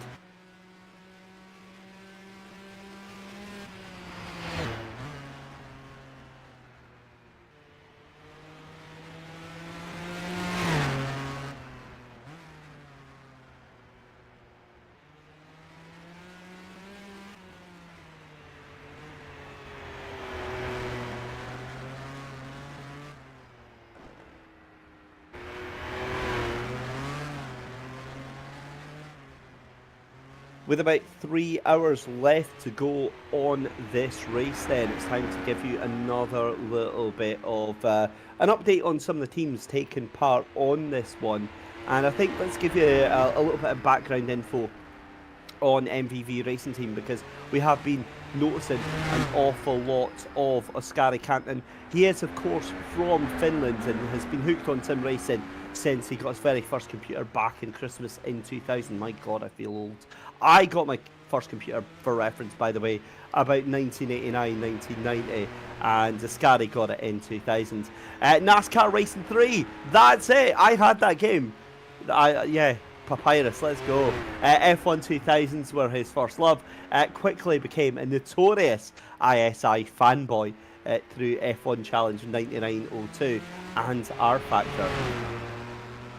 He became very involved in the racesimulations.com community, and unfortunately we saw what happened. Oh, that's a big moment for Liam Dolan into the wall there. I'll get back to what I was saying in just a second, but just showing that it's not just Oskari having a wild time here. Goes across the line, 5 laps remaining. Oh my lordy lord.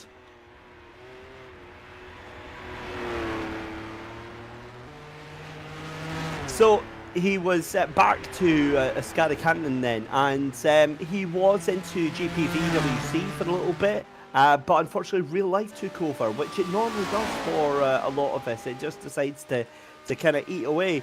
But he heard about the HRRC, it came along, and he thought that he was going to struggle to pre-qualify with his lack of practice. But he soon found out that he still got it and was able to get it done. Now that is an unhappy looking car.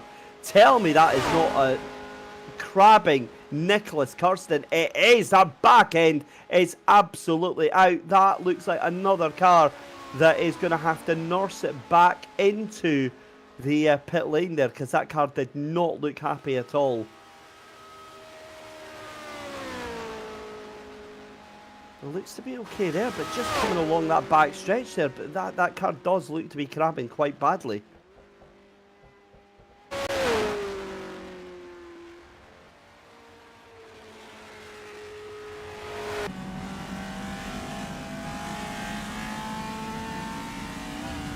Oh yeah, it's definitely crabbing to the right hand side, you can see there.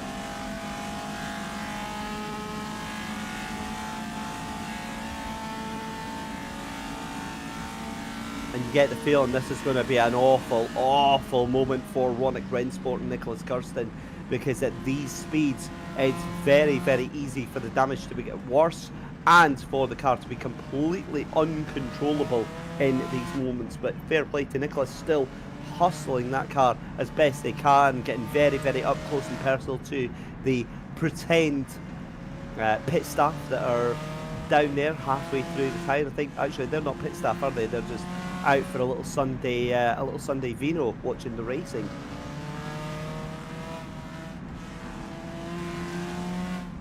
What I love as well is not just this, but from watching old historic racing videos on YouTube, it's like this is how it used to be. You see the families and all the crowds just behind little walls, behind little armcos, and it's like you'd never ever in a million years get that today. But this reminds me of rallying as well, because this is like how bonkers the crowds are at rallying. They'll happily stand within a few inches with danger close to the cars just to get a little bit closer to the action here. And yeah, it's a thin line, isn't it? You know, you've got to balance spectator safety against their own kind of nonsensical common sense, I think.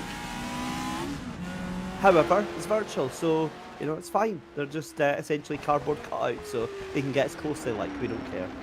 Nicholas Kirsten then is coming through into complete the 6th lap here, or sorry, complete the 5th lap here. Start lap number 5. I've got a feeling that car is almost certainly going to be into pit lane very shortly.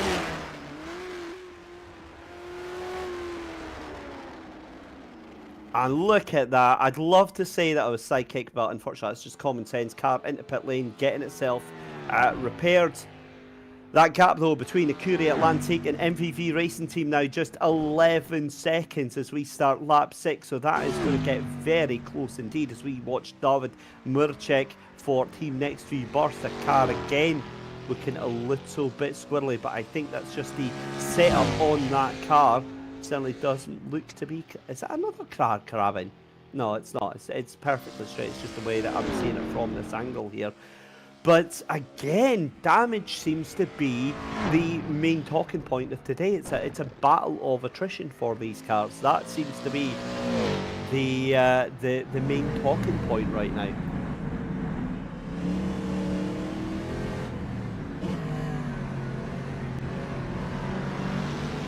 So, Fish Motorsport, number 2's got in touch. Thank you very much for that. They're in the number 2 car, obviously, and saying that they won't do all the laps. They've been told they finish when the leader does. So that answers our little mini discussion that we had behind the scenes with production. And yeah, I wasn't sure, to be honest, on that one. So I've got to admit I was completely wrong. So a huge thank you to my broadcast producer for actually being right on that. And that is the only ever time that I'm going to actually ever admit that I was wrong. It's just going to be straight up miscommunication, misdirection, and lies from this point forward. However, I cannot believe, honestly, I cannot believe we're like 3 and a bit hours into this race. It's so much fun. I've done a lot of sim racing commentary over the past 4 or 5 years, and like when I say fun, like I'm sitting with a cup of coffee, some biscuits, some cheese and crackers, and honestly, I'm having a whale of a time here. It's so much fun. Mostly because recently I've kind of got fed up with sim racing. I've kind of got fed up with circuit racing. I like a little bit of rally, but I'm not very good at it. I love going on AC. I love going for a free roam around some of the kind of city tracks.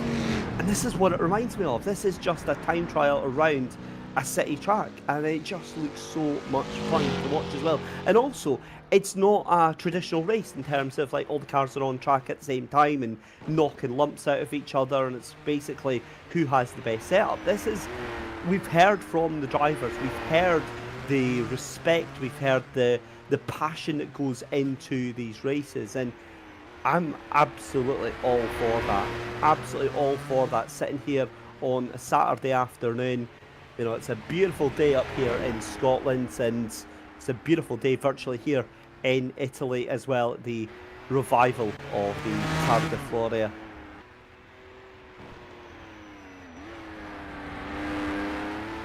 Back with Oscari Cantonin, and this is such a tantalising battle. 10 seconds now, the gap between MVV and Acurie Atlantique, and I think that MVV actually have this in the books right now because of that gap that they will be getting taken off from that start line. I was going to say start line finish. That makes no sense whatsoever. The staggered start, that's what I was trying to say. They get a time taken off at the end of the race. Now, it says in my rule book here that it's 20 seconds, but the cars were going off in 10-second intervals from what I saw, so I wonder if it is 10 seconds that will be. So that will change, but that means that I don't have a clue now as to where that is. I think it's going to be much closer. Right, this is good to see. Stuff Team Racing, Nicholas Hilbrand, who was having a chat with us through the first part of the race there. We saw that car had some severe damage on it earlier on, and yet still managing to get things going with that one in that Mignard 01 based on the Mirage 01.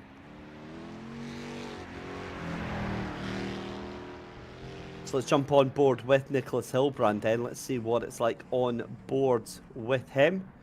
You can see him looking very dedicated. This is what I love about these streams as well, because you know, you get a real idea of the concentration, and a lot of these drivers will be streaming their own race on Twitch or on YouTube or wherever, and it's brilliant to see when we can bring them into the broadcast like this, because you just see the absolute determination. And fair play to Nicholas, he has got bottles of water beside. Oh my god, that was way too close to those concrete bollards on the right hand side there.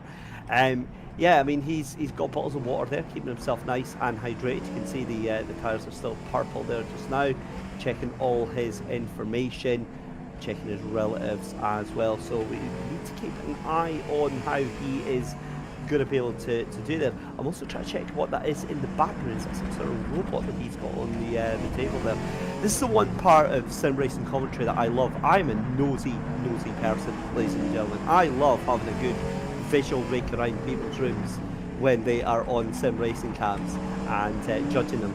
I remember actually back in the day, to this day actually, one of the Williams drivers, I think it was, and I've completely forgotten the name of him. Jack Keithley, yeah, he's got Action Man curtains in his room. I love them. I love it. It's just, 39-year-old guy embracing my inner child, thoroughly jealous of that. To be honest, if I could, I'd probably have Thomas the Tank Engine curtains, but alas, the missus won't let me, so, It is what it is, but Nicholas keeping that car on the straight and narrow just now. He's coming through the second half of the circuit here. You can see that stunning view, and I think the first thing I'm going to do is go and re-download rFactor 2. You can hear some thunder clouds in the background, maybe a bit of lightning as well. There's a storm coming with me uttering those words, because it usually ends in some stress as Nicholas goes very deep into that corner there. He's a little bit of a grimace there. He knows that was a little bit deep, but and he's doing rather well nonetheless.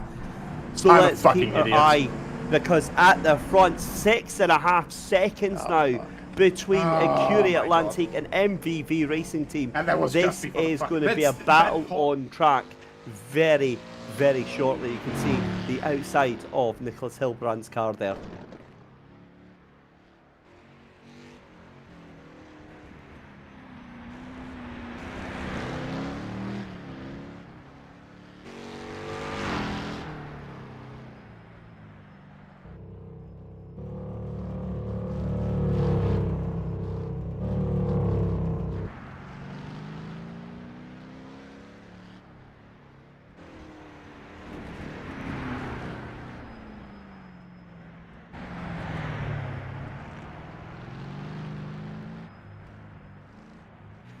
So the pit stops have come through then. It looks like we're getting our second batch of drivers all into the car. We can see Nicholas Hilbrand behind the wheel here. This is back on board with Ascari Canton in those 6 seconds. There's a gap. There you go. You can see the Curie Atlantic car just up the road.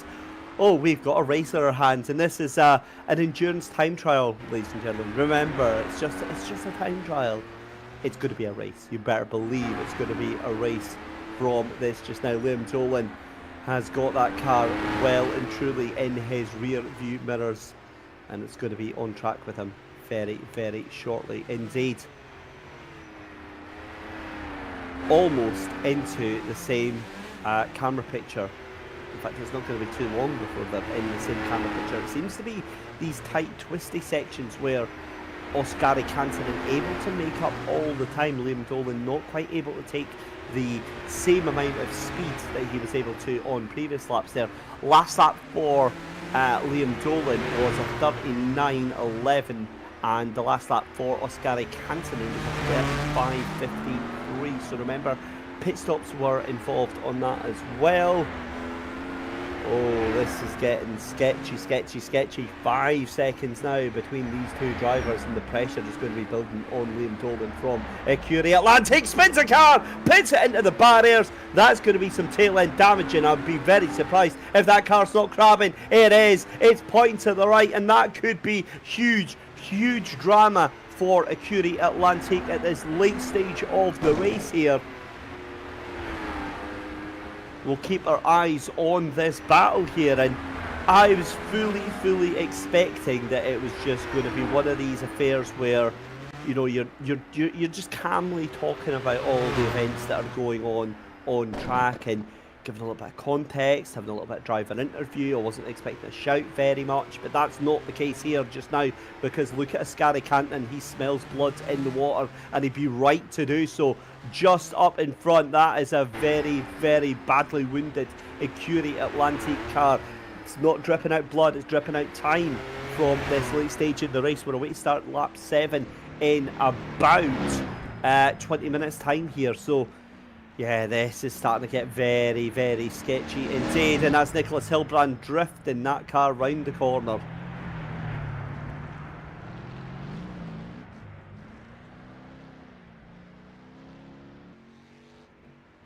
I mean, to be fair, he is properly sending it, isn't he? He's really enjoying throwing that Mirage M1 around left, right and centre.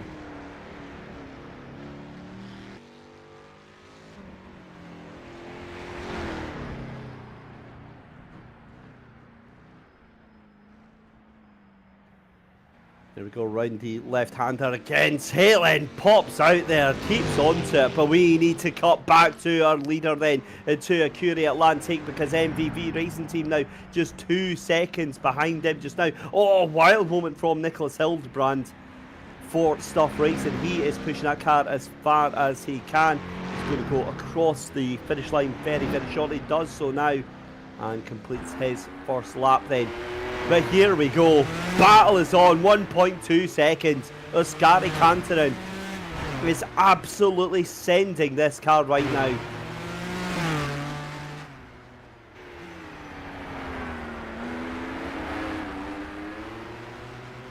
So it is the 2 Faveros that are out there just now, the 2 Galopars fighting it out there on the track. Ferrari 330 P4 Spiders. This is awesome! This is not a time trial, ladies and gentlemen. This is a dogfight! Into the wall, into the grass, and you hate to see it, but that is going to be the position for MVV Racing Team. But there is still in the background then, Acuri Atlantic. Let's go. This is a proper dogfight that we've got on now.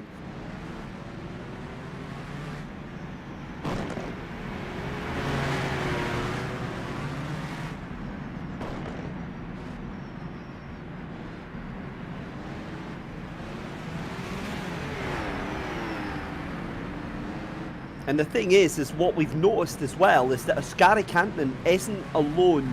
You know, he's no stranger to making mistakes as well here. And Liam Dolan might just use that car in front to be a little bit of a visual reference into where he can brake, where he should be braking with that car. Big wiggle as Oskari trying to push it. And the thing is that Oskari now at risk of maybe pushing it a little bit too hard here, but the gap now just half a second here. This is just exciting stuff.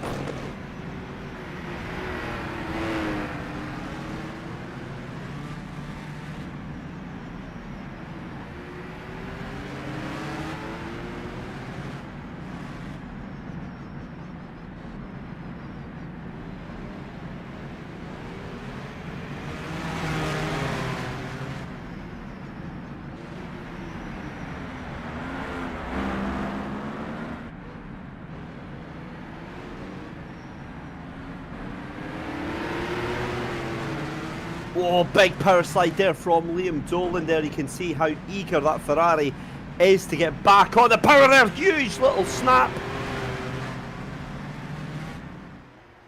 You'll get used to the oxymorons. A huge little snap. A huge snap there from Acuri Atlantic. But again, that gap is trying to go. That looked like into the barriers there for MVV Racing Team. Oskari Kantanen needs to be so careful with this.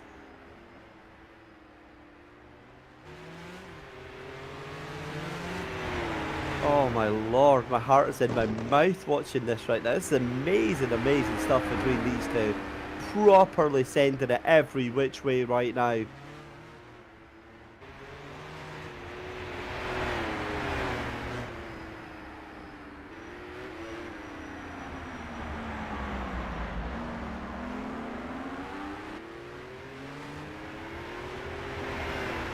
So let's jump to the stream then of Jackson Robillay, then teammate of Acuri Atlantic.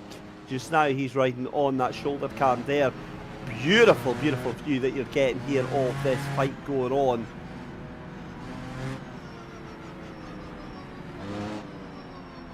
And look at that, that's exactly what I was talking about there. No stranger to making mistakes themselves is Oskari Kantanen.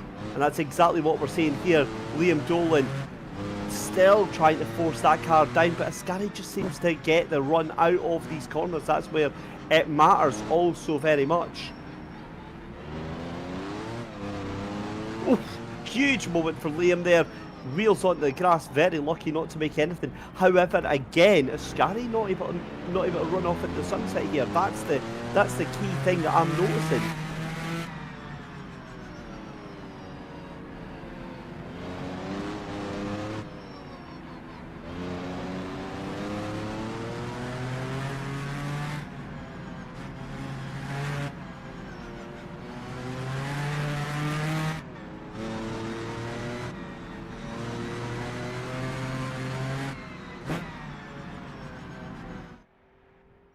Beautiful, beautiful stuff. Let's have a look then at Luca Monroe taking over that Overtake GG car from Rennie Butler about 2 hours ago. He'll be handing over that car, I would imagine, in about 40 minutes time back to Rennie Butler. That long tail really, really looking resplendent in the virtual Italian sunshine here.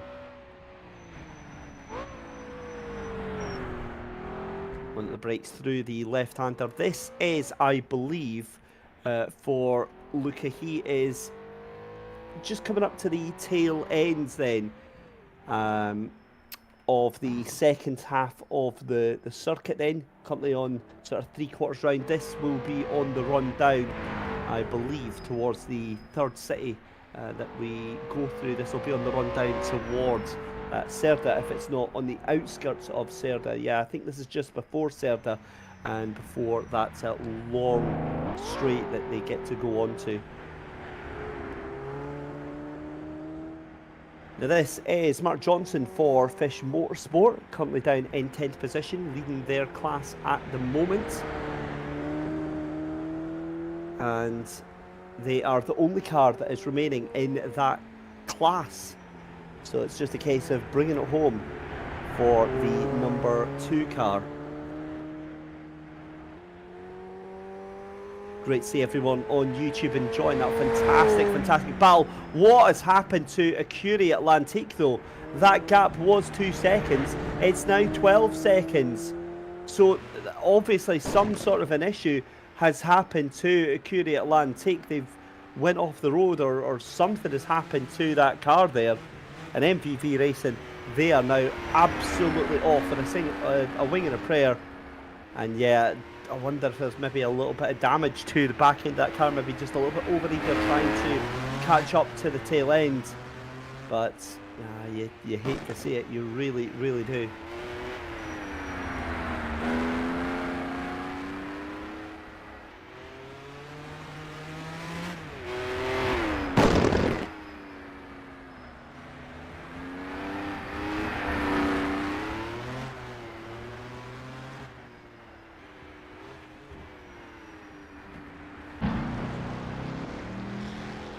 Here is the view from Team Next View Burst. That is David Murchik behind the wheel of that one.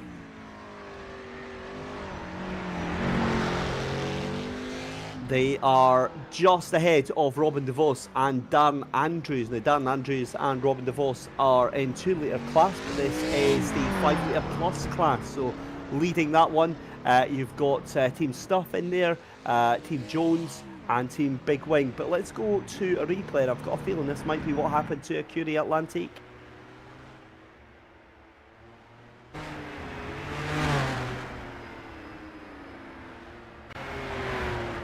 Oh, that's a big crunch into the barrier there. Just spins it ever so slightly, reverses into the bollard. Don't think that's going to result in too much damage, just some unsightly bollards getting thrown about. What did they ever do to you, Liam? You know, but nonetheless gets back on it. But that is how you lose 10 seconds in one of those cars. Automation Racing Team into the pit lane then in the number 3. I'd imagine that is going to be getting the car handed back over for another couple of laps as we see Robin DeVos behind the wheel of Ronick Rensport then in 4th position, getting back after that damage to the car.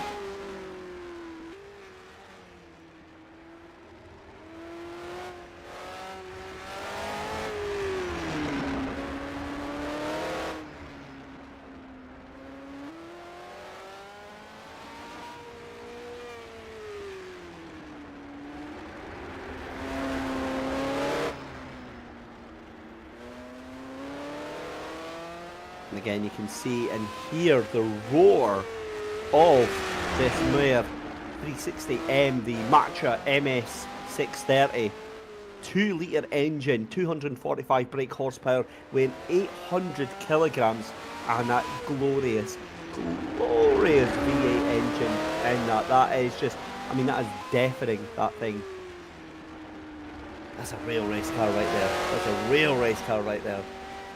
You can at me in the comments, but yeah, V8s for life.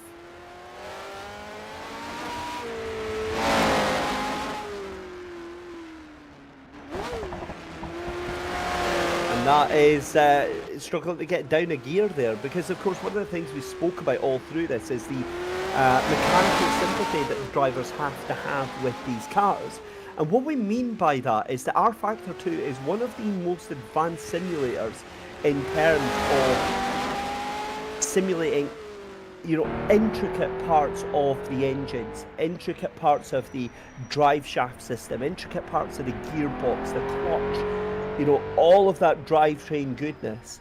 Anything that can be abused in a real car and go wrong in a real car can tend to go wrong in rFactor 2. So you've got to remember, these cars are not your GT3, so most drivers are going to have flappy paddle gearboxes, and they're used to their synchro mesh and traction control and ABS and throttle management and all these fancy tools. There's none of these on the cars from the 60s. It's just, I think that's, we were speaking to some drivers earlier on, they were saying, I think it was David actually that was saying that he couldn't describe what it was about these cars that he absolutely loved. I think it's just the rawness of them, the absolute directness of these cars. You press the accelerator, you're going.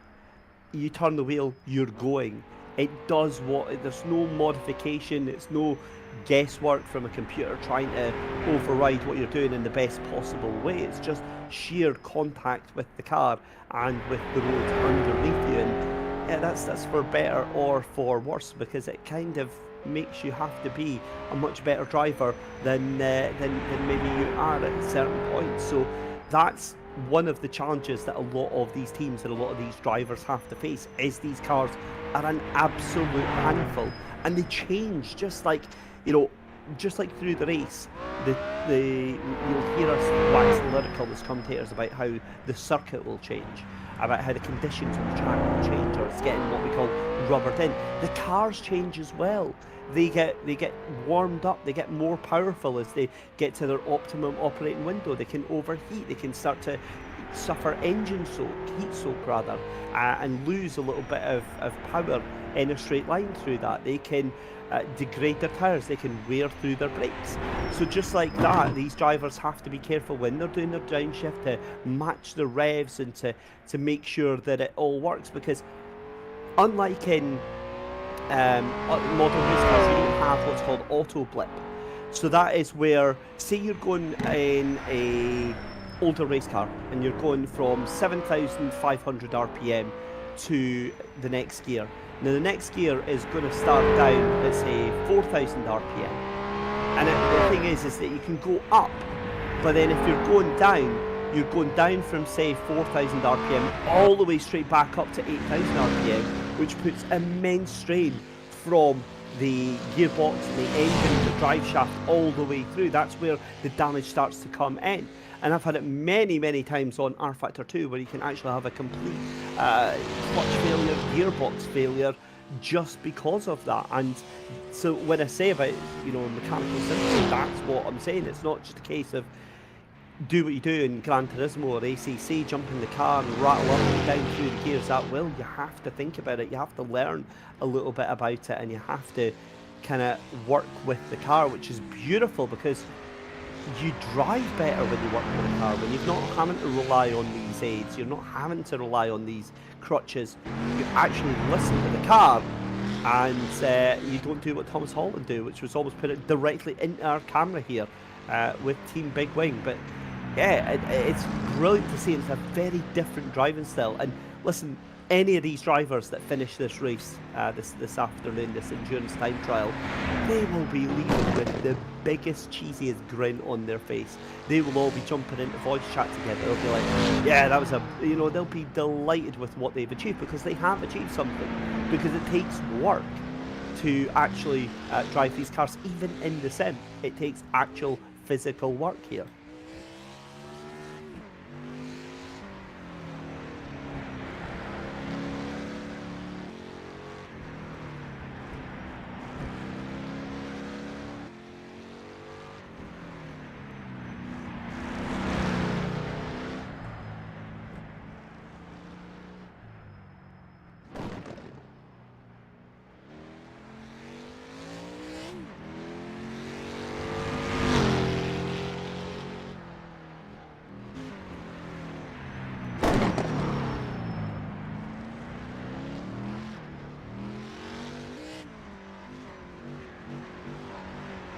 Watching Thomas Holland here with that ridiculously large wing on the top of the... To be honest, right, I've not played automation.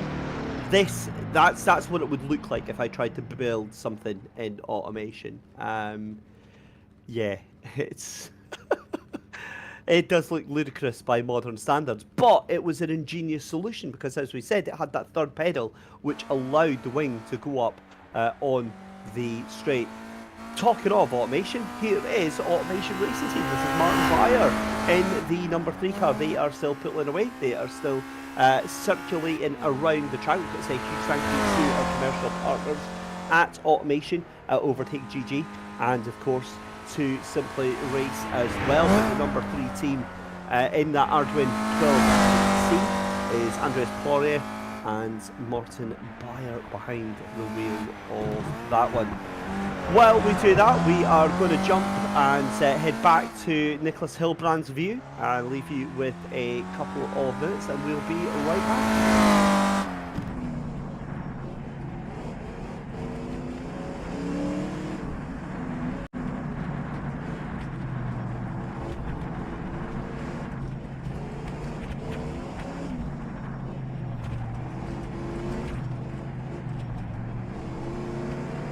If we host this again, I'm not going into a 5-liter anymore. I want either valid. I want either the Mare or the 906 because the 906 got the best out of all the Proshs.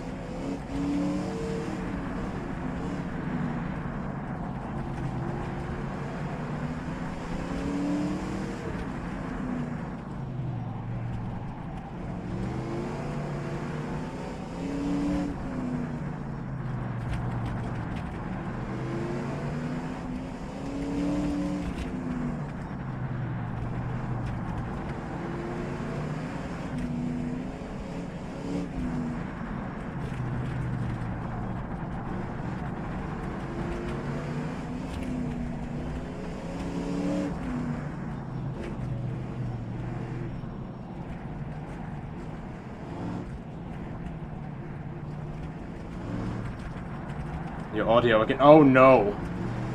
Don't listen to this at home, kids. Your parents will be very mad at you.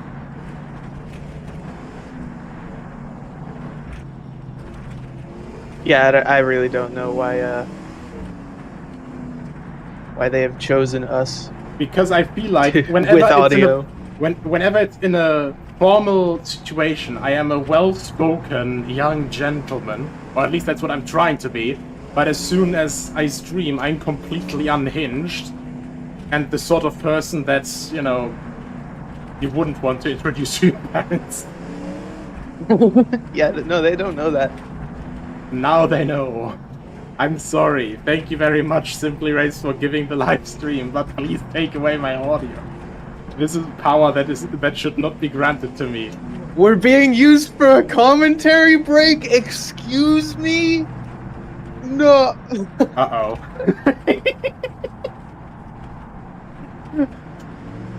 To be fair, David by himself is pretty much doing the 6 hours solo, except for with myself and Darren so far. The second commentator cancelled last moment, I think. Time to shine, boys. That's double booked and stuff.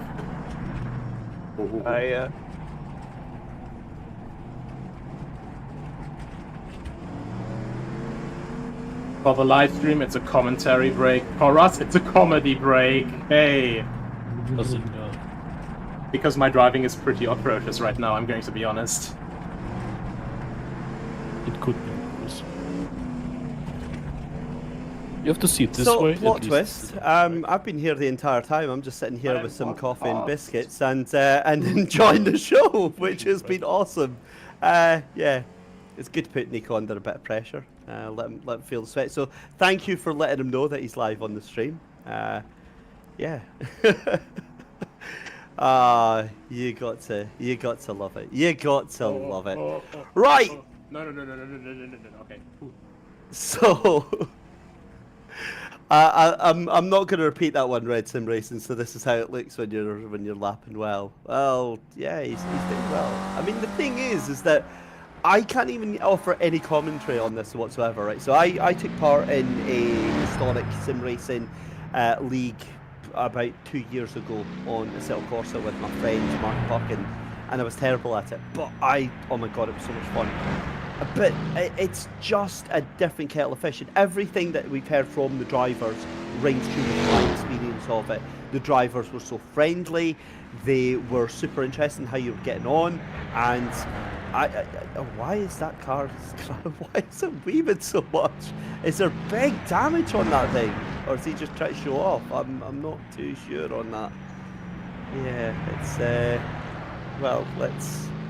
To be fair, Nicholas was having a go at his teammate earlier on. Well, I don't know if he was having a go, but he was certainly pointing out it's more than suspension damage, I believe his exact words, when Rory McDuff was behind the wheel. In fact, part of me's tempted to go and jump onto his Twitch stream just now and try and distract him a little bit. But I am the consummate professional here, and I'm not actually going to do that as much as I am very, very tempted to. However, Nicholas Hilbrand really struggling with that number 13 car. If you have just joined us, ladies and gentlemen, very warm welcome. This is the tail end, you've got to say, of the Overtake Targa Sicilia Rinascita. It is currently MVV Racing Team out in front. It's an endurance time trial event, so again, lots of times to work out. MVV Racing Team into the pit lane then for the 7th lap. As we've got just 3 laps left to go, which means that we're going to be finished, I would imagine, 4 laps left to go, excuse me. We're going to be finished in the next 2 hours, which is it's kind of weird because that means we're 2/3 of the way through the race already. How the hell did that happen? Loving every single minute of it. Now, I heard a squeak from my broadcast producer, which makes me think that something has happened to Stuff Racing. We'll keep an eye on that and figure out what on earth happened there. But in the meantime, still on board with Mark Johnson. I'm being told that it's some Tokyo Drift action that's going on from Stuff Racing and Nico Hilbrand. I think it's probably best if we leave that off camera just now. It sounds like that's a rather awkward time for that car. It does look to be limping back. Mark Johnson, this is what I love about endurance racing here, even if it's an endurance time trial event, is that this is the only car left in its class. And it's outpaced by all of the other machinery out there, but still Mark and his son doing a grand job of keeping things right there. Toby Johnson as well. Now, into pit lane is Écurie Atlantique and MVV Racing, but I don't see Écurie Atlantique on the jacks in the pits. There's no timer beside the pits. Has Écurie Atlantique retired from the race? I think we need to check that out. They're in just now, but there's no pit timer on that car. What is happening with that Écurie Atlantique car? It came in at the same time as MVV Racing. Is there damage on that car? Oh, now that is a very, very curious turn of events there for that team.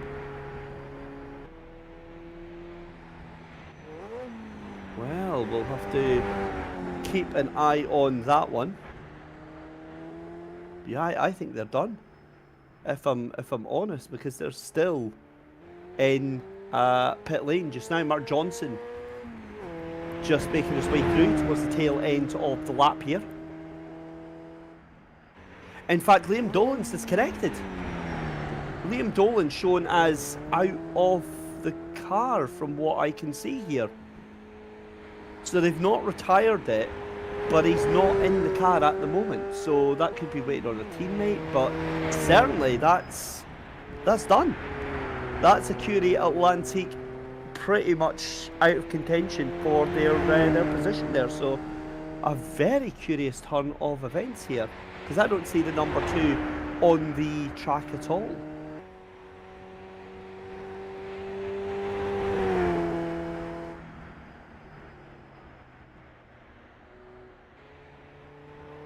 Very, very unusual stuff. However, let's go back then to what we have got on track. Team Next View Burst then, as we see Martin Beyer from Automation Racing Team.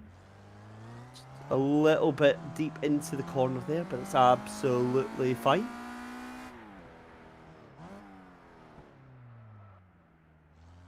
That car looks like it does not want to turn in any way whatsoever. Really, really deep into the corners here. Both Automation Racing Team and Fish Motorsport are now 1 lap down behind MVV Racing Team.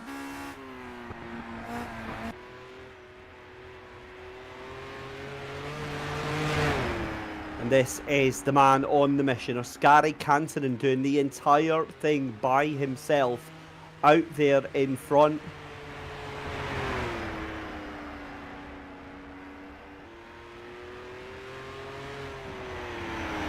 Doing a fairly grand job of it as well. Remember, the different classes, that's what they're going to be judged on, is their times within their classes. So Oskari Kantonen then is going to win this class as it stands currently on paper.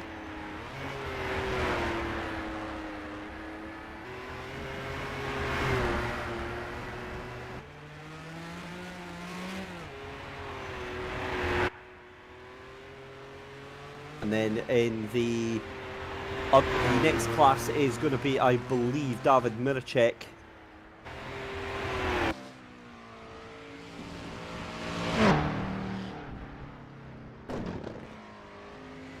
That is going to be in the 5-litre class, but I think the 5-litre classes are bunched in together with the 5 litres and the 5-litre pluses. Because you've got 5 litres, 2 litres, 1.6 and 1.3. So just looking at the entry notes here and the entry classes, yes, so 5 litres are all jumped in there. So there's your Oskari Kantonen, David Miracek, Robin the Voice, Mark Johnson and Martin Beyer. So there we go, confirmation of that one. The 1.6 is Ronick Rensport up in the leads of that one. And then the 1.3 is Fish Motorsport. In fact, I think that's a little 1.1, isn't it? Yeah, no, it's a 1.3 that they are behind the wheel of just now. So that's how they stand. Écurie Atlantique definitely having major problems in the pits. I think they are almost certainly retired from this race here. I would have, again, we kind of point out that maybe a driver swap, but I can't see how is a driver swap, because they've been in the pits for almost 2 minutes now. So, well, they're back in. So it's Jackson Robillard that's back in the car there. I didn't think that driver changes took that long, though. That's the issue. I'm not sure as to why that's cost them essentially what 2.5 minutes. In fact, even more than that. It's almost 4 minutes that's been taken up there. We'll double check there though, as Team Next View burst into the pit lane.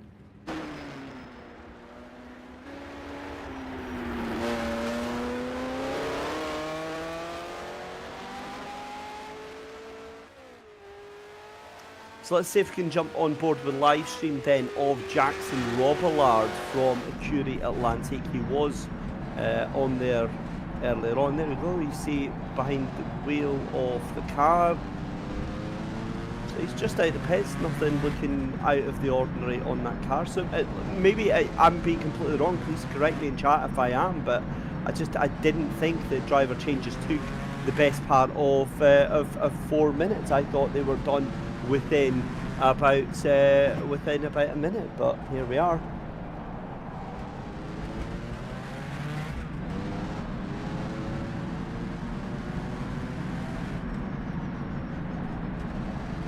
Through the first half of the circuit then just now.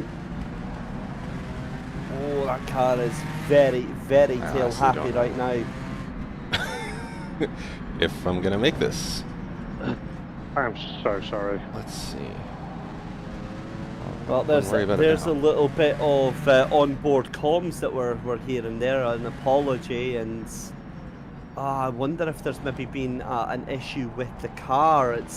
This is what I mean, I love being able to kind of get the onboard views and the live streams, but you know, I always feel so bad listening to the comms chat because, you know, it's always these conversations that they're having between themselves. But either way, fascinating little insight that we are getting in here between the car here. You can see how it's always drifting right. Oh my God, into the wall.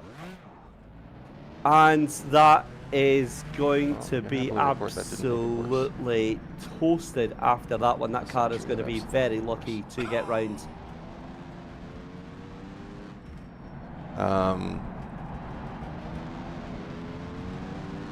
Yeah, that'd be a significant design flaw, so it is rFactor 2. So. Yeah, it just doesn't make sense.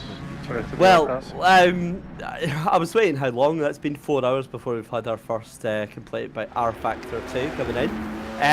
Listen, I am the least centered person to be making comments about rFactor 2. So I want praise. I've spent 4 hours here and I've not said a word about it. So it's fine. It's fine. However, what I would say is I agree. I think it's Nicholas Hillman off the grass. Oh my God! I'm pretty sure there's blood I can see on the inside of that windshield. Oh my Lord! I'm so glad that we were not on board for that one. That is, oh my God! Are we going to have any cars left at the end of this race? That's going to be the key thing here. I mean, to be fair, still trying to drive it, but I would probably give that thing about three corners before that's off into the nearest ditch. That was a monster hit into the wall there.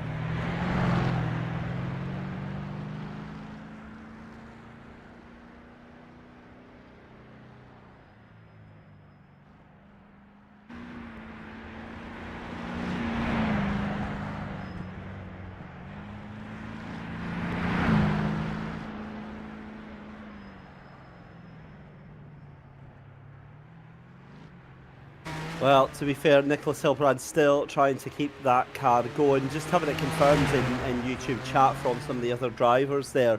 Looks like there was some significant damage to that car that we saw earlier on.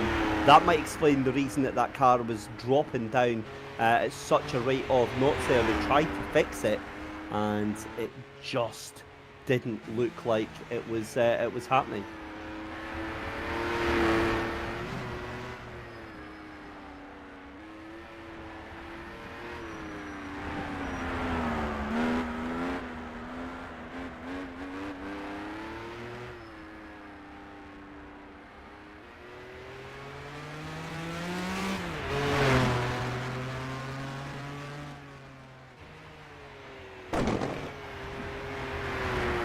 Just checking in the driver chat as well, that's exactly what it was, and it was an incident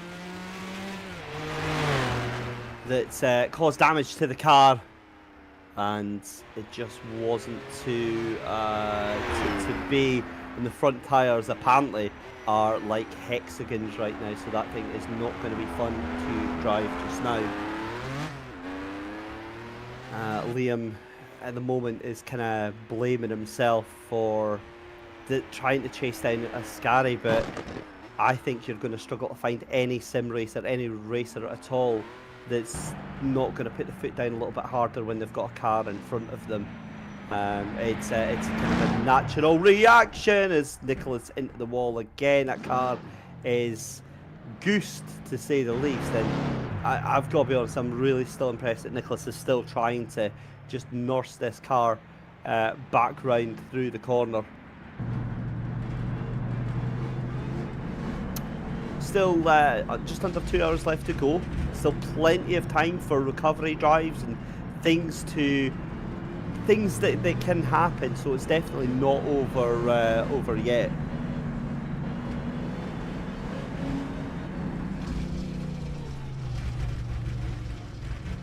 And oh, that's some poor Italian police that have just been wiped over the virtual car there. Let's go and see if we can jump on board with Nico's live stream. I assure you we're not off for a break. We want to hear what Nico is kind of saying right now. Is that a JoJo's reference? No, it's a BLV reference. Oh no. No. It's oh man, I hate to kind of watch this because there's no pleasure you get in watching this whatsoever, but he's still chuckling away. He's still having a bit of fun trying to nurse this car back around.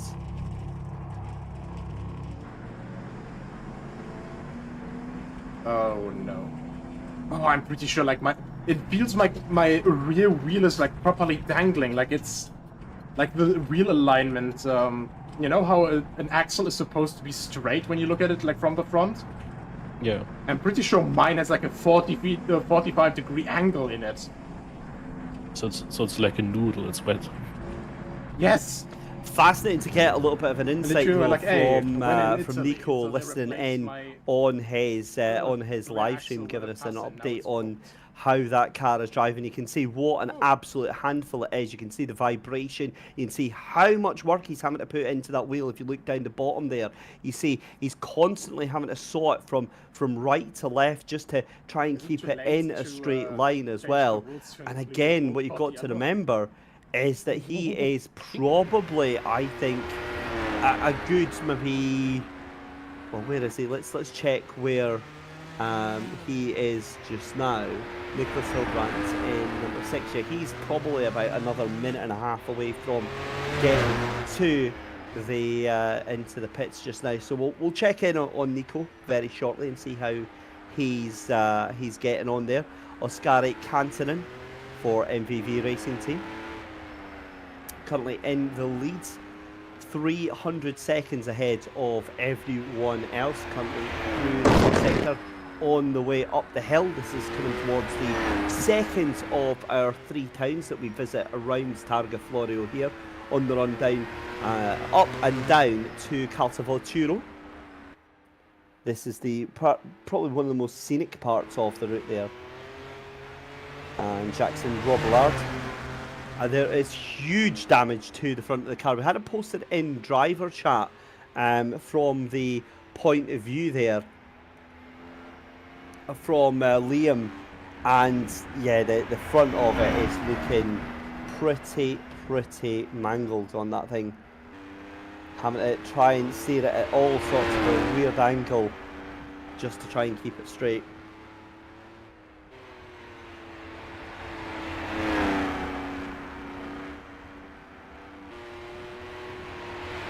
Again, I wonder what Jackson Robillard is going to be doing. As we see a move for position now, not surprising that it's different classes here between Team Next View Burst getting back up to P4 and Equipo Bristol Hemisphero Sur in 5th position.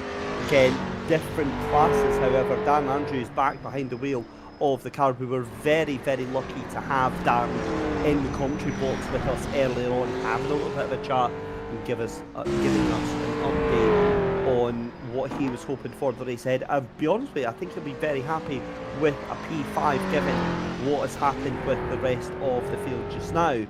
But again, it's about getting that car down to finish. That's what we've got to wait and see, as we are already on to lap 7 out of 10 as Dan sends that car skywards over the jump there.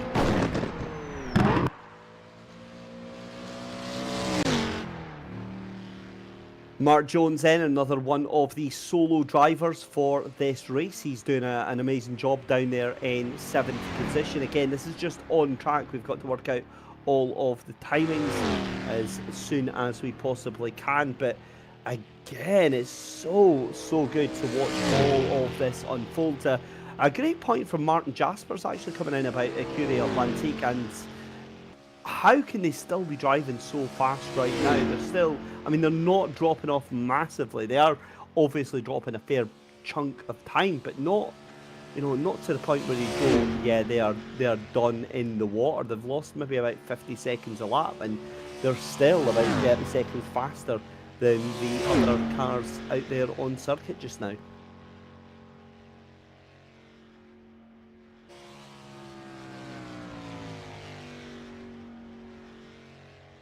So Mark Jones is catching up very, very quickly to the back of Nico Hillebrand.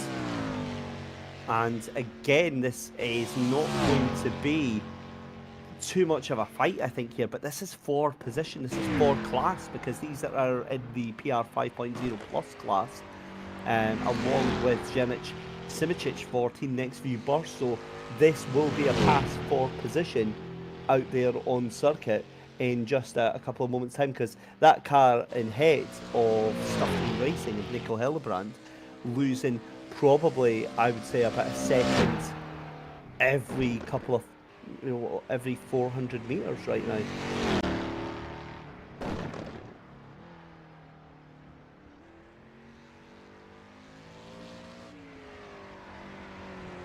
Yeah, Martin Jaspers in YouTube chat, a huge thank you for that point. That's something that we absolutely agree with you. We said it a couple of times through the driver interviews. It's not just that he's saying that the driving this track without making a mistake is so hard, the smallest error can cause huge damage. It's not just the track, it's the cars as well. They just don't allow you to make those mistakes, because if you try and overcompensate in these things, you're going to be in a barrier and you're going to be having a very, very bad time.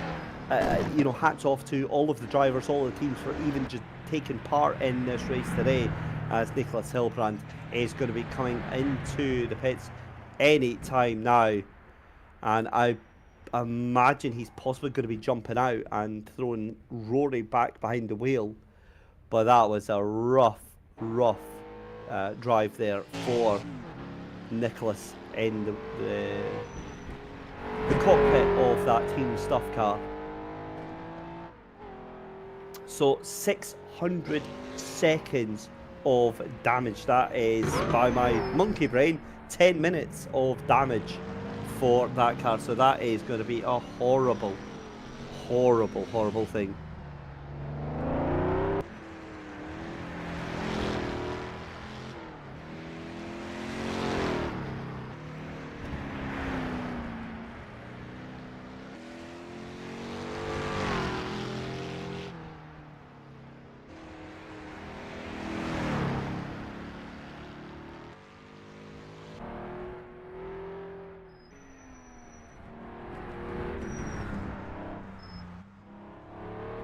Luca Monroe here for Overtake.gg.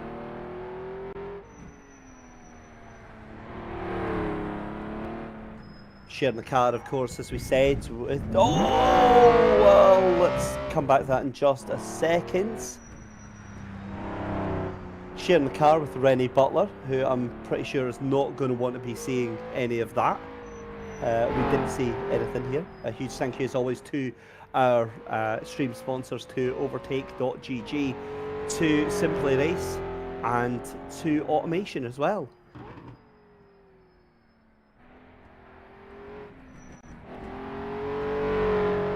Doesn't seem to be too much damage with that car, so I think he'll get away with it. I think he just slid into the barriers there, so fingers crossed it's not going to be too much of a deal. But again, that long tail really has been struggling for grip through the course of the day today. So again, we'll keep our eye on that, but yeah, fingers crossed it's not going to be too much of an issue on that.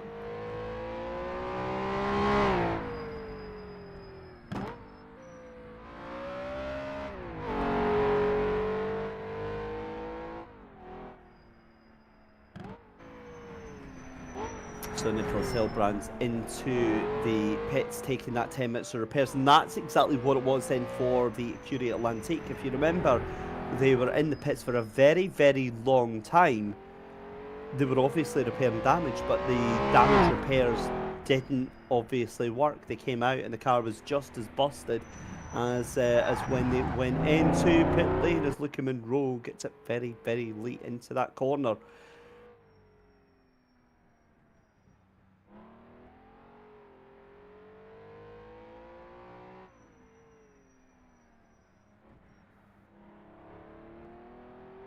So as we come through the second half of the circuit for MVV Racing Team, they're going to be raking their way over a start lap number 8 very, very shortly, probably within the next 15 minutes. And that's really when we're going to be able to get an idea of just what is going to happen in terms of strategy. I think, to be honest, with the way that this race has gone, and touching every single desk that I possibly can right now, a lot of the classes have sorted themselves out, either through these accidents or through some other drama. We're currently watching Martin Beyer for Automation Racing Team in that number 3. Obviously, we've got a vested interest in them today.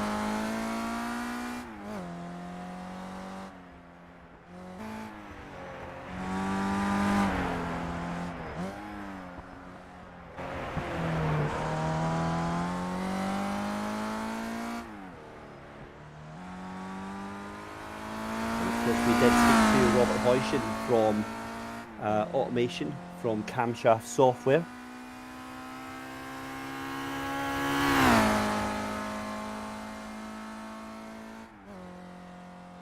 And Rob, obviously the lead designer and producer of Automation, again, where you can build an empire, an automotive empire, in a way that you very likely wouldn't be able to do in real life unless you had access to billions and billions and billions of US dollars. And you know, I'm not saying you can't. I'm just saying it's more than likely that our audience are not going to be in that position. I can, I could go and start an automotive company tomorrow. Unfortunately, that would be diecast mini, and not quite the full-blown ones that we've got on the streets of here today. But if you fancy yourself as a little bit of an engineering wizard and you've got some fantastic ideas for automotive breakthroughs, then get yourself a copy of Automation. Of course, the first time I'd seen Automation was on one of the many videos as part of their one of their updates that brought the export to BeamNG function into it. So, of course, the ability to take these wonderful creations that you've got and go and actually drive them in a sim is pretty dang awesome. And we've got to say, BeamNG's kind of sneaking under the radar as well for being a driving sim. It's quite good. Quite enjoy it. Meanwhile, the racing team. It's been a bit of a mixed bag, it's safe to say, for them today, but they're still on in the spirit of endurance. Still out there taking part.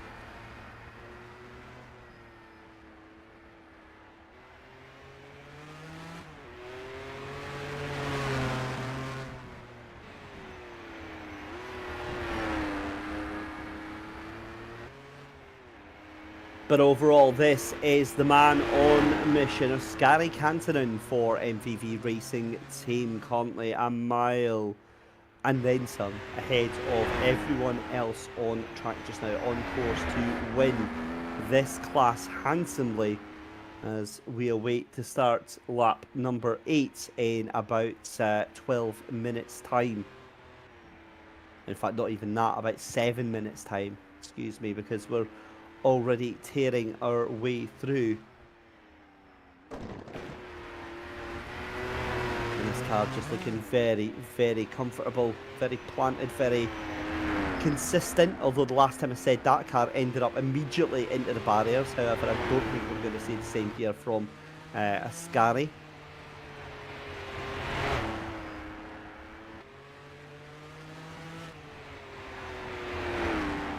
Jackson Robillard in second place with the Curie Atlantique. Going to be coming into the pits, you'd have to imagine at some point. Possibly going to get overtaken by Robin DeVos and Janusz Simoncic.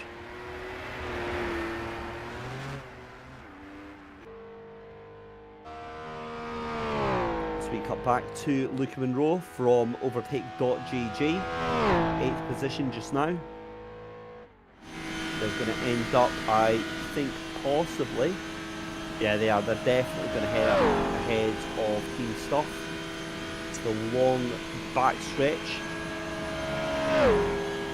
This is the run down to Campo Felice de Rottier. I've got no idea why my voice decided to break during the pronunciation of Rochella, but there we go.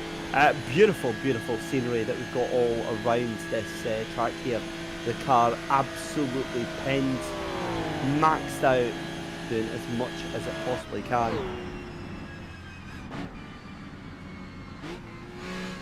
You hear a little bit of lifting and coasting there.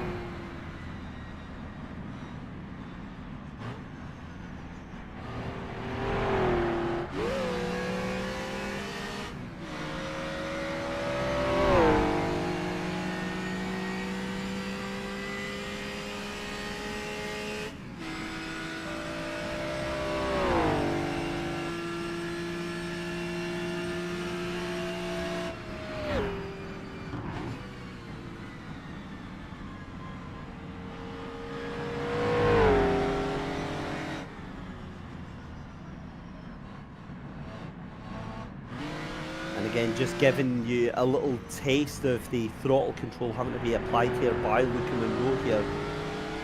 I do wonder if there's some extreme fuel saving going on right now, because he is off that throttle an awful lot coming up to the tail end of the circuit here. Extreme lifting and coasting going on here. I wonder if he's going to have enough fuel to make it to the end of the at the end of the lap here.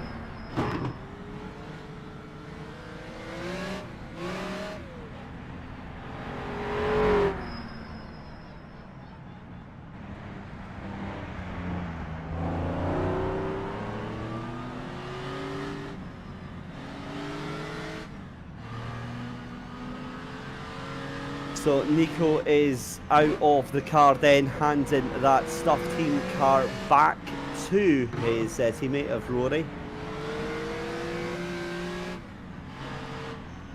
Never mind, been fed false information there from Daniel Costello. I'm joking, I love you, my man. Nico's not out of the car, he's out the pits. All I heard was Nico is out, and I'm like, oh my god, right, okay. So anyway, Nico is out the pit lane in the Stuff Team racing car, back behind the wheel, and trying to undo some of the damage here. But to be honest, at this late stage of the race, with us coming into lap number 8, I think we are very quickly going to be into kind of finishing mode. I think it's just going to be a case of you know, recovering out of the race what you can. As into the pits then goes Luca Monroe, who is going to jump behind the wheel. That's what we wait with bated breath. Here is Nicholas Hilbrand with a freshly repaired car. Speak English. Nicholas back it behind the wheel, though. He'll be happy that the wheels are pointing straight, although twitching in a straight line, that's never a good thing. We'll see what happens coming through the next half of this lap here. It still looks very, very loose on the tyres, does that one.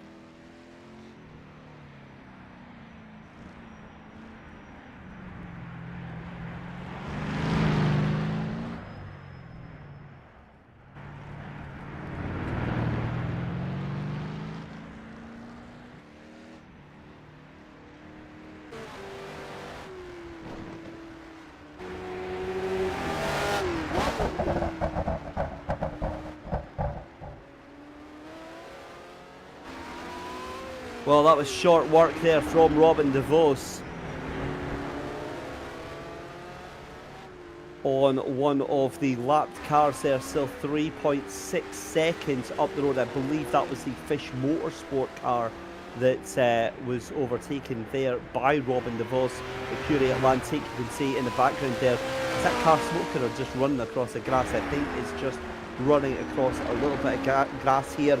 But again, that car going very, very slowly indeed. Oh my lord, that car is done, isn't it? That car is absolutely done for today. It's a case of getting it back to the pits and getting it recovered where possible. I think, to be fair, I think Jackson was just moving. No, he wasn't. No, he wasn't just moving to the side. Look at the state of that thing.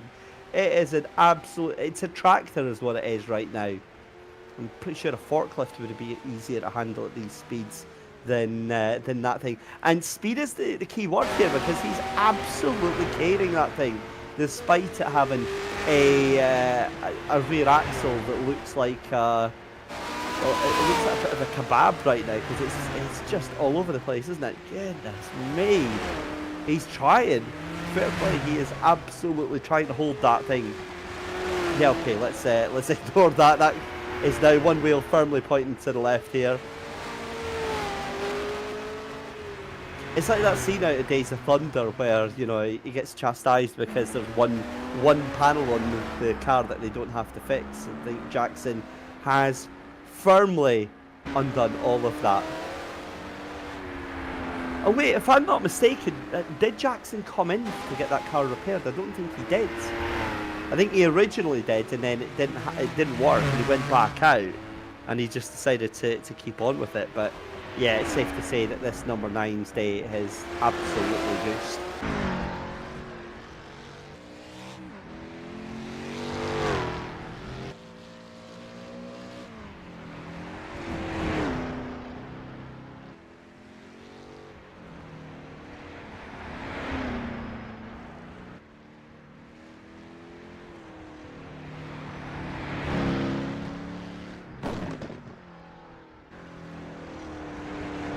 Big pop of the gearbox there, but a Curie Atlantic dropping down even further now. I think they've had another big issue there. They are going to be very lucky to make their way back to pit lane in one piece at this rate, as Team Big Wing are going to be coming across the line very shortly indeed.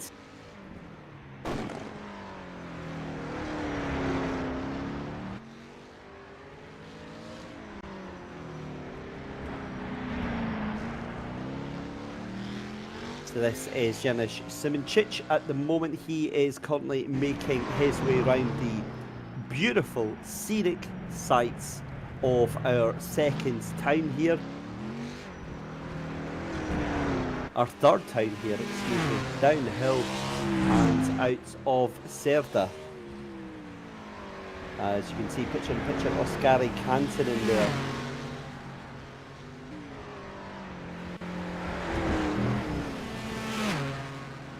Now what I want to see is whether or not that damage has been fixed for Nico Hillebrand. Right now he is in the middle of no man's land at the moment. He is currently in P7, just behind Martin Beyer for the Automation Racing team.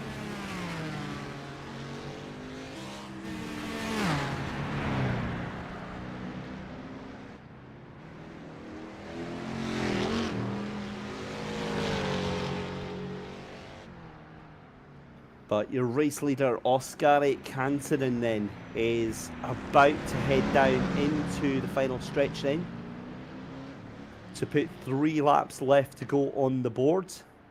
As we'll start lap 8, as that's very wide from Nicholas Hillebrand. Takes a little bit of grass, but he gets away with it. Question is there any damage still on that car? I don't think there is. I think Nicholas is just trying to absolutely cane that car for everything that it is worth just now. You can see Oskari Kansanen though, away out into the sunset. He has got nobody that he needs to worry about right now.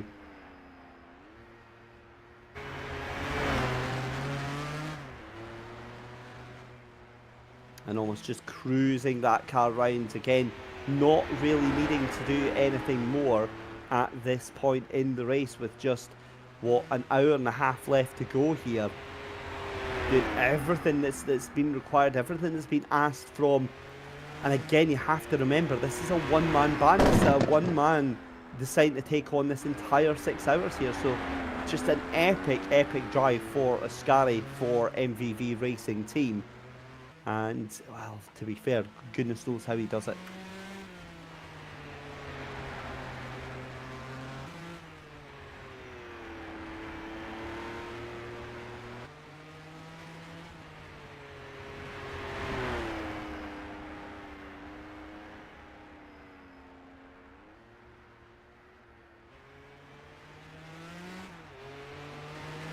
So let us go and have a chat, because in the waiting room we have a very, very special guest. It's a very warm welcome to Luca Monroe from Overtake GG and Overtake GG Racing, who has handed over the car to Darius Mueller. But a very warm welcome, Luca. How was this afternoon? Because it looks like a bit of a mixed bag. Oh, well. The problems all started at the in my first pit stop. I was planning to hand over to Darius, and we messed up the driver swap somehow. We thought it was because Rene hadn't left the passenger thing, and it all went, but it just went horribly from there. But I've managed to recover after my second consecutive stint. I am in such pain right now. This is like my first rFactor 2 endurance event, and I dove right in at the deep end, and I hope I did all right. Now I've just seen Darius have a little excursion into the grass, but he's rebounded. So I'm pleased with the way it's going, even if it hasn't been perfect. I mean, that's the whole point of these races, is it? That it's not like modern GT3 racing. It's not going to be perfect. There's going to be bumps and there's going to be issues here, but again, a great team spirit from yourself, from Darius, and from Rene as well here. What was the preparation like coming into this race? So, I'm good. I'm friendly with Nicholas. We do World EX Biz together, and so we became friends through that.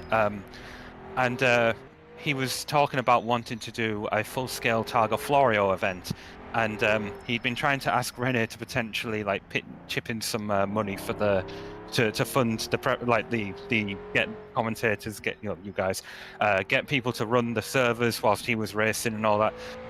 And initially, I don't think Rene was particularly 100% keen, but because I'm a good friend, I pushed him on it, and here we are. As for preparation as a team ourselves, I was definitely the most prepared out of the whole team. I've been doing laps on and off for a few weeks now. Not perfectly. Darius and Rene, on the other hand, definitely weren't prepared. Rene did his first proper lap yesterday, and I say lap and not laps because he only did the one. Darius was having a lot of issues during his prep, but I think after he was sort of studying the way I was doing it, he sort of reined back and I was able to complete a lap. There was that funny clip where Darius went looking around the map, and I think what was his name? Mark Jones was doing a lap, and then Darius just completely just jumps up onto the track, and Mark gets scared. That was hilarious. But yeah, that was the extent of our preparation. And honestly, considering all that, I think we're doing all right. On that note, then, obviously we see these elite esports events. You mentioned World EX. We see all the GT3 championships and all that sort of stuff. Historical racing just seems like a completely different kettle of fish, and also a different bunch of drivers that take part in this stuff. Oh, completely. Yeah, I've always been more about the modern cars myself. I've always had an appreciation for these sort of public road endurance events, because I remember a while ago I was thinking about maybe could we get a video game that depicts a universe where these events like the Targa Florio and Mille Miglia were revived in a modern day setting with modern day road cars, and maybe the odd classic ones as well. A bit like a Test Drive Unlimited or a Forza Horizon. I tried to pitch it to a developer. I won't say their name, but they told me to do one basically. But the cars are really, really tricky. Like, I'm not into. I only really started properly like PC sim racing this year, and that was for a championship that isn't even happening this year anymore, unfortunately. But the cars are so tricky. Like, I can't do the heel and toe, and I learned the hard way when I was doing one of my practice runs that you have to get off the accelerator when you're shifting up, because if you don't, it goes into neutral red lines, and then your your oil temperature just skyrockets and your car starts smoking. Yeah. And also I learned to make sure that you have sufficient fuel, because on one of my practice laps I got to the long back straight and I ran out of fuel. I was like, what's going on? Have I done something wrong? So yeah, I'm just going to jump in just for a second there, Luke. I'll be back with you in a second. What we just saw there was Jackson Robillard from Mercury Atlantique struggling to keep that car in a straight line. He hit the rear right wheel on one of those concrete bollards and absolutely smashed the car to smithereens. DNF'd from second place, and yeah, that car is done and dusted. Another DNF to add to the pile. But sorry, Luca, you were in the middle of telling us there. Yeah, well, that's the thing with these cars, is like that you really are trying to sort of keep it under the limit. You're not pushing the envelope, because with these cars, if you push it too far, the worst thing happens. So yeah, hard luck, Jackson. And I think he actually started directly behind us and then was in the lead at one point. So yeah, I'm gutted for him. He's also got the fastest lap. But oh no, he doesn't. Does he? Yeah, he does. Oh my God, 35-minute lap. Yeah, we couldn't dream of ever getting close to that. I know, that was an incredible lap. But listen, you just said, Luca, that your sim racing journey started this year. So I need to get more info on that. Firstly, what's your hardware setup, and what sort of sims are you into at the moment?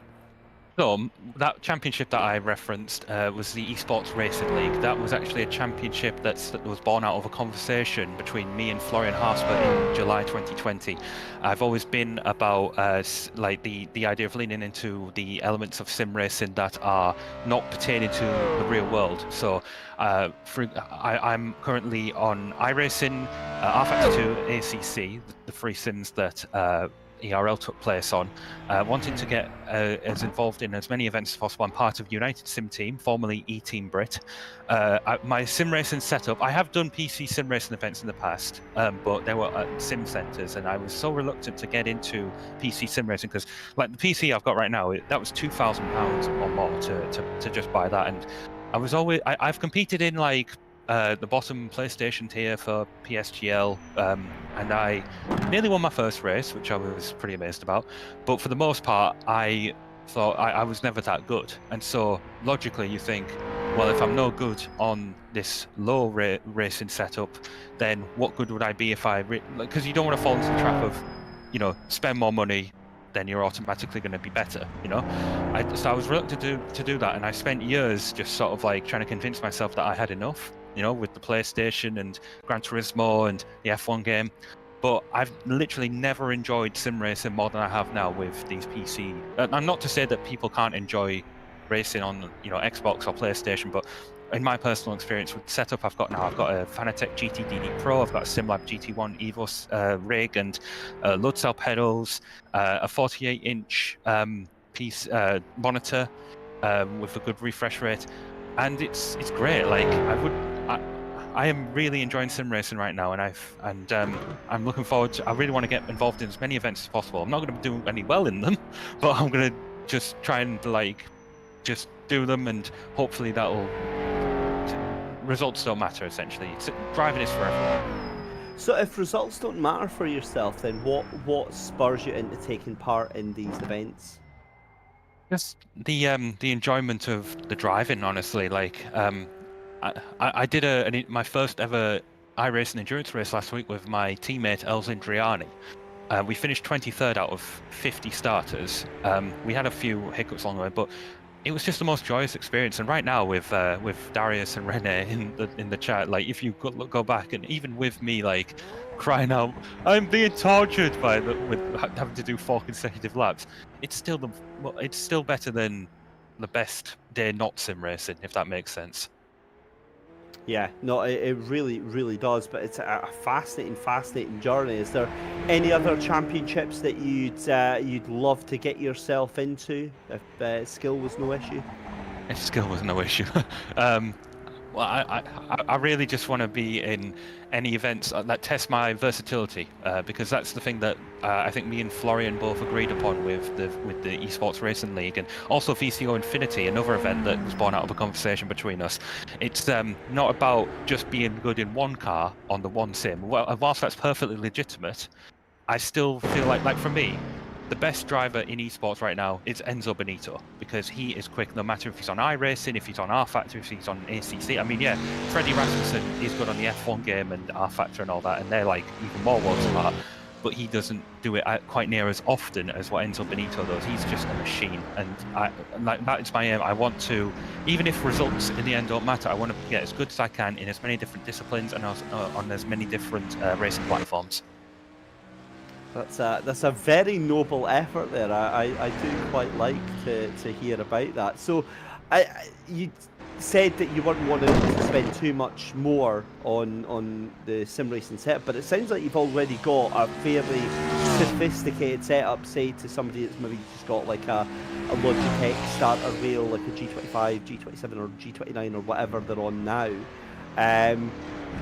So, do you think that the equipment that you've got has made much of a difference to your ability to compete? Completely, yeah. Look, again, I hate to sound like I'm saying I'm advocating for people who, you know, get rid of your low-end racing gear. Like Darius right now, he is using like a very basic Logitech. He's moving to a Moser at some point, but at the moment, I'm not following him at the moment, so I don't know how he's doing. But he for what he has, considering like I used to have a G29, brake pedal was very, very vague, and I had this issue where if I rested my heels on the footplate area, it would mess up you could see like the throttle and brake mapping tracing through the like on the game that you're playing, and it meant that there was just something going wrong with it. I had no idea why it did that, but ever since getting this set up, and yeah, I can do trail braking much better. Like on the F1 game, no matter my setup, I just can't seem to race without ABS. But which is why I steered clear from iRacing and all that, because I just assumed that if I can't brake without ABS on that game, then surely the more sophisticated games, you would think logically that would also be much of an issue. But I've been able to do that effectively with the setup, and I just feel I'm like almost making up for lost time, trying to enjoy all the sim racing I can before it inevitably goes back to being a niche thing. You know, which it sort of already is in a way. And I guess just finally, the whole VR debate, is that something that you fancy taking part in, giving a go, or is it something you've already done? I did do it. I was in Scotland a few years ago. What? Sorry, that's yeah, you can hear a producer. Well, you can't hear a producer. Oh, okay. But Darius Muller from Overtake GG, it was almost a murder-death kill. He launched the car into the air. It was on its roof for a significant period of time, but thankfully, I think that he's just managed to get away with that one. We'll be relieved to hear. Oh, right. Well, to answer your question, the whole VR thing, I tried it a few years ago, and it actually was pretty nice, but I don't think I want to strap a big heated thing on my head, because I was sweating already pretty much.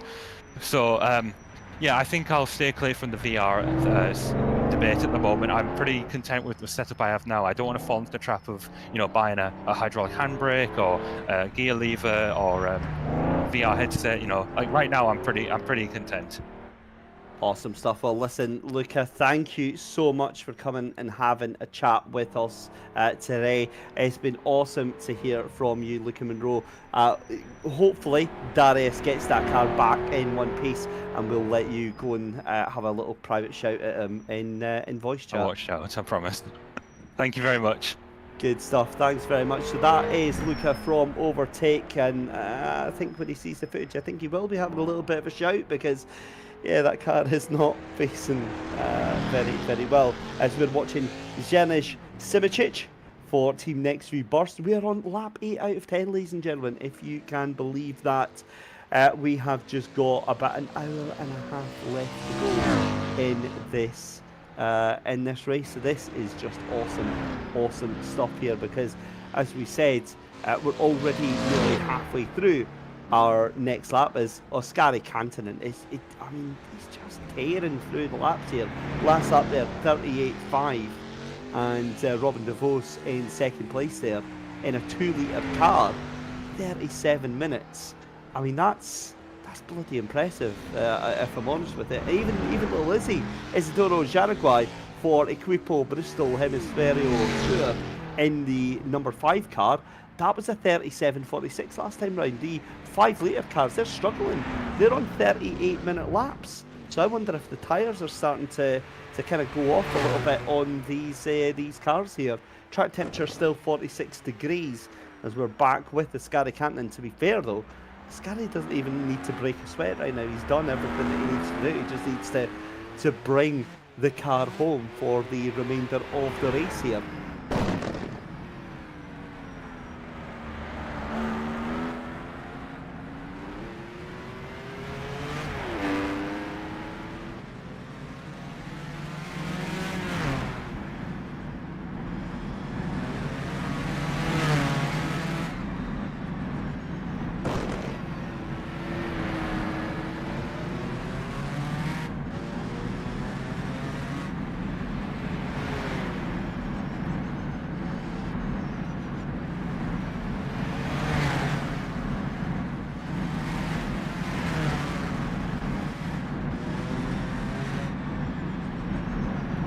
So as we're on our 8th lap out of 10, we're into the business end, and that is very, very wide from Oskari Kantanen. Let's pretend that didn't happen. That's a bit of a wobble.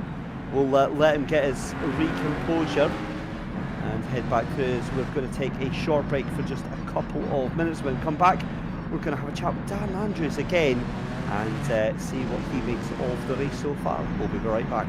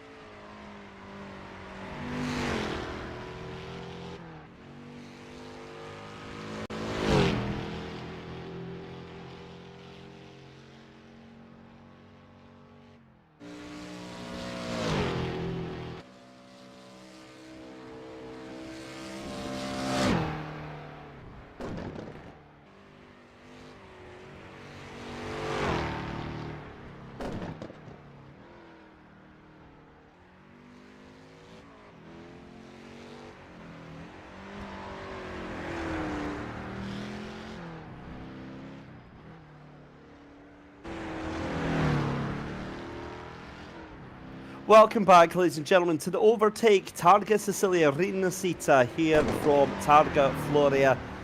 And we've just had an amazing day out at the races here. As it stands, MVV Racing Team out front just now by a country mile. It's been just a stunning performance out there in front by the number 10 car in that Scalapari V33-4S of Ascari Cantonin.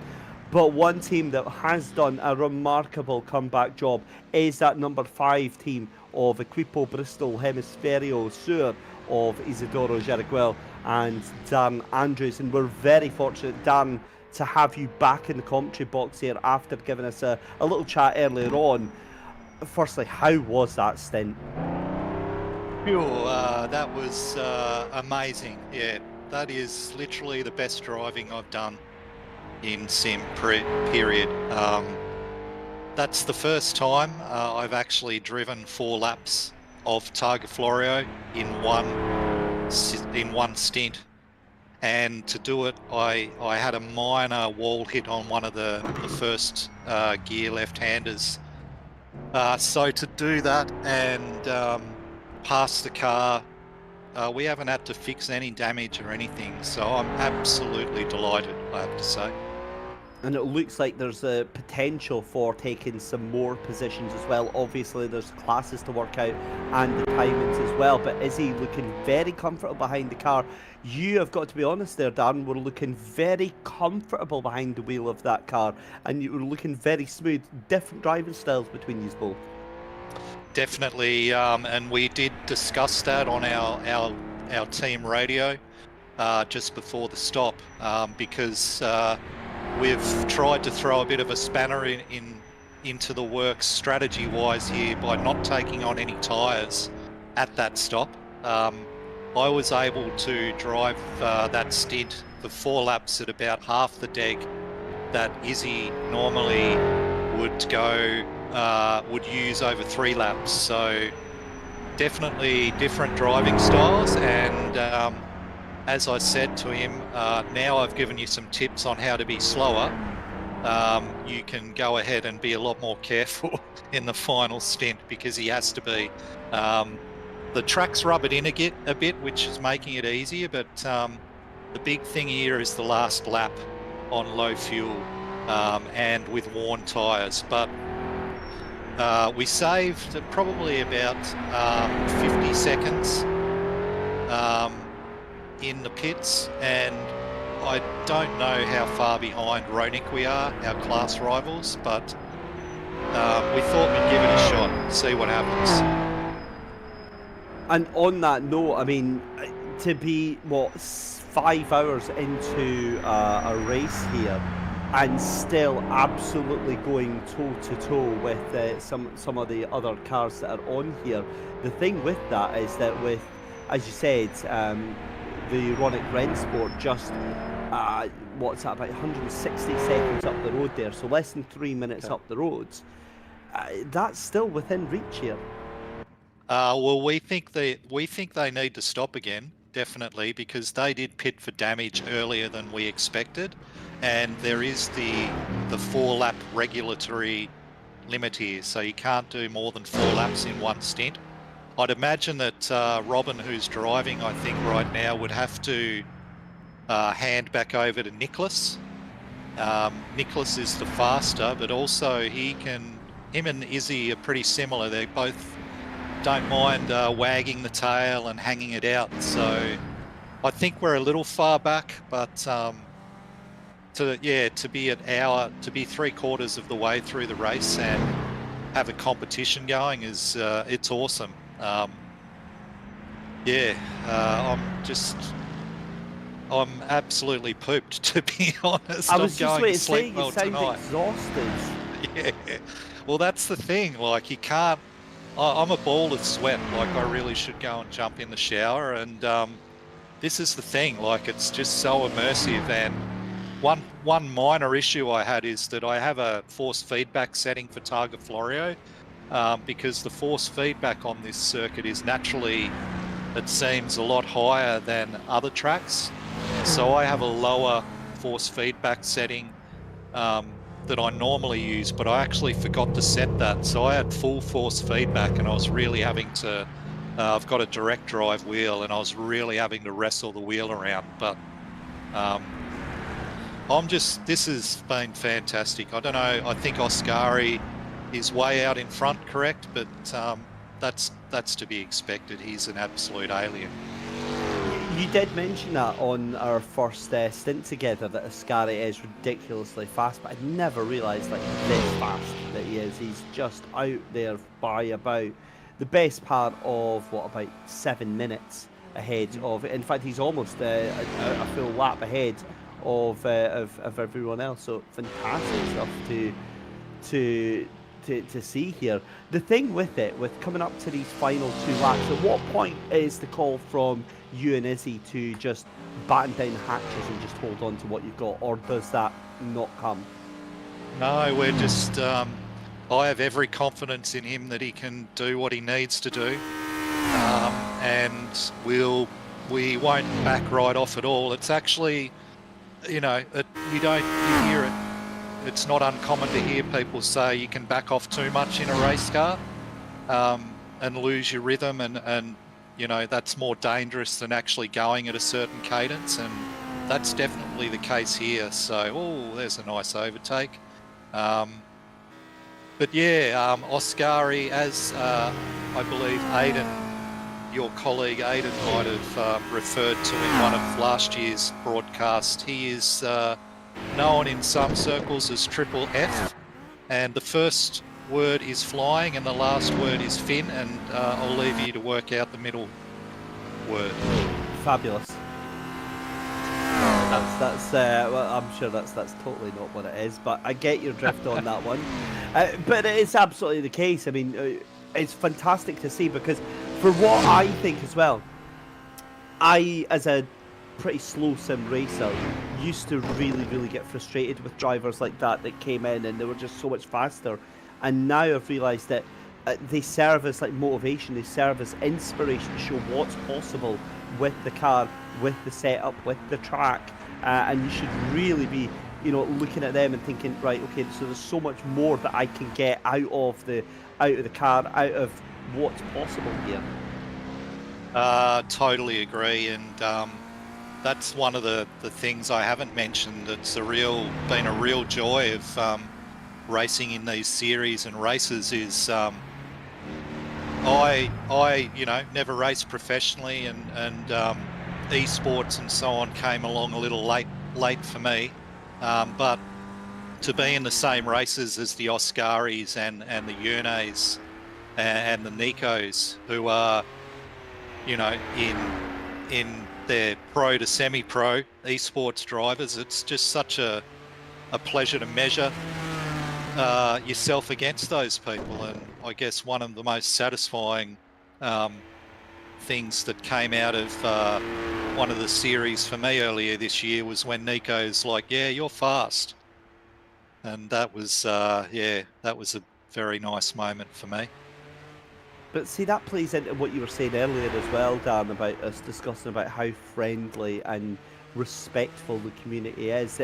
It's so strange, given how the esports and the sim racing community and lineup is, outside of saying league racing, that you get that type of atmosphere where it feels genuinely like they actually care about you. They actually have your progress and your your performance at their own hearts.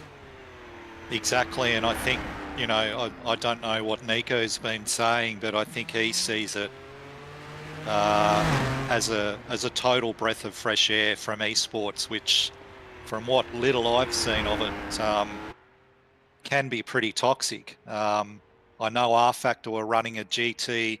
I'm on the rFactor 2 Discord, and they're running a GT challenge series, and I hopped in there to read some of the chat around their races, and I've never seen so much moaning in one Discord channel in my life. Like, they were all moaning about penalties and, you know, start procedures, and I'm like, these guys don't sound like they're enjoying it at all.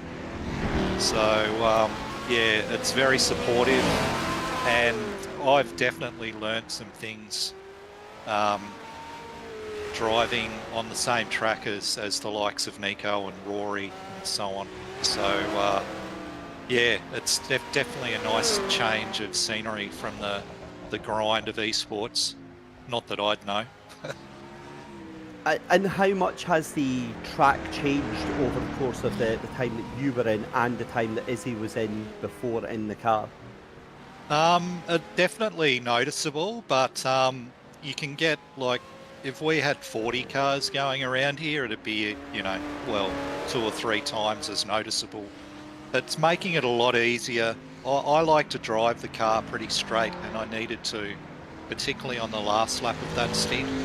Having the rubber there really facilitates that. So I think if I was trying to do, I definitely couldn't do the same pace on our practice server, which was green track, for example. So definitely made a difference. I don't know what the fastest lap is. Well, I just see on screen Robin's done 35. 35, or is that the fastest overall lap? That's it. That's the fastest lap overall. Oh, that's Oscari's lap, I gather then. Fastest lap was a 35.5 I have on my time in here. Amazing. So those guys were just dipping under 36 minutes in the practice server. So, you know, they're picking up a minute, which tells you all you need to know about the rubber situation. Yeah, for sure. Well, listen, Dan, thank you so much for coming in and having another chat, because this time we need to get a little bit of a disaster update for what on earth happened to one of our big teams there, the number 9 Acuri Atlantique Galapara, and we've got Jackson Robillard in to have a chat. Jackson, I mean, that car just looked like an absolute handful to control. Yeah, it was a disaster. We thought we were going to get a repair on that last stop, and then something happened. I think either we accidentally canceled it or something. We got the full duration for the repair, but when we came out of the pits, the car was still completely broken, and it was pretty much undrivable. Very slowly got it around to the straight, and then hit something. That's the end of the race for us, but it was a good run up until then. I was just about to focus on that, Jackson, because, I mean, we cannot overlook what an incredible run that was at the start of the race as well. You know, you were absolutely out front, out in charge, and doing really, really well. And it just seemed to kind of come away during that second stint. The time just wasn't there. But again, it looked like the pace was still worthy of that car. But either way, still a really, really good day at the races for you guys. Yeah, the first stint was very good. We got what I believe is still the fastest lap on track right now, the 35.35, and then you know, we put Liam in the car and he was doing just fine. Losing a bit of time to Ascari, but it wasn't. And he was doing just fine. Losing a bit of time to Ascari, but it wasn't really a problem. And Ascari is very fast as it is. We weren't too concerned, and then there was that little incident before the stop, and that was really what killed us. Now, obviously, I noticed that Liam has been, you know, really, really taking this one quite hardly in the driver chat. I'm sure this won't be the last time you guys are driving together. But, you know, how do you talk to your teammate after a day like this when, you know, things just haven't gone your way?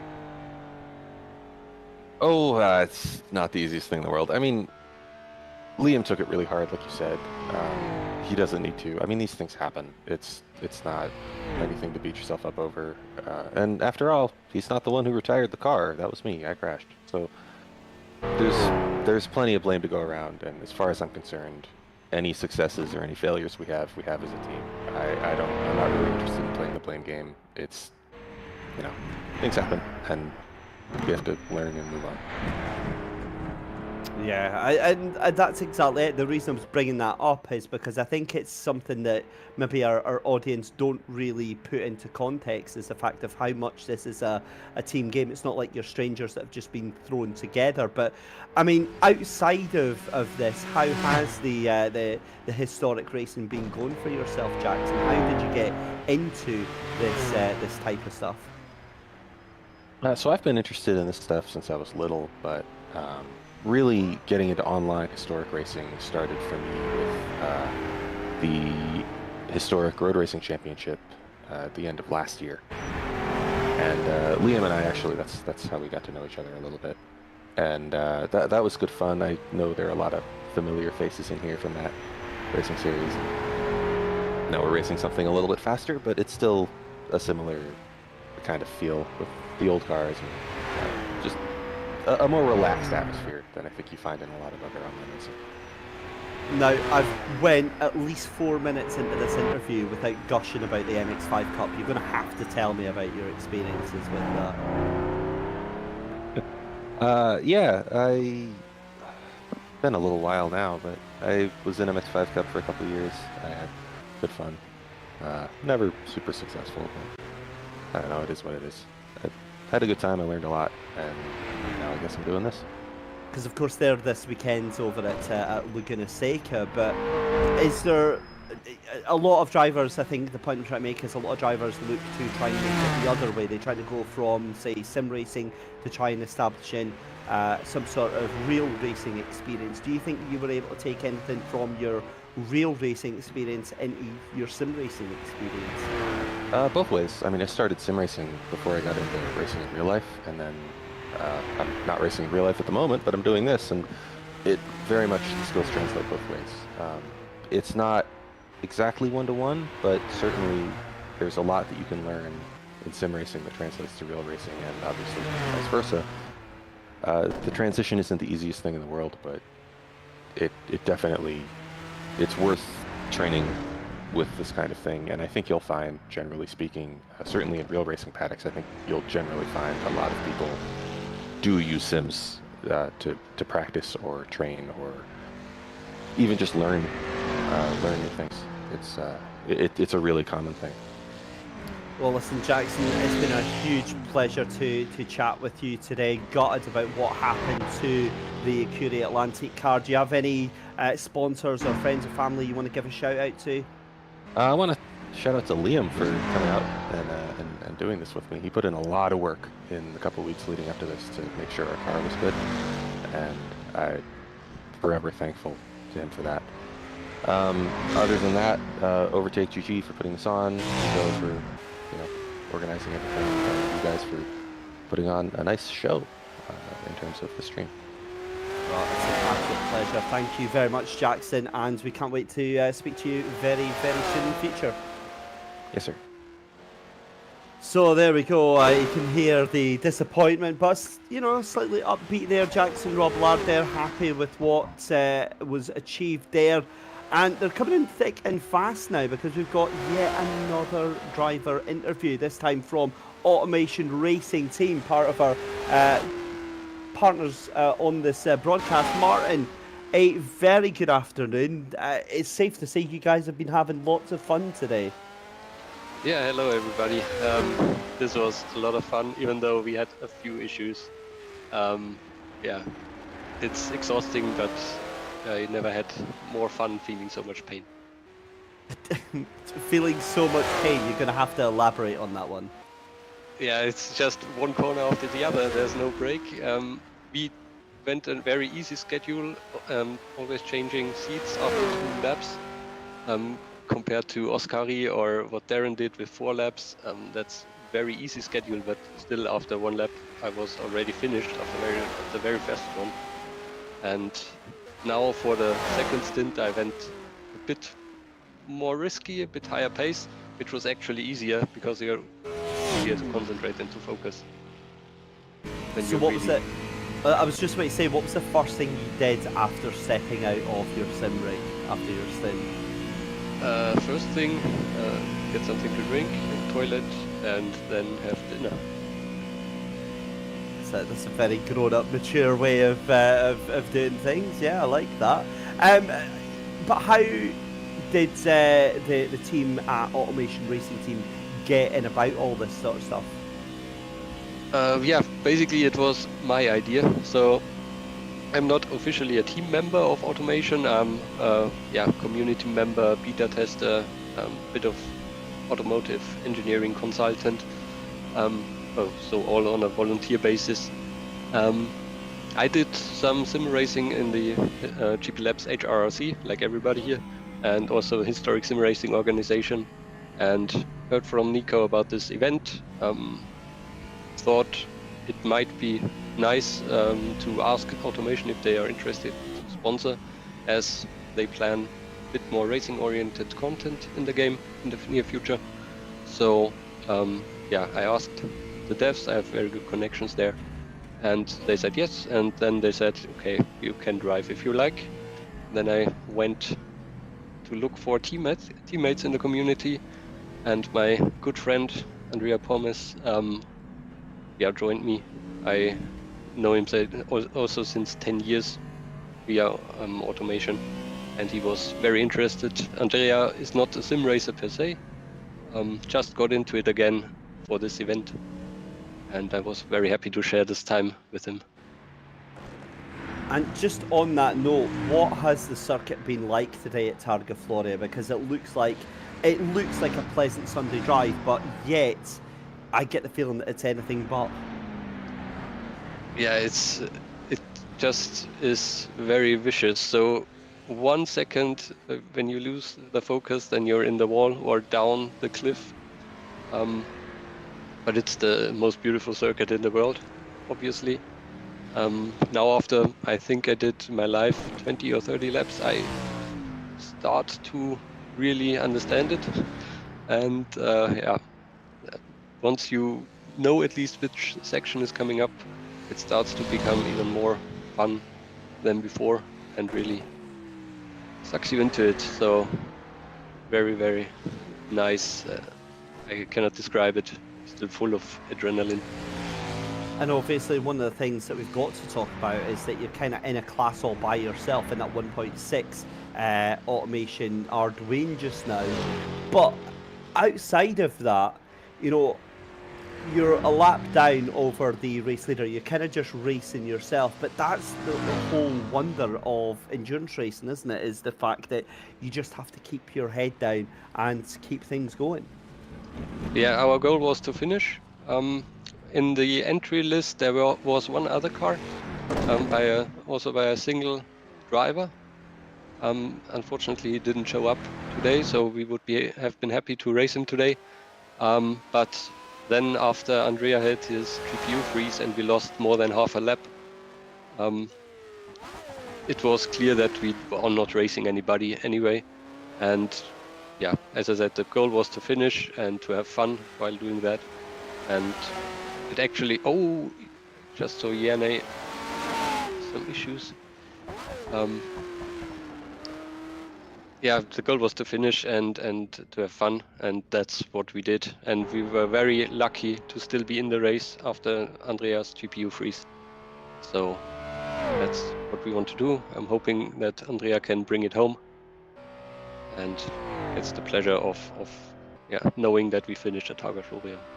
Awesome to hear. Well, listen, Martin Beyer, thank you so much for coming and joining us today and having a chat on behalf of Automation Racing Team. Best of luck for the finish, and hopefully we'll be speaking to you soon.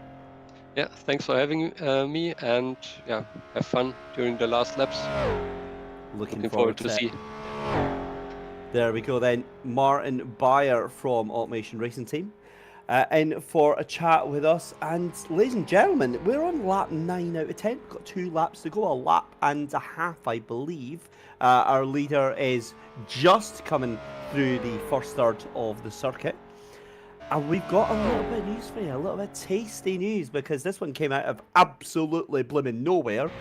Janusz Simončić did the fastest lap of the race, 35.24.3.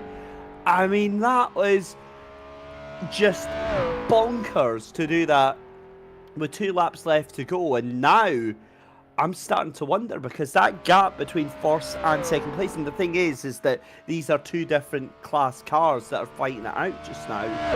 But yeah, I'm starting watching how this is going to unfold. Meanwhile, we have to say a hello to an old friend who we had on earlier on, because it is a very warm welcome back to Robert Heuschen from Automation. A very warm welcome back from Camshaft Software. Robert, how have you been enjoying the race so far? Oh, it has been quite stressful experience. You know what? When you watch normal racing in air quotes, like GT stuff, modern stuff, where everything is on rails, right? It looks like it is all so precise and down to like works of centimeters. Here, when you're watching this, it is a constant fight. And it is so enjoyable to watch in that. It's like everything can go wrong at any moment when you just look at these cars go around these corners, and there are plenty of them, not cars but corners. It all looks like, oh, he's going into the wall, right? No, he didn't. Okay, next one. Oh, no, he didn't. So it's fantastic. Yes, I'm very, very lucky escapes. And just quickly as an aside, an update for you watching at home, ladies and gentlemen, another DNF. Nico Hillebrand, unfortunately, having to retire the team stuff number 13 car. These posted in driver chat that is it for him. And yeah, got to see another car out, and we are down to 9 cars. But Robert, again, Automation Racing Team, we were just having a chat there to Martin, and great to see them not only winning their class at the moment, but flying the flag for you guys. Yeah, it is really good to see our well-known faces in the community basically present us here in this fantastic little event, and I couldn't ask for better 2 drivers to do that. Martin is a fantastic classical sim racing driver, and he would never dare say that himself, but he has been doing really well in past races, and even here. I mean, we were a little unlucky there with the let's say modern technical issue that our car had. We just had to pit stop for new GPU drivers or something, but yeah, it was fantastic to see that they came out of our little off-road adventure with just a slightly bent car. Just ever so slightly. On that note, obviously with you being so close and, you know, part of the team at Automation, it's a brilliant talking topic, because one of the key parts of Automation is designing your own car. And these cars here are so different to, as you said, the on-rails ones that we have today, the GT3, GT4s, where they maybe look a bit different, but they all operate pretty much the same way. Whereas with these, every single one of these cars has character, and it's all because of the design choices, all because of the way that they're manufactured here. From your point of view, from Automation, how much do you appreciate the workmanship and the engineering that goes into these cars? What I first and foremost appreciate is how they made so much with so little. They didn't have computer simulations back then. They didn't have they did have tons of experience building these cars, but it was mostly passion driven. And I mean, these teams were pretty small sometimes, like not works teams, but rather private teams. And it's amazing to see how much effort really went into this, and how much tuning and how much thought. And it is also from an engineering standpoint, it's fantastic to see how these little engines are producing and running so long and so reliable, unless you, of course, do some off-road adventures or you kiss some bollards. And we've seen plenty of bollard kissing earlier on today, but again, just on the topic of Automation, where can people pick up a copy of Automation if they are interested? Kind of a leading question, this one. Yeah, it's a very leading question. I thank you for that one. It is available on Steam, so if you can just search on Steam for Automation, it will pop up right there. Overwhelmingly positive and very positive reviews, so that is that is where we stand after all these years. Thank you for the plug there. One thing that I was observing that I wanted to bring up with you, and you've discussed it with previous guests on here, is just the track design, in air quotes, which is public road, of course, and the sometimes hilarious safety choices they have made. And it is so fun protecting 50 people with an Armco barrier or a concrete block. That's fine. Yes. It is so funny to see, and I'm currently designing 5 new racetracks for automation, like really in really solid detail with everything that goes into it. And just the amount of thought you have to put into making modern tracks is insane. It's like, okay, how does a car go off at this point? Like, how far does it deviate from the line? Where does the momentum carry? How long must the gravel bed be? Like, how many stacks of tires do you need? Where can an opening be to rescue that car? And like, you'd have to do that for every point and then link all the service roads so that everything makes sense. And this is so nice to see, just good old-fashioned racing, you know? Where it's, here you have a track, it is just roads, make the most of it, go. It's beautiful. It really is, and of course a lot of this stuff now outlawed because of safety reasons, and yet these exact same style of circuits you see motorbikes racing on every single year for the likes of the Isle of Man TT, and it's I would think that your chances in a car slightly more if you come off than if you're on a bike, but nonetheless, I mean, it's still, I think mods like this go to showcase just the passion and the love that go into restoring and keeping alive this type of memory here. Oh yes, it is. And what you really can see with everyone who's engaged with this specific type of racing is just their burning passion. Like, it is the thing in their life. Because otherwise you wouldn't be doing this. Like we heard from some of the drivers here, it is absolute torture, but it's so rewarding to pull it off in the end. And I think especially these tracks that they are racing here that are like true to natural roads that are around the countryside is just something so special that you don't get to see anywhere else anymore, unfortunately. But also for, well, sometimes good reasons, bollards. Absolutely. And I'm slightly distracted by Toby Johnson's tiny little car here. And it got me thinking to automation and the fact that you can kind of build any car in any shape that you want. And what I need to know is, can I build myself a turbocharged, I don't know if you're familiar with K cars at all. Oh, of course, Robert. yes. Yeah. A turbocharged K sports car. That's what I want. The question is how much horsepower you want. You can even in Sandbox at least you can fuel it with nitro. So have fun with that. Well, I you think can make yourself 100 horse. Yeah, sorry, on you go. You can probably. I think the limit is 660 cc, right? For a K car, that's the rules. Also, of course, you're limited to what is something like 30 or 40 horsepower, but you probably can get out a few hundred horsepower out of a turbocharged small engine like this. I'm not saying that it will last long in reality, but you probably can do that. And very soon we will also have sequential turbochargers and, of course, superchargers as well. I look forward to that. And listen, Robert, it wouldn't last long in my hands anyway, so I'd be straight into the nearest wall at 120 miles an hour. But that is the glorious way in which we do things. Listen, Robert Heuschen from Automation, thank you so much for coming and having another chat with us today. We hope you've really enjoyed the racing and done your proud as title sponsor today. Thank you very much for the excellent commentary, and you guys have fun. Cheers.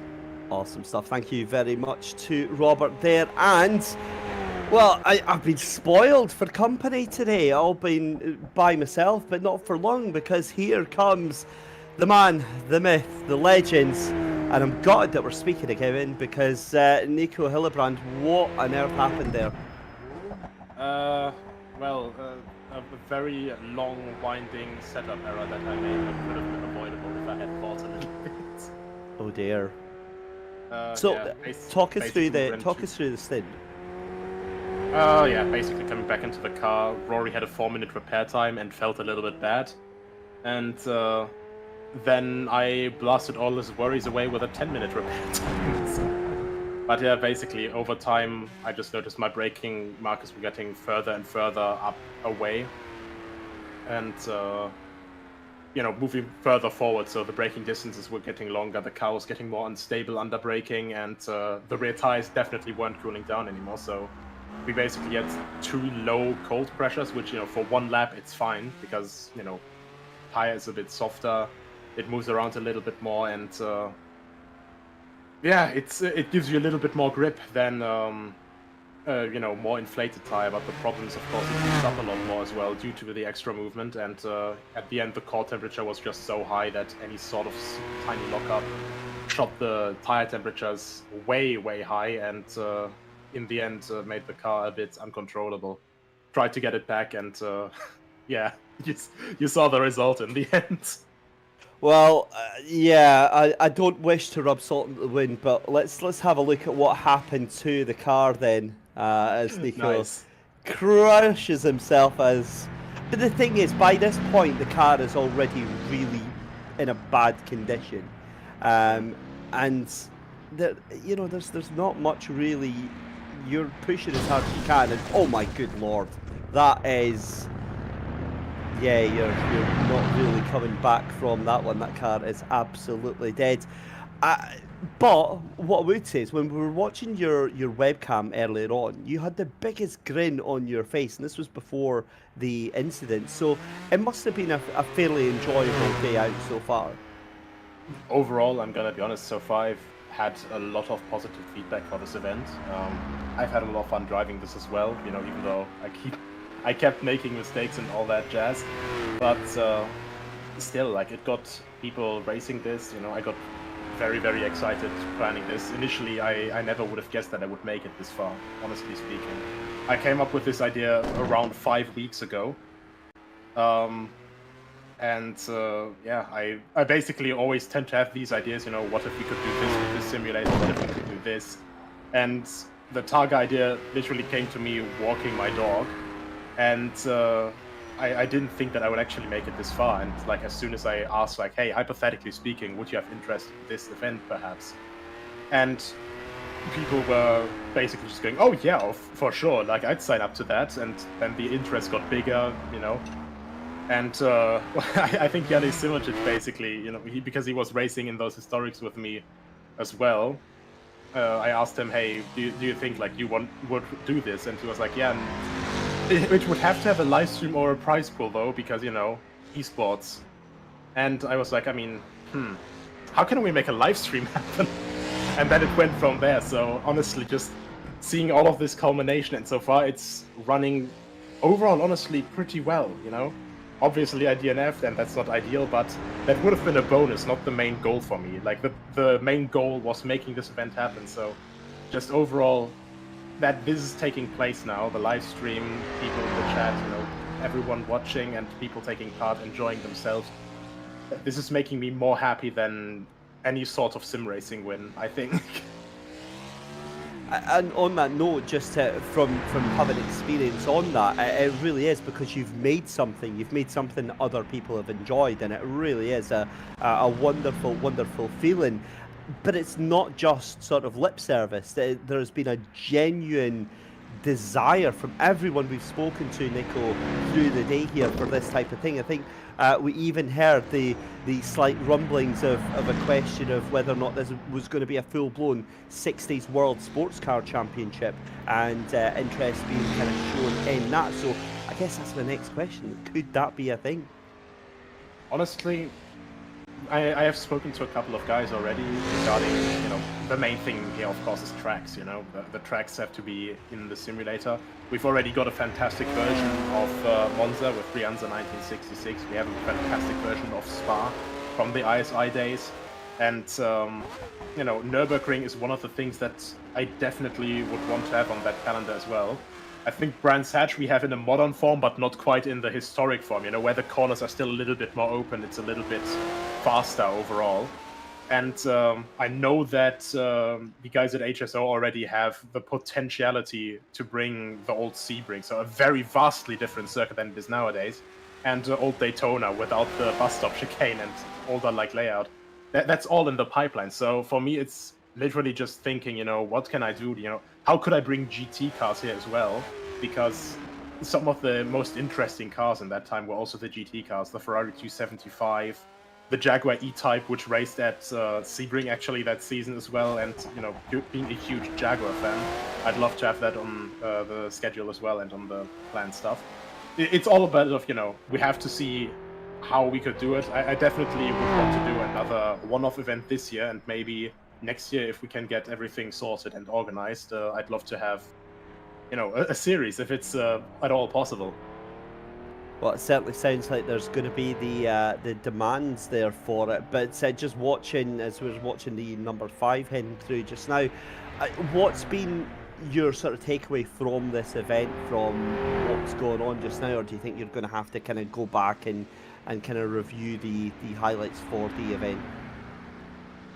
I mean, overall, I'd say, honestly, especially with the comparatively small preparation time that I did have in the end, again, 5 weeks for this sort of event, it's pretty short overall. Take into account that 2 weeks I basically spent only laying in bed because I had a car accident and couldn't go on the computer and plan anything. So overall time I got this all cleared up with all the people involved, with Overtake, with automation, with Victor, the guy who brought this track into rFactor 2 and basically kept making adjustments for us. He's the guy we have to thank as well, that the Chappelle can use the DRS function as well, because he had to completely change the code there. He made extra pit spots for us, an extra overhaul of the paddock. He made an overhaul of the entire grid, that it would be single file. And there's so many people that without whom this wouldn't have happened and wouldn't have been possible. So I think I really lucked out there that I just got so many supportive people, so many good friends that helped out, and that I just know the right amount of people here that all enjoy the same thing that I do. So I hope that we can just broaden our range, and yeah, overall I wouldn't say I would have to change a lot of stuff, except maybe not crash next time in the race.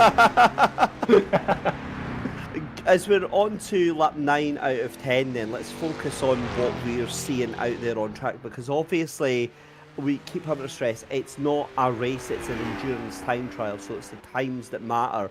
But this man that we're watching right here, Nico, Oskari Kantanen, has just been sensational. Solo driver for the entirety of the drive here, but he's just looked so flawless. And we heard him being called the Triple F earlier on, but he really is living up to his name right here. Cool, calm and collected, and seeming to do the job. Oskari is an absolutely stunning driver. I can't put it in any other words. This is the kind of thing that you would expect to see from a Lancia Stratos in the rallies series in the 70s. And this man is manhandling this this Galoppare around here again, barely touching the sidewalk.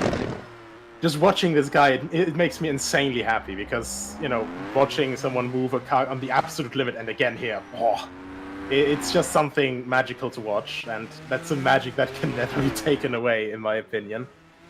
I was just about to say, he's obviously lighting up those rear tires, which means for me, I don't think he's done any tyre changes whatsoever, because the time has been dropping off massively to team next to Burst, who are behind him on there as well. Now, they would have went towards the end of the starting procedure, so it's not really going to matter too much in terms of finishing position.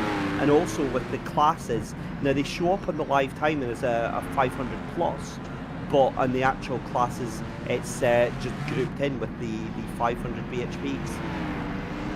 Yeah, of course.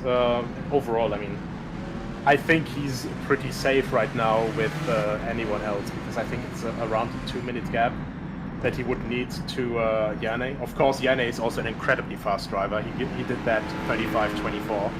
And, honestly, I kind of anticipated this to be the outcome already. with Yane and Oscari basically being the top two dogs around here and just going so incredibly, ridiculously fast, with such car control. It was the case already in HRC at Targa Florio, and it's just great to see these two just pushing on the limit here every single time. They certainly are, and I was just watching driver chat as well as Dan Andrews, who we had on having a chat with us earlier on. We can see Janusz Simicic here, 14 next week horse here, describing the car as like handling like an excited dog on a wet kitchen floor, presumably meaning that it's sliding all over the place and struggling for grip, but still another purple sector one. That car and that driver, again, he's been in it before, but we've not seen this pace from him yet. Yeah, that's the thing. I mean, Yane is one of these guys where you're thinking, wow, I mean, just look at that, how close to the outside wall there. And, this is one of these tracks, you have to think. Nowadays, when you go that close to the wall, you see it on an oval, for example, you're thinking, wow, that's incredible car control that they get that close.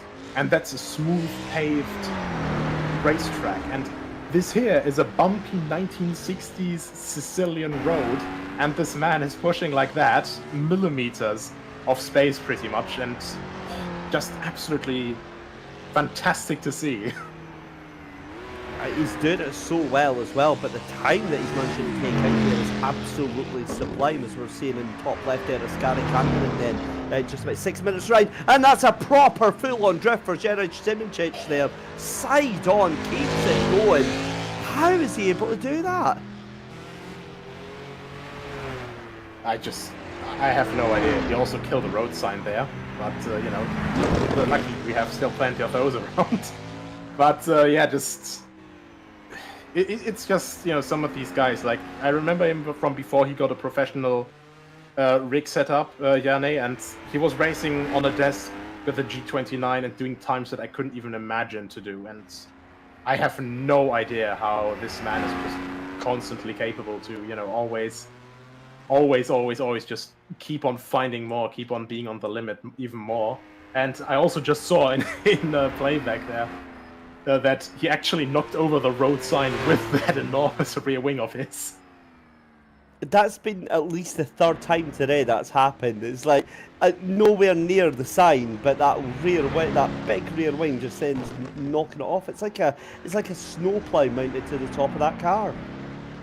Yeah, absolutely. And I mean, funnily enough, when you consider the Chaparral 2J later on, so a couple development steps further, I think basically at, what was it, a snowmobile engine?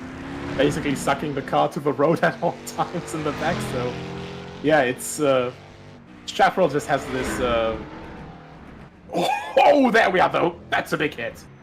That was a bit too much, I think. That was, that was launched. Somebody's poor patio window has just been absolutely annihilated there, and I don't think he's going to be able to keep on much further with that car. That was a huge hit into the rear right suspension, and if he's on an expensive direct drive wheel, that's going to be quite a painful experience. Absolutely, it's gonna be, and just what a hit! Like just a little bit too close on the left side wall as it closes in through that narrow, incredibly narrow chicane. And yeah, I mean, he was pushing hard for sure. You can still see a second sector time that's basically at that village. 15 seconds. 15 seconds up. I mean, now obviously that's not gonna like go over anymore. But what? How? Why? I'm watching him through this street section here. I wonder if he's still going to try for it. I think he's still going to push this car as fast as it possibly can go, because he's hustling it through the tight bits. He's going to open it up. He is still absolutely on this. So I'm very curious to see what sort of damage he's got on this car. But I think that Janusz Simicic is still absolutely pushing this car as hard as it can go. Yeah, absolutely. And just look how close he's getting to the wall still. I mean, that's what I was trying to do, because, the more your car goes sideways, the more you try to get close to the inside wall, so you just don't, you have a bit more time to slide and room to slide and try to catch the car in that slide.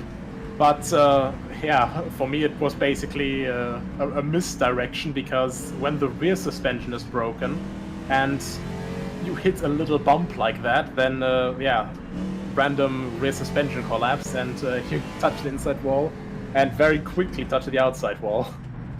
Well, that's what we saw from Acuri Atlantique.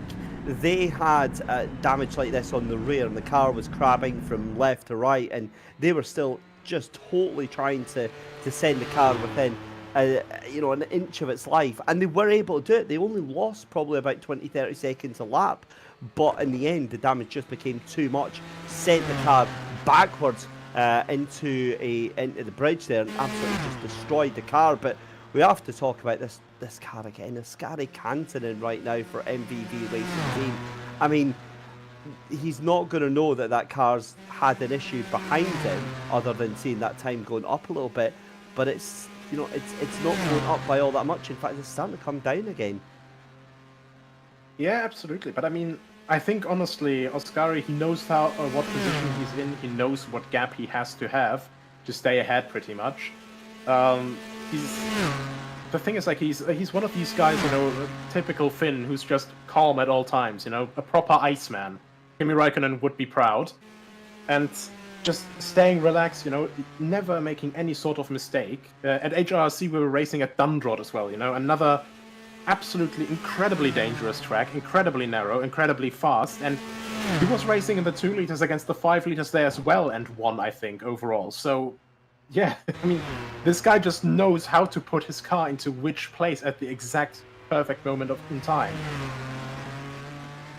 Well, he's going to have to keep doing that. Now, given that we're going to come up to the final lap here, do you think Ascari is possibly just going to ease off slightly more than he has done already? I know we'd spoken to some drivers who were saying that it's possible to ease off a little bit too much.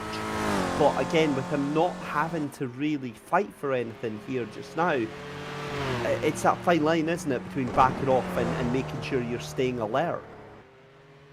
Yeah, that's definitely something that you really have to take into consideration, especially where to back off and how much, simply because with all these bumps, with all this uneven road, and the weight shifting in these cars from time to time, you have to really just be careful when you try to go slower. Like, when you go... You can enter a corner a little bit slower, of course, with lifting and all that stuff, but you can still slide slightly wide because the tires are a bit more worn than you think, and yeah. And that's just something that he knows how to do, you know. You always know the saying, you know, wrong place and wrong time, and then the typical answer is, well, what is the right place and the right time? And that's typically where Ascari Kantonen is putting his car at the moment. Just as an aside as well, Overtake GG up into P6 just now. It's been a mixed bag there. We spoke just a couple of moments ago to Luca Monroe, Darius Muller behind the wheel, and Rennie Butler was behind the wheel as well. I think, I mean, given the troubles that they've had, I think they should be happy, you would think, from taking 6th place. Absolutely. I mean, it's a very solid performance. I know that they overall started practicing rather late as well, because they had to look how their lineup was going to look and all that stuff. So, you know, everything considered, it's still a very solid performance as Ascari now starts the last lap. And yeah, they actually messaged me a couple of moments ago, this is still a 36-38. Come on, man, Jesus Christ. But it is, isn't it? It's a slow sim racer. I look at times like that and I'm like, how can you just do this? This is what I want to know. But I'm going to be honest. I honestly think Jeremy Simoncic here, he's still going to be on for a 35, sub 35-30. Just with the time that he is doing right now, he is not falling that far off the back of MVV Racing Team. And the time that he's putting in just now is just absolutely fantastic, as he's under a little bit of pressure here from, oh look, there's Overtake.gg. Possibly going to be getting overtaken here by Zernich. Yeah, that's going to be done and dusted there. That was into the cobblestone area. Oh no, he's done it again! No. Yeah. Oh no, that was, oh dear. I get the feeling there's maybe going to be a little bit of red mist descending on that Team Next View burst car here, Nico. Oh boy, I can't imagine that it's pleasant with that situation. It's just, Darius is definitely just, following his race. Like, he's exactly, like, doing what he's supposed to, just stay completely predictable. He stayed on his side as well. But Yannick just a little bit very desperate, obviously, to get past, to still be on a good run and all that. And the cobblestones are unforgiving. As Automation Team Racing go into the pit lane for what is likely to be the final time then, because obviously we're on the final lap just now, so that must be fuel that they're putting in unless they're fixing some sort of damage. But this is the question of what Janusz Simicic can do here. We're back on board with Izzy, Isidoro Jaraguay for Equipo, Bristol, Harris, Ferrio, Sur.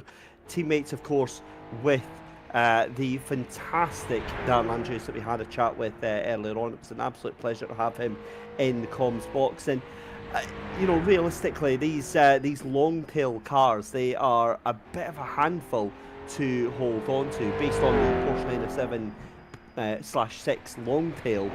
But this one seems to have been quite lively today and been getting them in a little bit of mischief here, Nico. Yeah, absolutely. I mean, I felt when I was testing these cars, this one was definitely one of the faster ones. After all, we have 3 Porsche cars here, the 60 CS, the 70 CL, and the 100 CS, which are basically, the homages to the Porsche 906 short tail, the 907 long tail, and the 910 short tail. And overall, while I felt the most comfortable in the 906, well, the 60 CS, that 70 CL is just such a rapid car, especially in the faster corners. They just have a perfect amount of grip to have that slight slip angle and just to move that car around properly. And if I have to pick someone to know how to move something with a slip angle around at very high speeds, it's literally just Isidoro. So. Yeah, he seems like the perfect man for the job. And again, a lot of great pairings here. We spoke to a lot of the drivers here, Nico, and all they're doing is, just very, very complimentary, very, very high of praise for their teammates and for the team around them. It's another part of this fantastic sort of atmosphere of historic sim racing that everyone is, and I said this in the driver chat as well, everyone's so supportive of each other even if they're not teammates. Yeah, like to a certain point, obviously this is still competitive, everyone wants to win, but this is sort of from the atmosphere, it's not like a boxing match, wanting to go at each other at all costs, wanting to win. This is more like, I don't know, a friendly bowling evening with the lads with a bit of drinking. Just with the spirit among each other, because, when someone throws a strike, that isn't you, so obviously he's going to win the game against you, You don't get mad, you basically cheer him on, high-five him, say that's a nice throw, and it's basically the same thing here, How can I say anything, about positive things about Yanni here with a completely broken car? Okay, now he's coming to the pits actually, which is honestly a very good decision. Well, he still did, believe it or not, a 35.47 that last lap round. Can you believe that, Nico? No, honestly not, but the facts don't lie. But that there's no Sector timing 3, bug or anything, yeah. That Sector 3 was still 32 seconds faster than Oskari Kantanen in front with a broken car. I don't get how that's even possible. There's just, nothing that I can say that will satisfy anyone in this situation. Like, it's just incredible overall. Oh yeah, that was short for a pit stop for him. Yeah, that was very short, but I'm also noticing that Overtake.gg, they were into the pits, I thought, already. So, oh no, that was Automation Racing Team that were into the pits. I wonder if there's maybe a little bit of damage that were caught on. I'm wondering if there was maybe a little bit of contact between Overtake and Team next to Borsman. Next to tried very aggressively to get past them. Now this is a team we haven't seen much of today, Team Big Wing, in that that fellow number 14 car, doing a fairly decent job of trying to hold on to position right now. This is Austin Birchfield in 7th place in that Chapel Auto XF. It is an iconic car, and it really just does stand out from the crowd, Nico, with that massive wing. I'm just noticing as well that he's also slightly toggling between the wing settings. So at the moment it's he's just toggling a little bit there. But still, just overall, it's a very difficult car to move at the limits. There's no question about that. It's the lightest car in the 5-liter plus class, and it's also one of the most powerful cars, as you would expect with a 7-liter big block engine. But it's also incredibly difficult. The 3 speeds has overall like really comparatively weird gear ratios, and just putting all of that power on the road. Any differential will struggle with that properly.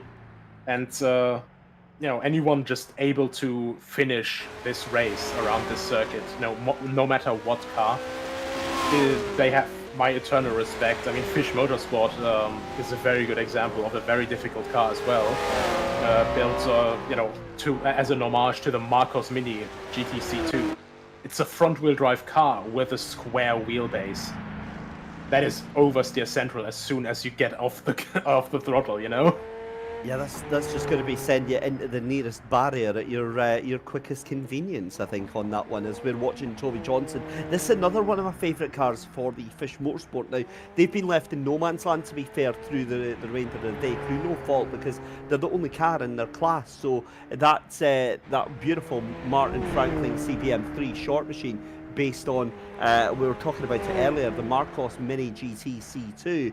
And for me, that is such a doody little compact sports car. It just sits there quietly doing its own little thing.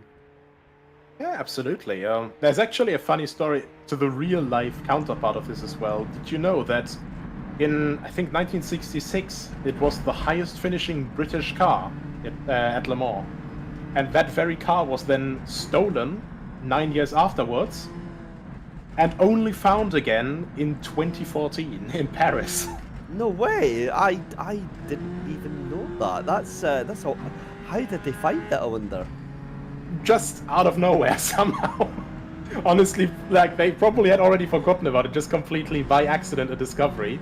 But yeah, it was I think stolen at an auction or something like that in 1975, and it was lost just for so long, and all of a sudden they were like, hey, hold on. I think I know this car. What a strange story that is. What a strange thing to come across. It's blame eBay for that one, but wild story, and great to see that it was recovered. But it does look like the sort of car that I would totally love to try and give a little bit of love to, as we cut back to Isidoro Jeriquai, Ford Equipo Bristol, Hermes Ferraro, Sur in that number 5 machine, currently in 4th position as well. We've got to remember the time calculations that we've got to go. In fact, you'll be able to give us a little bit of clarification on that one here, Nico, because in the info sheet we've got the time starts as 20-second gap, but I believe it was a 10-second gap on the start. So will that mean that it's that time's reflected in the finish of the race as well? Basically, Sprightly Tortoise, the Anton Hadley CBM Super that DNF'd as the first car so very tragically, as they got stuck on a divider wall. They started with a 10-second delay, basically to move out perfectly to the line. So, the starting position is the same, and same level of fairness for everyone. They had a 10-second delay, but everyone else basically has this interval of 20 seconds more. So basically... right, so it's 20 seconds after that. Right, okay, I've got you. Exactly. Yeah, that's my bad, Dad. Sorry about that. So, for example, the Fish Motorsport 3 short, that's going to be 30 seconds deducted from its overall time. Then 50 seconds from the automation team, then from Isidoro and Darren Andrews, it's going to be 1 minute and 10 seconds. Robin DeVos and Niklas Kirsten in the Ronik Rennsport Mare, actually. Sorry, not the Bosch. That's the one car that isn't the Bosch in the 2-liter class. That's 1 minute 30 from them. And yeah, the Overtake car will have 1 minute 50, and just so on and so on. Yeah, I get you. I'm just looking through the Fish Motorsport car and the likes of Team Next View Burst, so they're going to have what 4 minutes 50 taken off of their time. So that's a heck of a lot to take off, but then you've got to factor in MVV also getting 3 minutes and 30 seconds taken from their time as well. So as I understand it, I don't think there's going to be any positions changing because of that that time structure and on there. So we'll wait and see how that all pans out. But at the moment, it has just been a fantastic race. And the bit that's getting me the most, Nico, is I've got no idea where the blooming heck the past 6 hours have gone, because it feels like we were just getting ready to start the broadcast and it was still very, very bright outside.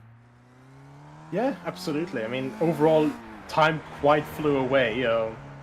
Basically, I DNF'd on lap 8 or lap 9? On lap 8? I think lap 8.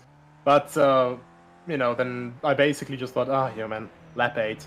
And then I realized, oh, wait, hold on, one lap is around 35 to 40 minutes here. So, yeah, quite a bit of time has gone by. Well, it's certainly been thoroughly enjoyable as we come down to the final stages of this beautiful race that we've had here, reviving the Targa Florio here for the Overtake Targa Sicilia Rinascita. A huge thank you to our commercial partners at Overtake, at Automation and symbolize for helping make this event happen. But we did speak about it earlier on, obviously. Nico, this is your love child, making this digital event happen.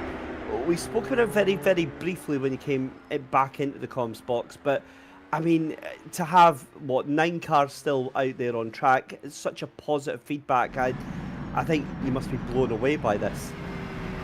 Hey, it's more than 50% of the grid. That's, honestly, like, a certain, years at the Targa Florio, of course, they also had some weather influence and stuff. As far as I could see, at certain times, not even 9 cars finished. So, that's an absolute win for me. And actually, to add onto the position changes, if Team Big Wing actually scurries along a little bit, I think even if they just keep position, they will actually overtake. I'm not sure you should be highlighting that one there, Nico. That's not going to go down very well at all. So again, they will be angry with me. I know, that's what I'm saying. I'm like, how do you deal with that one? The wrath of Rene, but. I'm sure he's a nice guy. I'm sure he'll be all happy with that one. But again, Overtake being behind an event like this as well, and they're quite a formidable name in the sim racing culture and the sim racing community now, and obviously Rennie involved with some of the other teammates here as well. It's great to see getting such fantastic sponsorship and fantastic backing behind events like this. Yeah, of course, and Overtake has been just created. I don't even remember how long ago it was created, but incredibly quickly rose to very, very large quantity crowd, basically, because it's just a pure sim racing platform, pure sim racing and esports platform, which is there to promote what's happening in the sim racing world, which is just perfect, and when I knew that Rene was working there as well, it's one of the lead people, I had to ask him, I wanted to see if there was maybe some interest from other than just that HSO group of people and CMH group of people, for historic racing, and the interest was definitely there, and I'm quite happy with everything that's come along so far. Yeah, it looks like it's been a fantastic partnership, and just watching how this is going now, we're watching Oscar Canton on the final lap of this endurance time trial here, coming up to the halfway point. So by my reckoning, and I have had a crash course in learning the geography of the Targa Florio area, I believe that we are working our way down to Calta Vulturo, down at the bottom of this loop of the circuit. Of course, this is only going to be halfway down the full circuit, because the full circuit goes all the way down to Castellana Sicula, but obviously we only go down to Caltagirone here, and then on the run up to Cerda as well, and then after Cerda you've got that glorious long straight where they can really just put the foot down and get on with it here. But the one thing that's blown me away about this mod here, Nico, is the attention to detail that's really gone in, not just with the trackside elements, not just with the track itself. And again, you said right at the start that when this mod was being developed, this is before laser scanning was a thing. It was simple shapes, it was simple geometry, but the aesthetic that comes across with this, it just properly makes you feel like you're in the, you know, Italian countryside in the 50s or 60s. The thing is, like, it has this real retro charm. You see that it's dated, you see that it's an older track, but still the attention to detail is just so much that it sort of gives off the same impression as when you see a well-built miniature railway, you know? You know that it's not like the real thing or photorealistic or God knows what, you know, as with some of the other sims nowadays with incredible graphics and all that, and where they go, oh, you know, I can't believe it's not a real photo and all that. But here it's really, you know, it's not about just the looks, it's about how it drives, it's about how the experience is. And I think this combination of cars and track just really bring that home properly. I was just thinking about what you said there about it being more about the experience and about how much fun you can have on it. And I think to back that up, you just have to look at Assetto Corsa and the resurgence that's had with the likes of the SRP, the Japanese city streets, the open world maps that are on there, the rallying that's on there as well. People doing like they do with rFactor 2, and I think this is why these platforms are so popular, is the fact that people can just make them their own. Yeah, I mean, the modding aspect is definitely something that always helps give an enormous boost. And that's, I think, the start of that we're also seeing with Automobilista 2 right now. You know, for a very long time, with the Madness engine, everything was locked behind lock and key for Project Cars and everything. And now, as Razer basically opened up the floodgates and made stuff public, you know, allowing people to properly, you know, explore everything and mod new cars in, mod tracks in, and all that. And I think that's going to definitely see an increase in, you know, just everything, in usage, in modding and everything, as soon as people properly figure out how to get everything sorted in that. Just watching Toby Johnson for Fish Motorsport coming through the tail end of another lap here. I believe this is Cerda that he is making his way around just now through the cobbled streets. Yep, it certainly is. Beautiful, beautiful little town by the sea. And then on to the accelerator. And, well, making slightly a bit of a meal out of that one. And going to be going on to that long straight. Meanwhile, a race leader for MVV Racing Team, Oskari Kantanen, coming up to the halfway point of the circuit and still being chased down by David Muracik.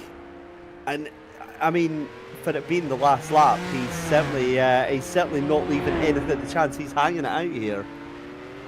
Yeah, absolutely. I mean, also just that slide immediately as his camera got switched on there, that killer slide just out of nowhere. Still to some degree pushing, but I think his tires have seen better days for sure, so he's pretty much, I think he's nursing it home to some degree, but of course, like, he's here to have fun. I think he will love racing as much as everyone else here, and even if it's not the best thing to do to your tires, even if it's not the fastest way to take a corner and all that, there is just something about, you know, a V12 engine sports car just power sliding out of a corner that just makes you grin when you're driving it, or even when you're standing close by. Well, we said that earlier, it just makes you feel like a legend when you're just hanging the tail end out of the car. And as you said, it's not the fastest way around, but it just, and that's the other thing on rFactor 2, I think, as well. And I am, as I said earlier, I am the world's biggest critic for rFactor 2, but when it works like this, it just is absolutely unmatched. The feeling you get, the road, the grip of the car, the inertia, when everything comes together, it just feels sublime. And at the same time, as exciting and as enjoyable as that is, I'd imagine, Nico, for you and your teammate and for all the drivers out here, and especially our race leader here, it makes it even more exhausting because you're having to put in that concentration for the entirety of the 6 hours. Yeah, absolutely. But I definitely agree also with your take with RF2. You know, like it can be a bit of a pain to work with, quite a bit of a pain, and you know, certain parts are not ironed out properly, and you know, you wish stuff was easier. But when it works, it's unlike anything else, and that's exactly, you know, why I wanted to have this sort of event on here. Of course, we have the now LiDAR scanned Targa Florio on Assetto Corsa, with all the mods on there, with all the like stock content on there already. They have the Ford GT already there, the Ferrari 330, the Porsche 908. You know, they have all of that on there already, and with mods you can add even more cars. But honestly speaking, just for this entire feel, you know, for this level of feedback, which you just, no matter what mods you install, you can't have that feel with Assetto Corsa. It was important to me that this would be on rFactor 2, and I don't regret a single thing about that, because this is just the perfect sim for historic content. Yeah, especially on cars and content where it's, you know, the real centerpiece is how these cars are different to everything else that's out there.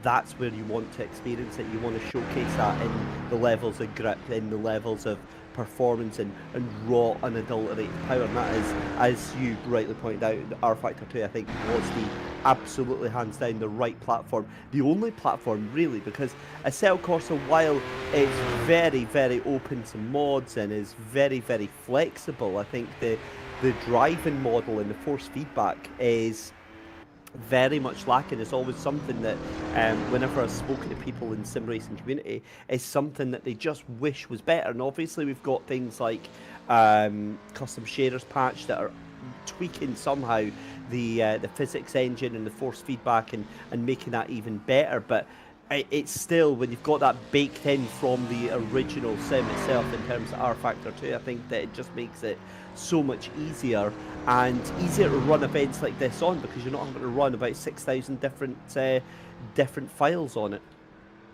Yeah, absolutely, and just overall, comparatively with the amount of mods you have to install, for example, I think with rFactor 2 you just have an easier time because it's the workshop.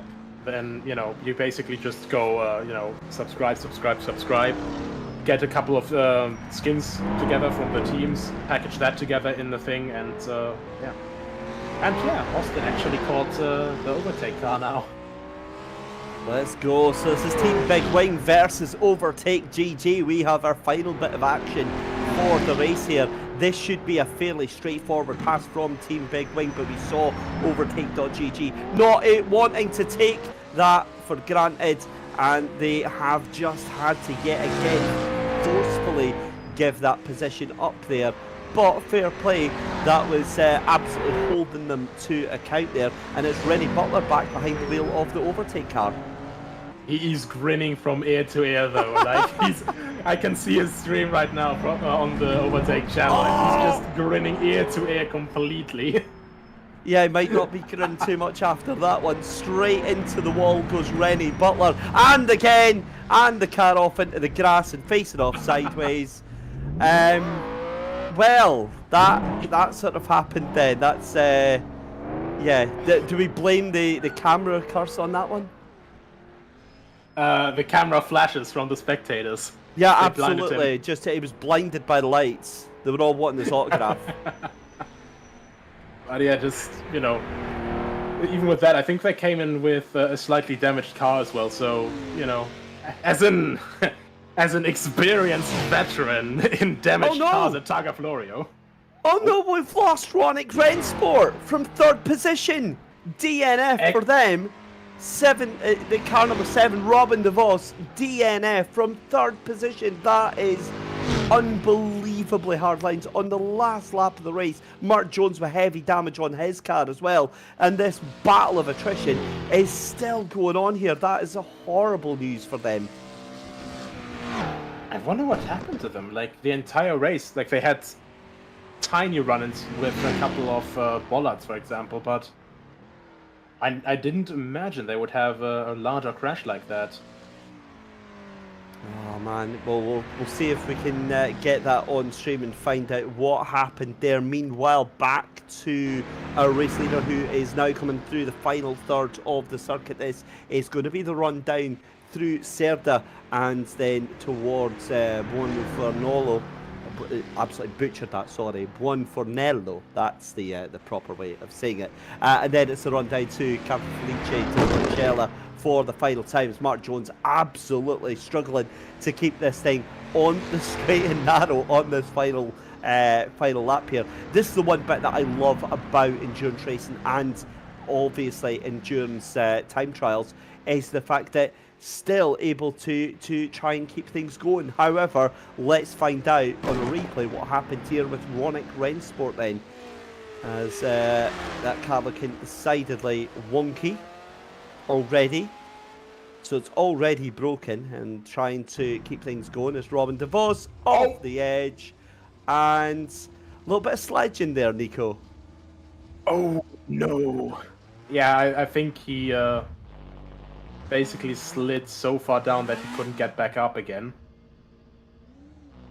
And yeah, that is. You hate to see it.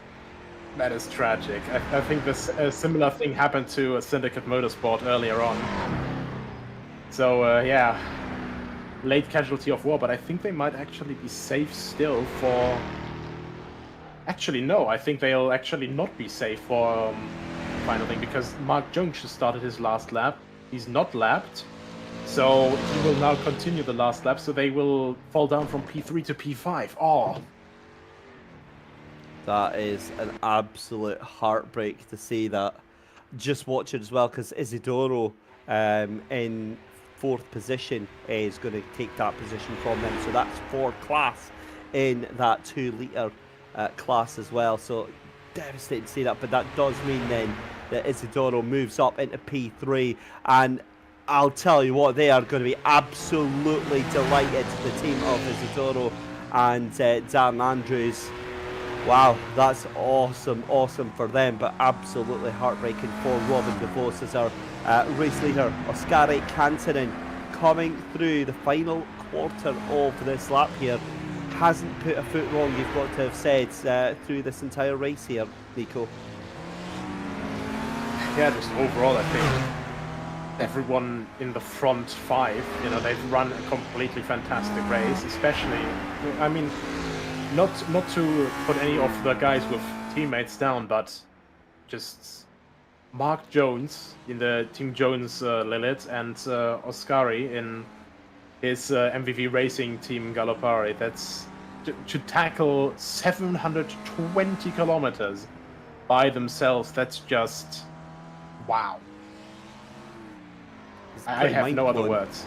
Yeah, I have no other words. Pretty mind-blowing to think that, as we see David Miracek there taking the scenic route across the corner. I think starting to struggle a little bit with traction on that car. That's the second time we've seen a little bit of a mistake there from that Team Next View burst machine coming through the final half of the circuit here. But Oskari Kantanen, you can see in the top left of the picture, making his way through the final half of the circuit, doing a grand job of doing this, looking very comfortable, looking very cool, calm and collected. He doesn't really have anybody that is kind of going to push this to the limit for him just now, and he is going to be a very, very happy chap. And again, with what you experienced, Nico, what I'm trying to get my head around is that it must have been difficult enough for you, obviously sharing that car with Rory and doing your stint, but for Oskari doing all 6 hours by himself here, that is just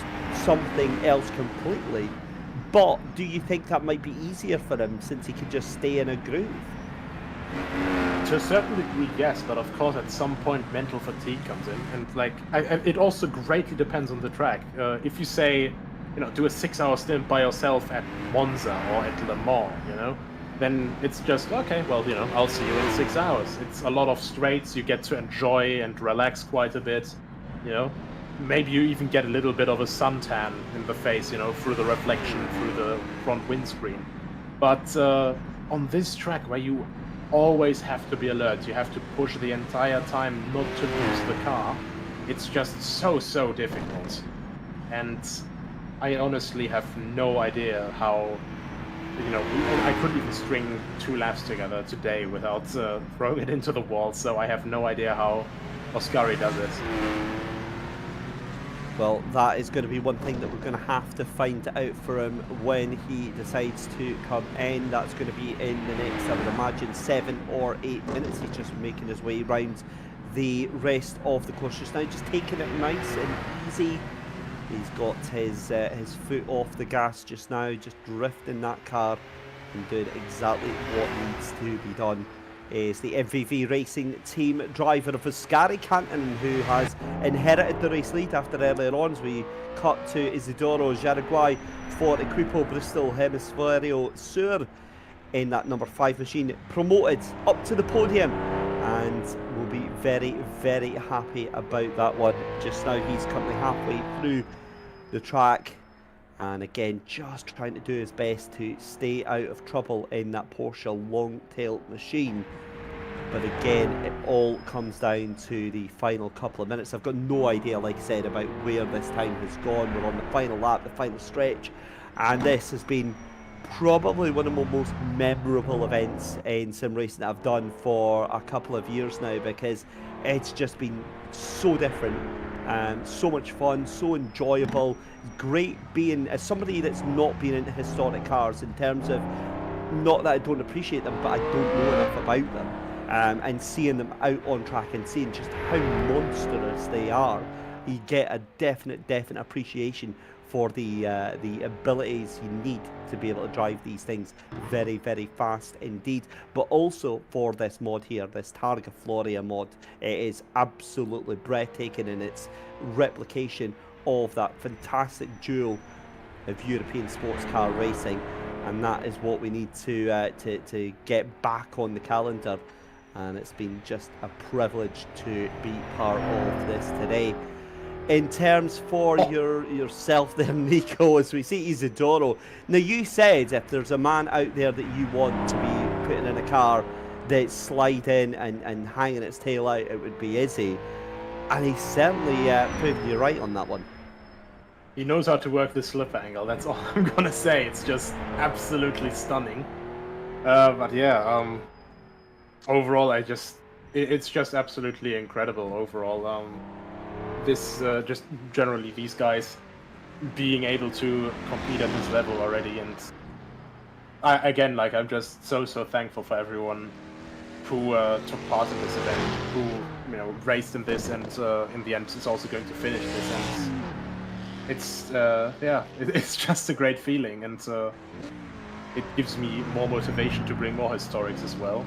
I'm just hoping we can somehow get some GT cars sorted, because then I'd honestly like to stay in Italy for the next event, but probably move further up north to a certain park north of Milan. Well, on that note, I mean, just give our viewers at home, as we're watching just through the final couple of sections here for Oscar Canton, and the effort that it took from yourself here, Nico, to wait a minute, is that car crabbing? He is crabbing. Wow, that is a lot of damage on the back end, that rear left of that car there. Very unusual. The amount of work that it's taken by yourself here, Nico, to organise something like this. No, the work is technically not over yet. We will have to look if there's any sort of reports or anything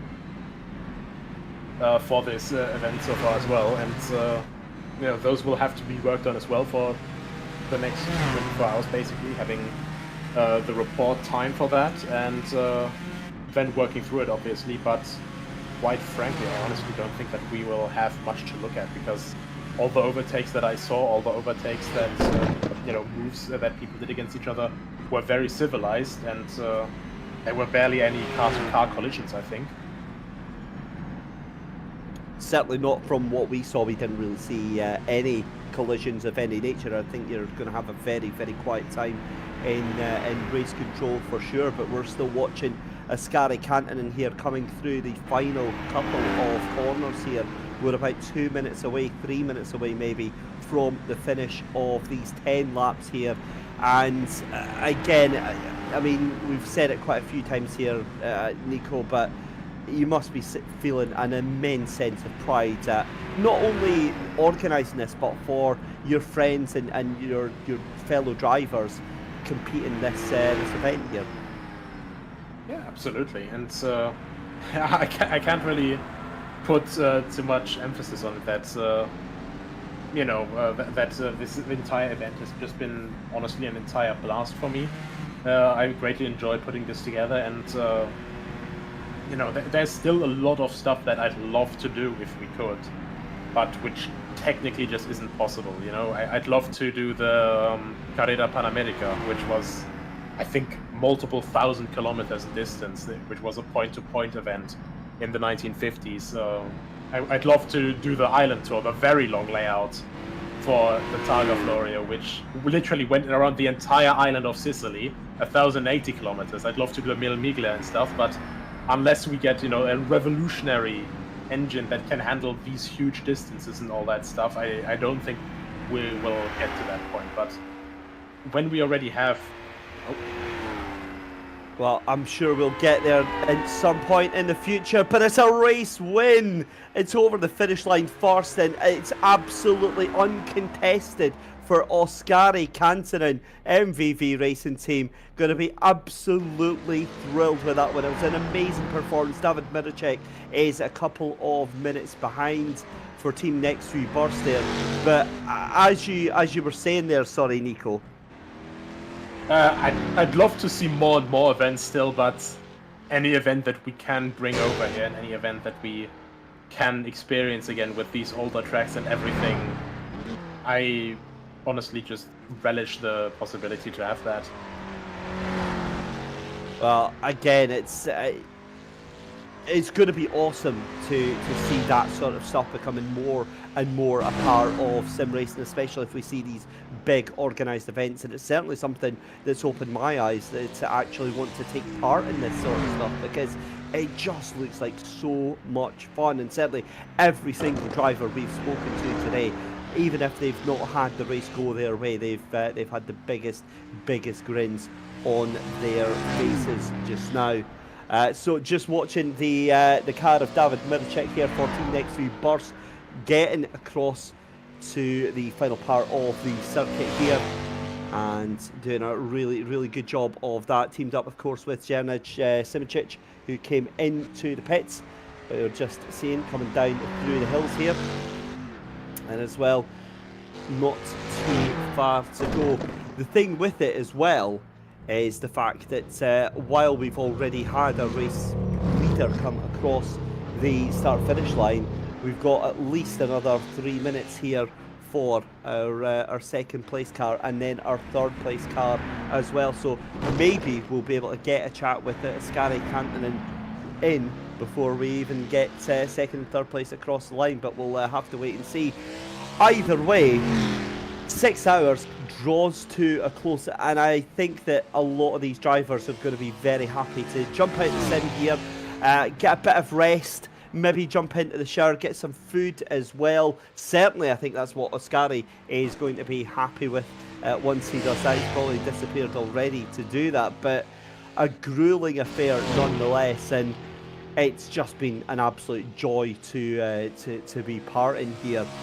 For all of the other teams outside of the top three here, Nico, I think they can most definitely hold their heads high. They've had a brilliant day of the races, and just to finish this race is a hell of an achievement as well, isn't it? Honestly, just being able to finish this is absolutely incredible. And that is Team Big Wing. That is that is a slide down from the hill, but I think he has already experience from that from HSO. Poking a little bit fun. I feel bad now. Oh my lord! So Team Big Wing safe in that that 6th position there, but David Maricek here for Team Next Wee Burst coming into the next bit. Oh no, Automation Racing Team, we didn't want to see that. Andrea Pomez is into the what looks like a family of about 15 people there, so we'll have to get the ambulance out there to go and sort that one. They're still upright, so I'm sure they're absolutely fine. Can't say so much about the car there, but David Miracek here going to be coming across the final couple of corners here. Oh my dearie me. Well, we wanted a dramatic finish. I think we've definitely got it. Let's see if we've got any replays queued up for what on earth happened there, because that was a very wild moment there as David comes through the left-hander. Power slides that thing through the right-hander, and then has about a minute left to go on this 6-hour endurance time trial event here. So yeah, just getting confirmation in my ear that the cardboard cutout family are absolutely fine, but the car is pretty much wrecked. So it's safe to say it's been a difficult day out of the races for Automation Racing Team here, Nico. Absolutely. They had, I think, the biggest technical issues on just overall out of the grids, and I think honestly, I think I know what happened there, because it looked like the beginning of the Buonformello straight. Take the corner a little bit too quickly, and you will clip one of those outside bollards, and then there's a very nice and large and luscious concrete brick that basically shows you how far along the track you've gotten, and I think he might have hit that with the rear end, and then backed into the the family of 15. It's fine. Who needs spinal vertebrae anyway? As David Miracek there punts it out the corner there, lights up the tires, wiggles one way, then another, coming through into the final town section to finish off this race here, sliding about from side to side. He is very happy. That's what this says here, showboating it round the penultimate corner. Second place for Team Next Wee Burst. David Miracek crosses the line. It's going to be a while before we get the number 5 Caravizzi over the line, so let's bring in our fastest driver, a race winner, Oskari Kantanen. Oskari, congratulations. That was a hell of a race there, and that was you made it look so straightforward. Thank you. I'm just having a snack, sorry. Don't blame you, buddy. You tuck in while you're chatting away. I hope it's a lovely pot noodle. But listen, I mean, what can you say about that race though? Because you were held to account from Écurie Atlantique for the majority of it, and then they obviously wiped themselves out, and then you were kind of left to do your own thing. Yeah, I'm surprised. I made so many mistakes. I hit the wall on every lap. Or at least about every lap, and I'm so tired. Every place hurts. My shoulders are on fire, and I don't know. I'm so hungry and tired. Well, we'll keep the post-race interview as short as we can. But I mean, as a consummate professional, the first question I'm asking is, what are you eating right now? But other than the race at hand, I mean, is there anything different you could have done for that? Because it did look like you just absolutely dominated that race. Yeah, it's a shame what happened to Écurie Atlantique. It would have been a really close fight otherwise. I was really pushing in the middle stint to try to make some gap, because I was sure that Jackson's coming back, and he was maybe 20 seconds faster than me by lap. So it would have been really close, I think. And just finally, if we can get a virtual World Sports Car Championship, is that something that you fancy getting yourself involved with? Oh yeah, sure. If it's about at this time, if it's on the weekends, I can do it. It would be fun. That would be the idea. But I would absolutely not do it solo again, ever again. I mean, Nico, your teammate was supposed to be Jake, so. Yeah. Yeah, unfortunately he couldn't make it, but yeah. Dude, massive respect. I mean, already had massive respect for you with your drive at Dundrod and the Targa in HRC, but Man. Absolute Thank you madman. so much. Fantastic. Thank you so much. Awesome stuff. Well, listen, thank you so much for coming and having a quick chat with us. We won't keep you too much longer, Scary. We'll let you off back to your snacks. Congratulations on the race win and for, quite honestly, a bloody enjoyable broadcast. That was awesome to watch. Have a great weekend and enjoy your win. Cheers. So there we go. I mean, Nico, he sounded quite in pain after that one. His shoulders obviously absolutely blitzed from that. But again, that is something that we kind of touched on through the race. A lot of these drivers have expensive direct drive powerful setups, and these cars are very, very difficult to deal with that as 3 wheels on the number 3 car. However, he's allowed to carry on because he listened to the briefing. He's paid allowed attention. Yes, I knew this would happen. You realise we're going to come back to the broadcast 2 hours later and that car's still going to be trying to finish? I mean, oh no! No! I thought he was going to go down the hill there. Yeah, this is the entrance to the paddock. They're basically already. Oh, they're here. there already. Yeah. Yeah. Oh, that's fine then. Well, Andrea Pomes They then win the for 3-wheel automation. class. They've won the tricycle class here. It's whether or not they can actually get the car turned around. Oh, just very close. That is going to be the big question here, as Isidoro Jeriquai here for the number 5 team, making his way towards the final couple of corners. Just about a minute left to go here, and a little bit of lap traffic there. Is that the Overtake GG car? Yeah, that's his fellow Porsche. Oh, that's the number 8, not wanting to give that position, but it does so eventually. Great sportsmanship. And Andrea Pomes comes round the corner. He's done it. He's across the line, finished the race. And I think it's safe to say he'll be very, very happy with this one. But Isidoro Jeriquai then coming through, just a minute left to go before he crosses the line here, and we get to breathe a big sigh of relief here in the commentary tower. It's been a long afternoon, but my goodness me, has it been very, very enjoyable to be part of this wonderful, wonderful event. Please God, don't lose it right now, Isidoro. Thankfully, just being a bit flamboyant and hanging that tail end out as you do. Down a couple of corners, and then it'll be up the hill through the left and the right, and then the left again to cross the line. But again, a spirited effort here, I think, from the number 5, Darren Andrews, after the earlier issues that they had with the car with Isidoro and Darren behind the wheel. They would never have believed that it was going to be 3rd place for them, and it's a probably well-deserved effort after that recovery drive.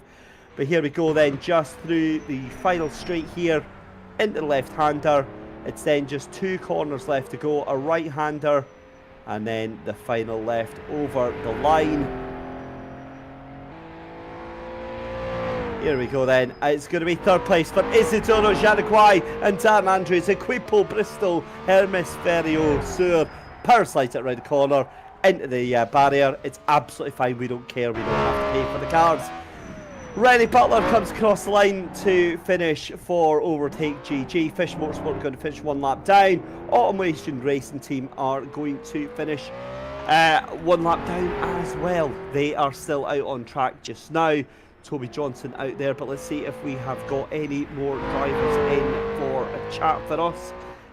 We don't, we're just waiting to see there. But yeah, awesome race there, Nico, and I think everyone's going to be leaving with a big, happy smile tonight. Yeah, in the end, there's nothing really I can say. All I can say, in all honesty, is thank you for everyone who made this possible. Thank you to Overtake, to Automation, and to Simple Race, of course, for this fantastic possibility to have this as broadcasted as well. Thank you so much to HSO and to the Classic Motorsport Hub to, provide the servers for this and do an excellent job with that and support the event as well. And yeah, thank you to the Targa team for making this absolutely incredible track, and to S Victor for bringing it over. to Wuchu and his physics guys, Mantas and Yuka, who made an absolutely phenomenal and spectacular mod. And yeah, just I'm just sort of like my brain is blank. The race went through with overall, honestly, without a hitch, and this is all I wanted for. I'm literally just completely happy right now. Wow, it's been awesome to hear. We've got one more interview that we have got to do. We've got Chris from Camshaft Software coming in to have a quick chat with us just now. Chris from Camshaft, good evening. Thank you for getting in with us, and apologies you had to be stuck at what you were doing for the entirety of the day there, but you joined us at the best time. You're obviously the community manager over at Automation. Did you get to catch any of the race at all? I caught bits and pieces of the race, and I caught the very dramatic finish just now of our car coming across the line with 3 wheels on the wagon, so that was pretty awesome. Good for them for sticking it out and making it to the end. And big congratulations to the winner. That was actually a pretty convincing win for the winner. Spectacular. Now, how much abuse are you going to be giving the Automation Racing team for that finish of Andrea and Martin, or are they getting big hugs all round? It'll be a little bit of both, I think.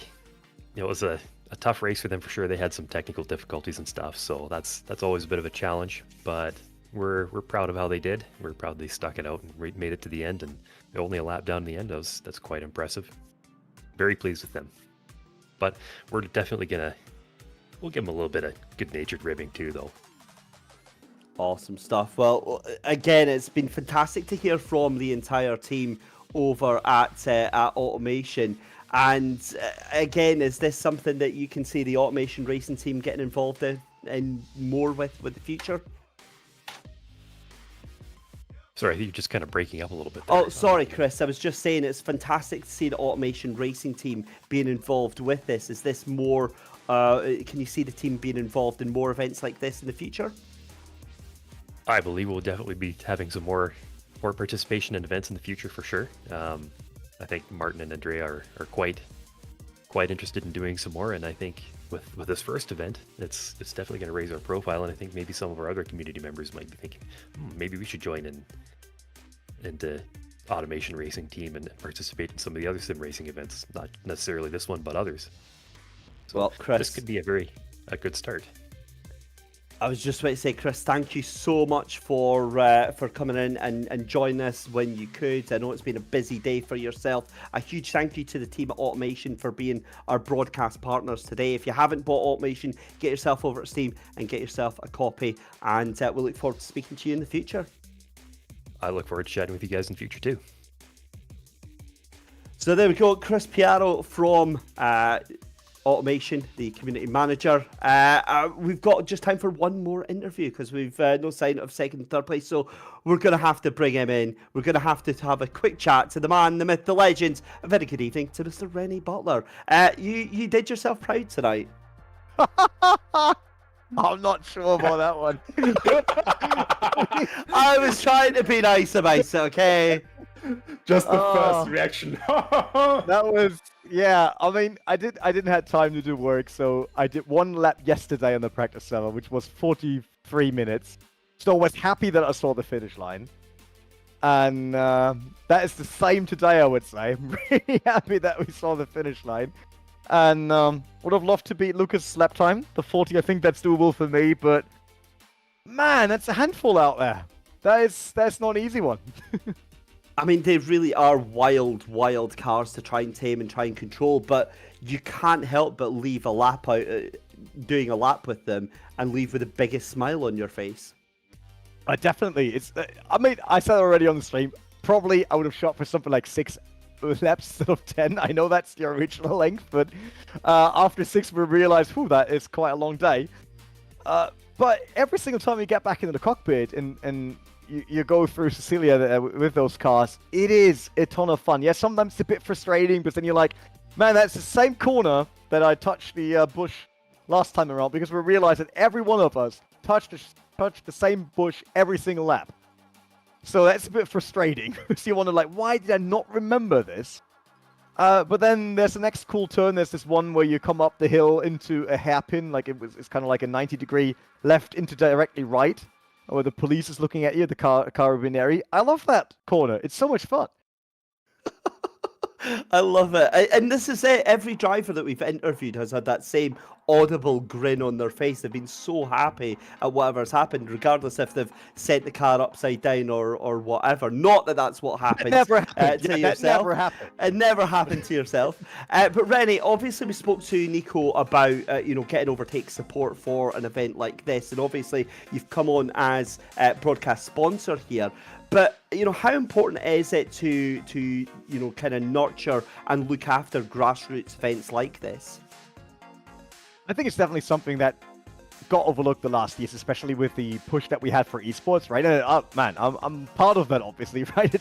Some of these events and worked, and I get it, but sim racing is not just esports. It's not just the site. I mean, we saw it today. Jenny Simoncic and Ronchik, obviously super fast drivers, but they're not the only ones racing out there, and they're not the only ones having fun, right? So I think now that we had this big rush to esports and having stars from motorsport come in and race with us during the pandemic and stuff like that, I did the real race. That was a series I did when I was still working at rFactor 2. That's all cool and all of that, but hey, there's still basically 90% of the community that just want to race, just wants to have fun, that wants to see cool events and enjoy their time, no matter if it's about immersion, if it's about competition on their level, or just good time hanging out with friends. So I'm more than happy that Nico brought the idea to us, and I'm super happy that we were able to support it and make it happen, and we definitely plan on doing the same in the future if we can, because it's about the broader community. It's not just esports, and we want to be the enabler for that, definitely, but we also want to take part, right? That's why this event was cool, because we could just say, hey, we sign up with one of our editors, a video cutter, and the guy that tries to keep everything under control at Overtake, kinda, and just race, because we're the same. We're just part of the community, and we want to enjoy racing. Well, it's been an absolute pleasure to have you on this race this evening, Rennie. It's been so much fun watching the team and also having the support of Overtake here through the event. Thank you very much for joining us in the comms box for a post-race interview. Cannot wait to be chatting with you again soon. But unfortunately, that is us out of time. So we will speak to you again in the near future, Rennie Butler. Yeah, thanks for having me, and thanks for all the work you put in for this. Well, there we go. That is us, ladies and gentlemen. All I've got left to say is a huge thank you to Nico Hillebrand, joining me in the commentary box at various points throughout the day, even though he's put a spear in his own racing career, in the historical racing career, we shall see, for today. A huge thank you to Daniel Costello behind the scenes from Sim Sport Solutions. A huge thank you to all of our commercial partners, to Overtake.gg, to Simply Race, and of course to Automation as well. My name has been David Christie. I've been with you for the entirety of the 6 hours, and I have loved every damn minute. Until we see each other again, have a wonderful weekend, look after yourself, and we will see you very soon.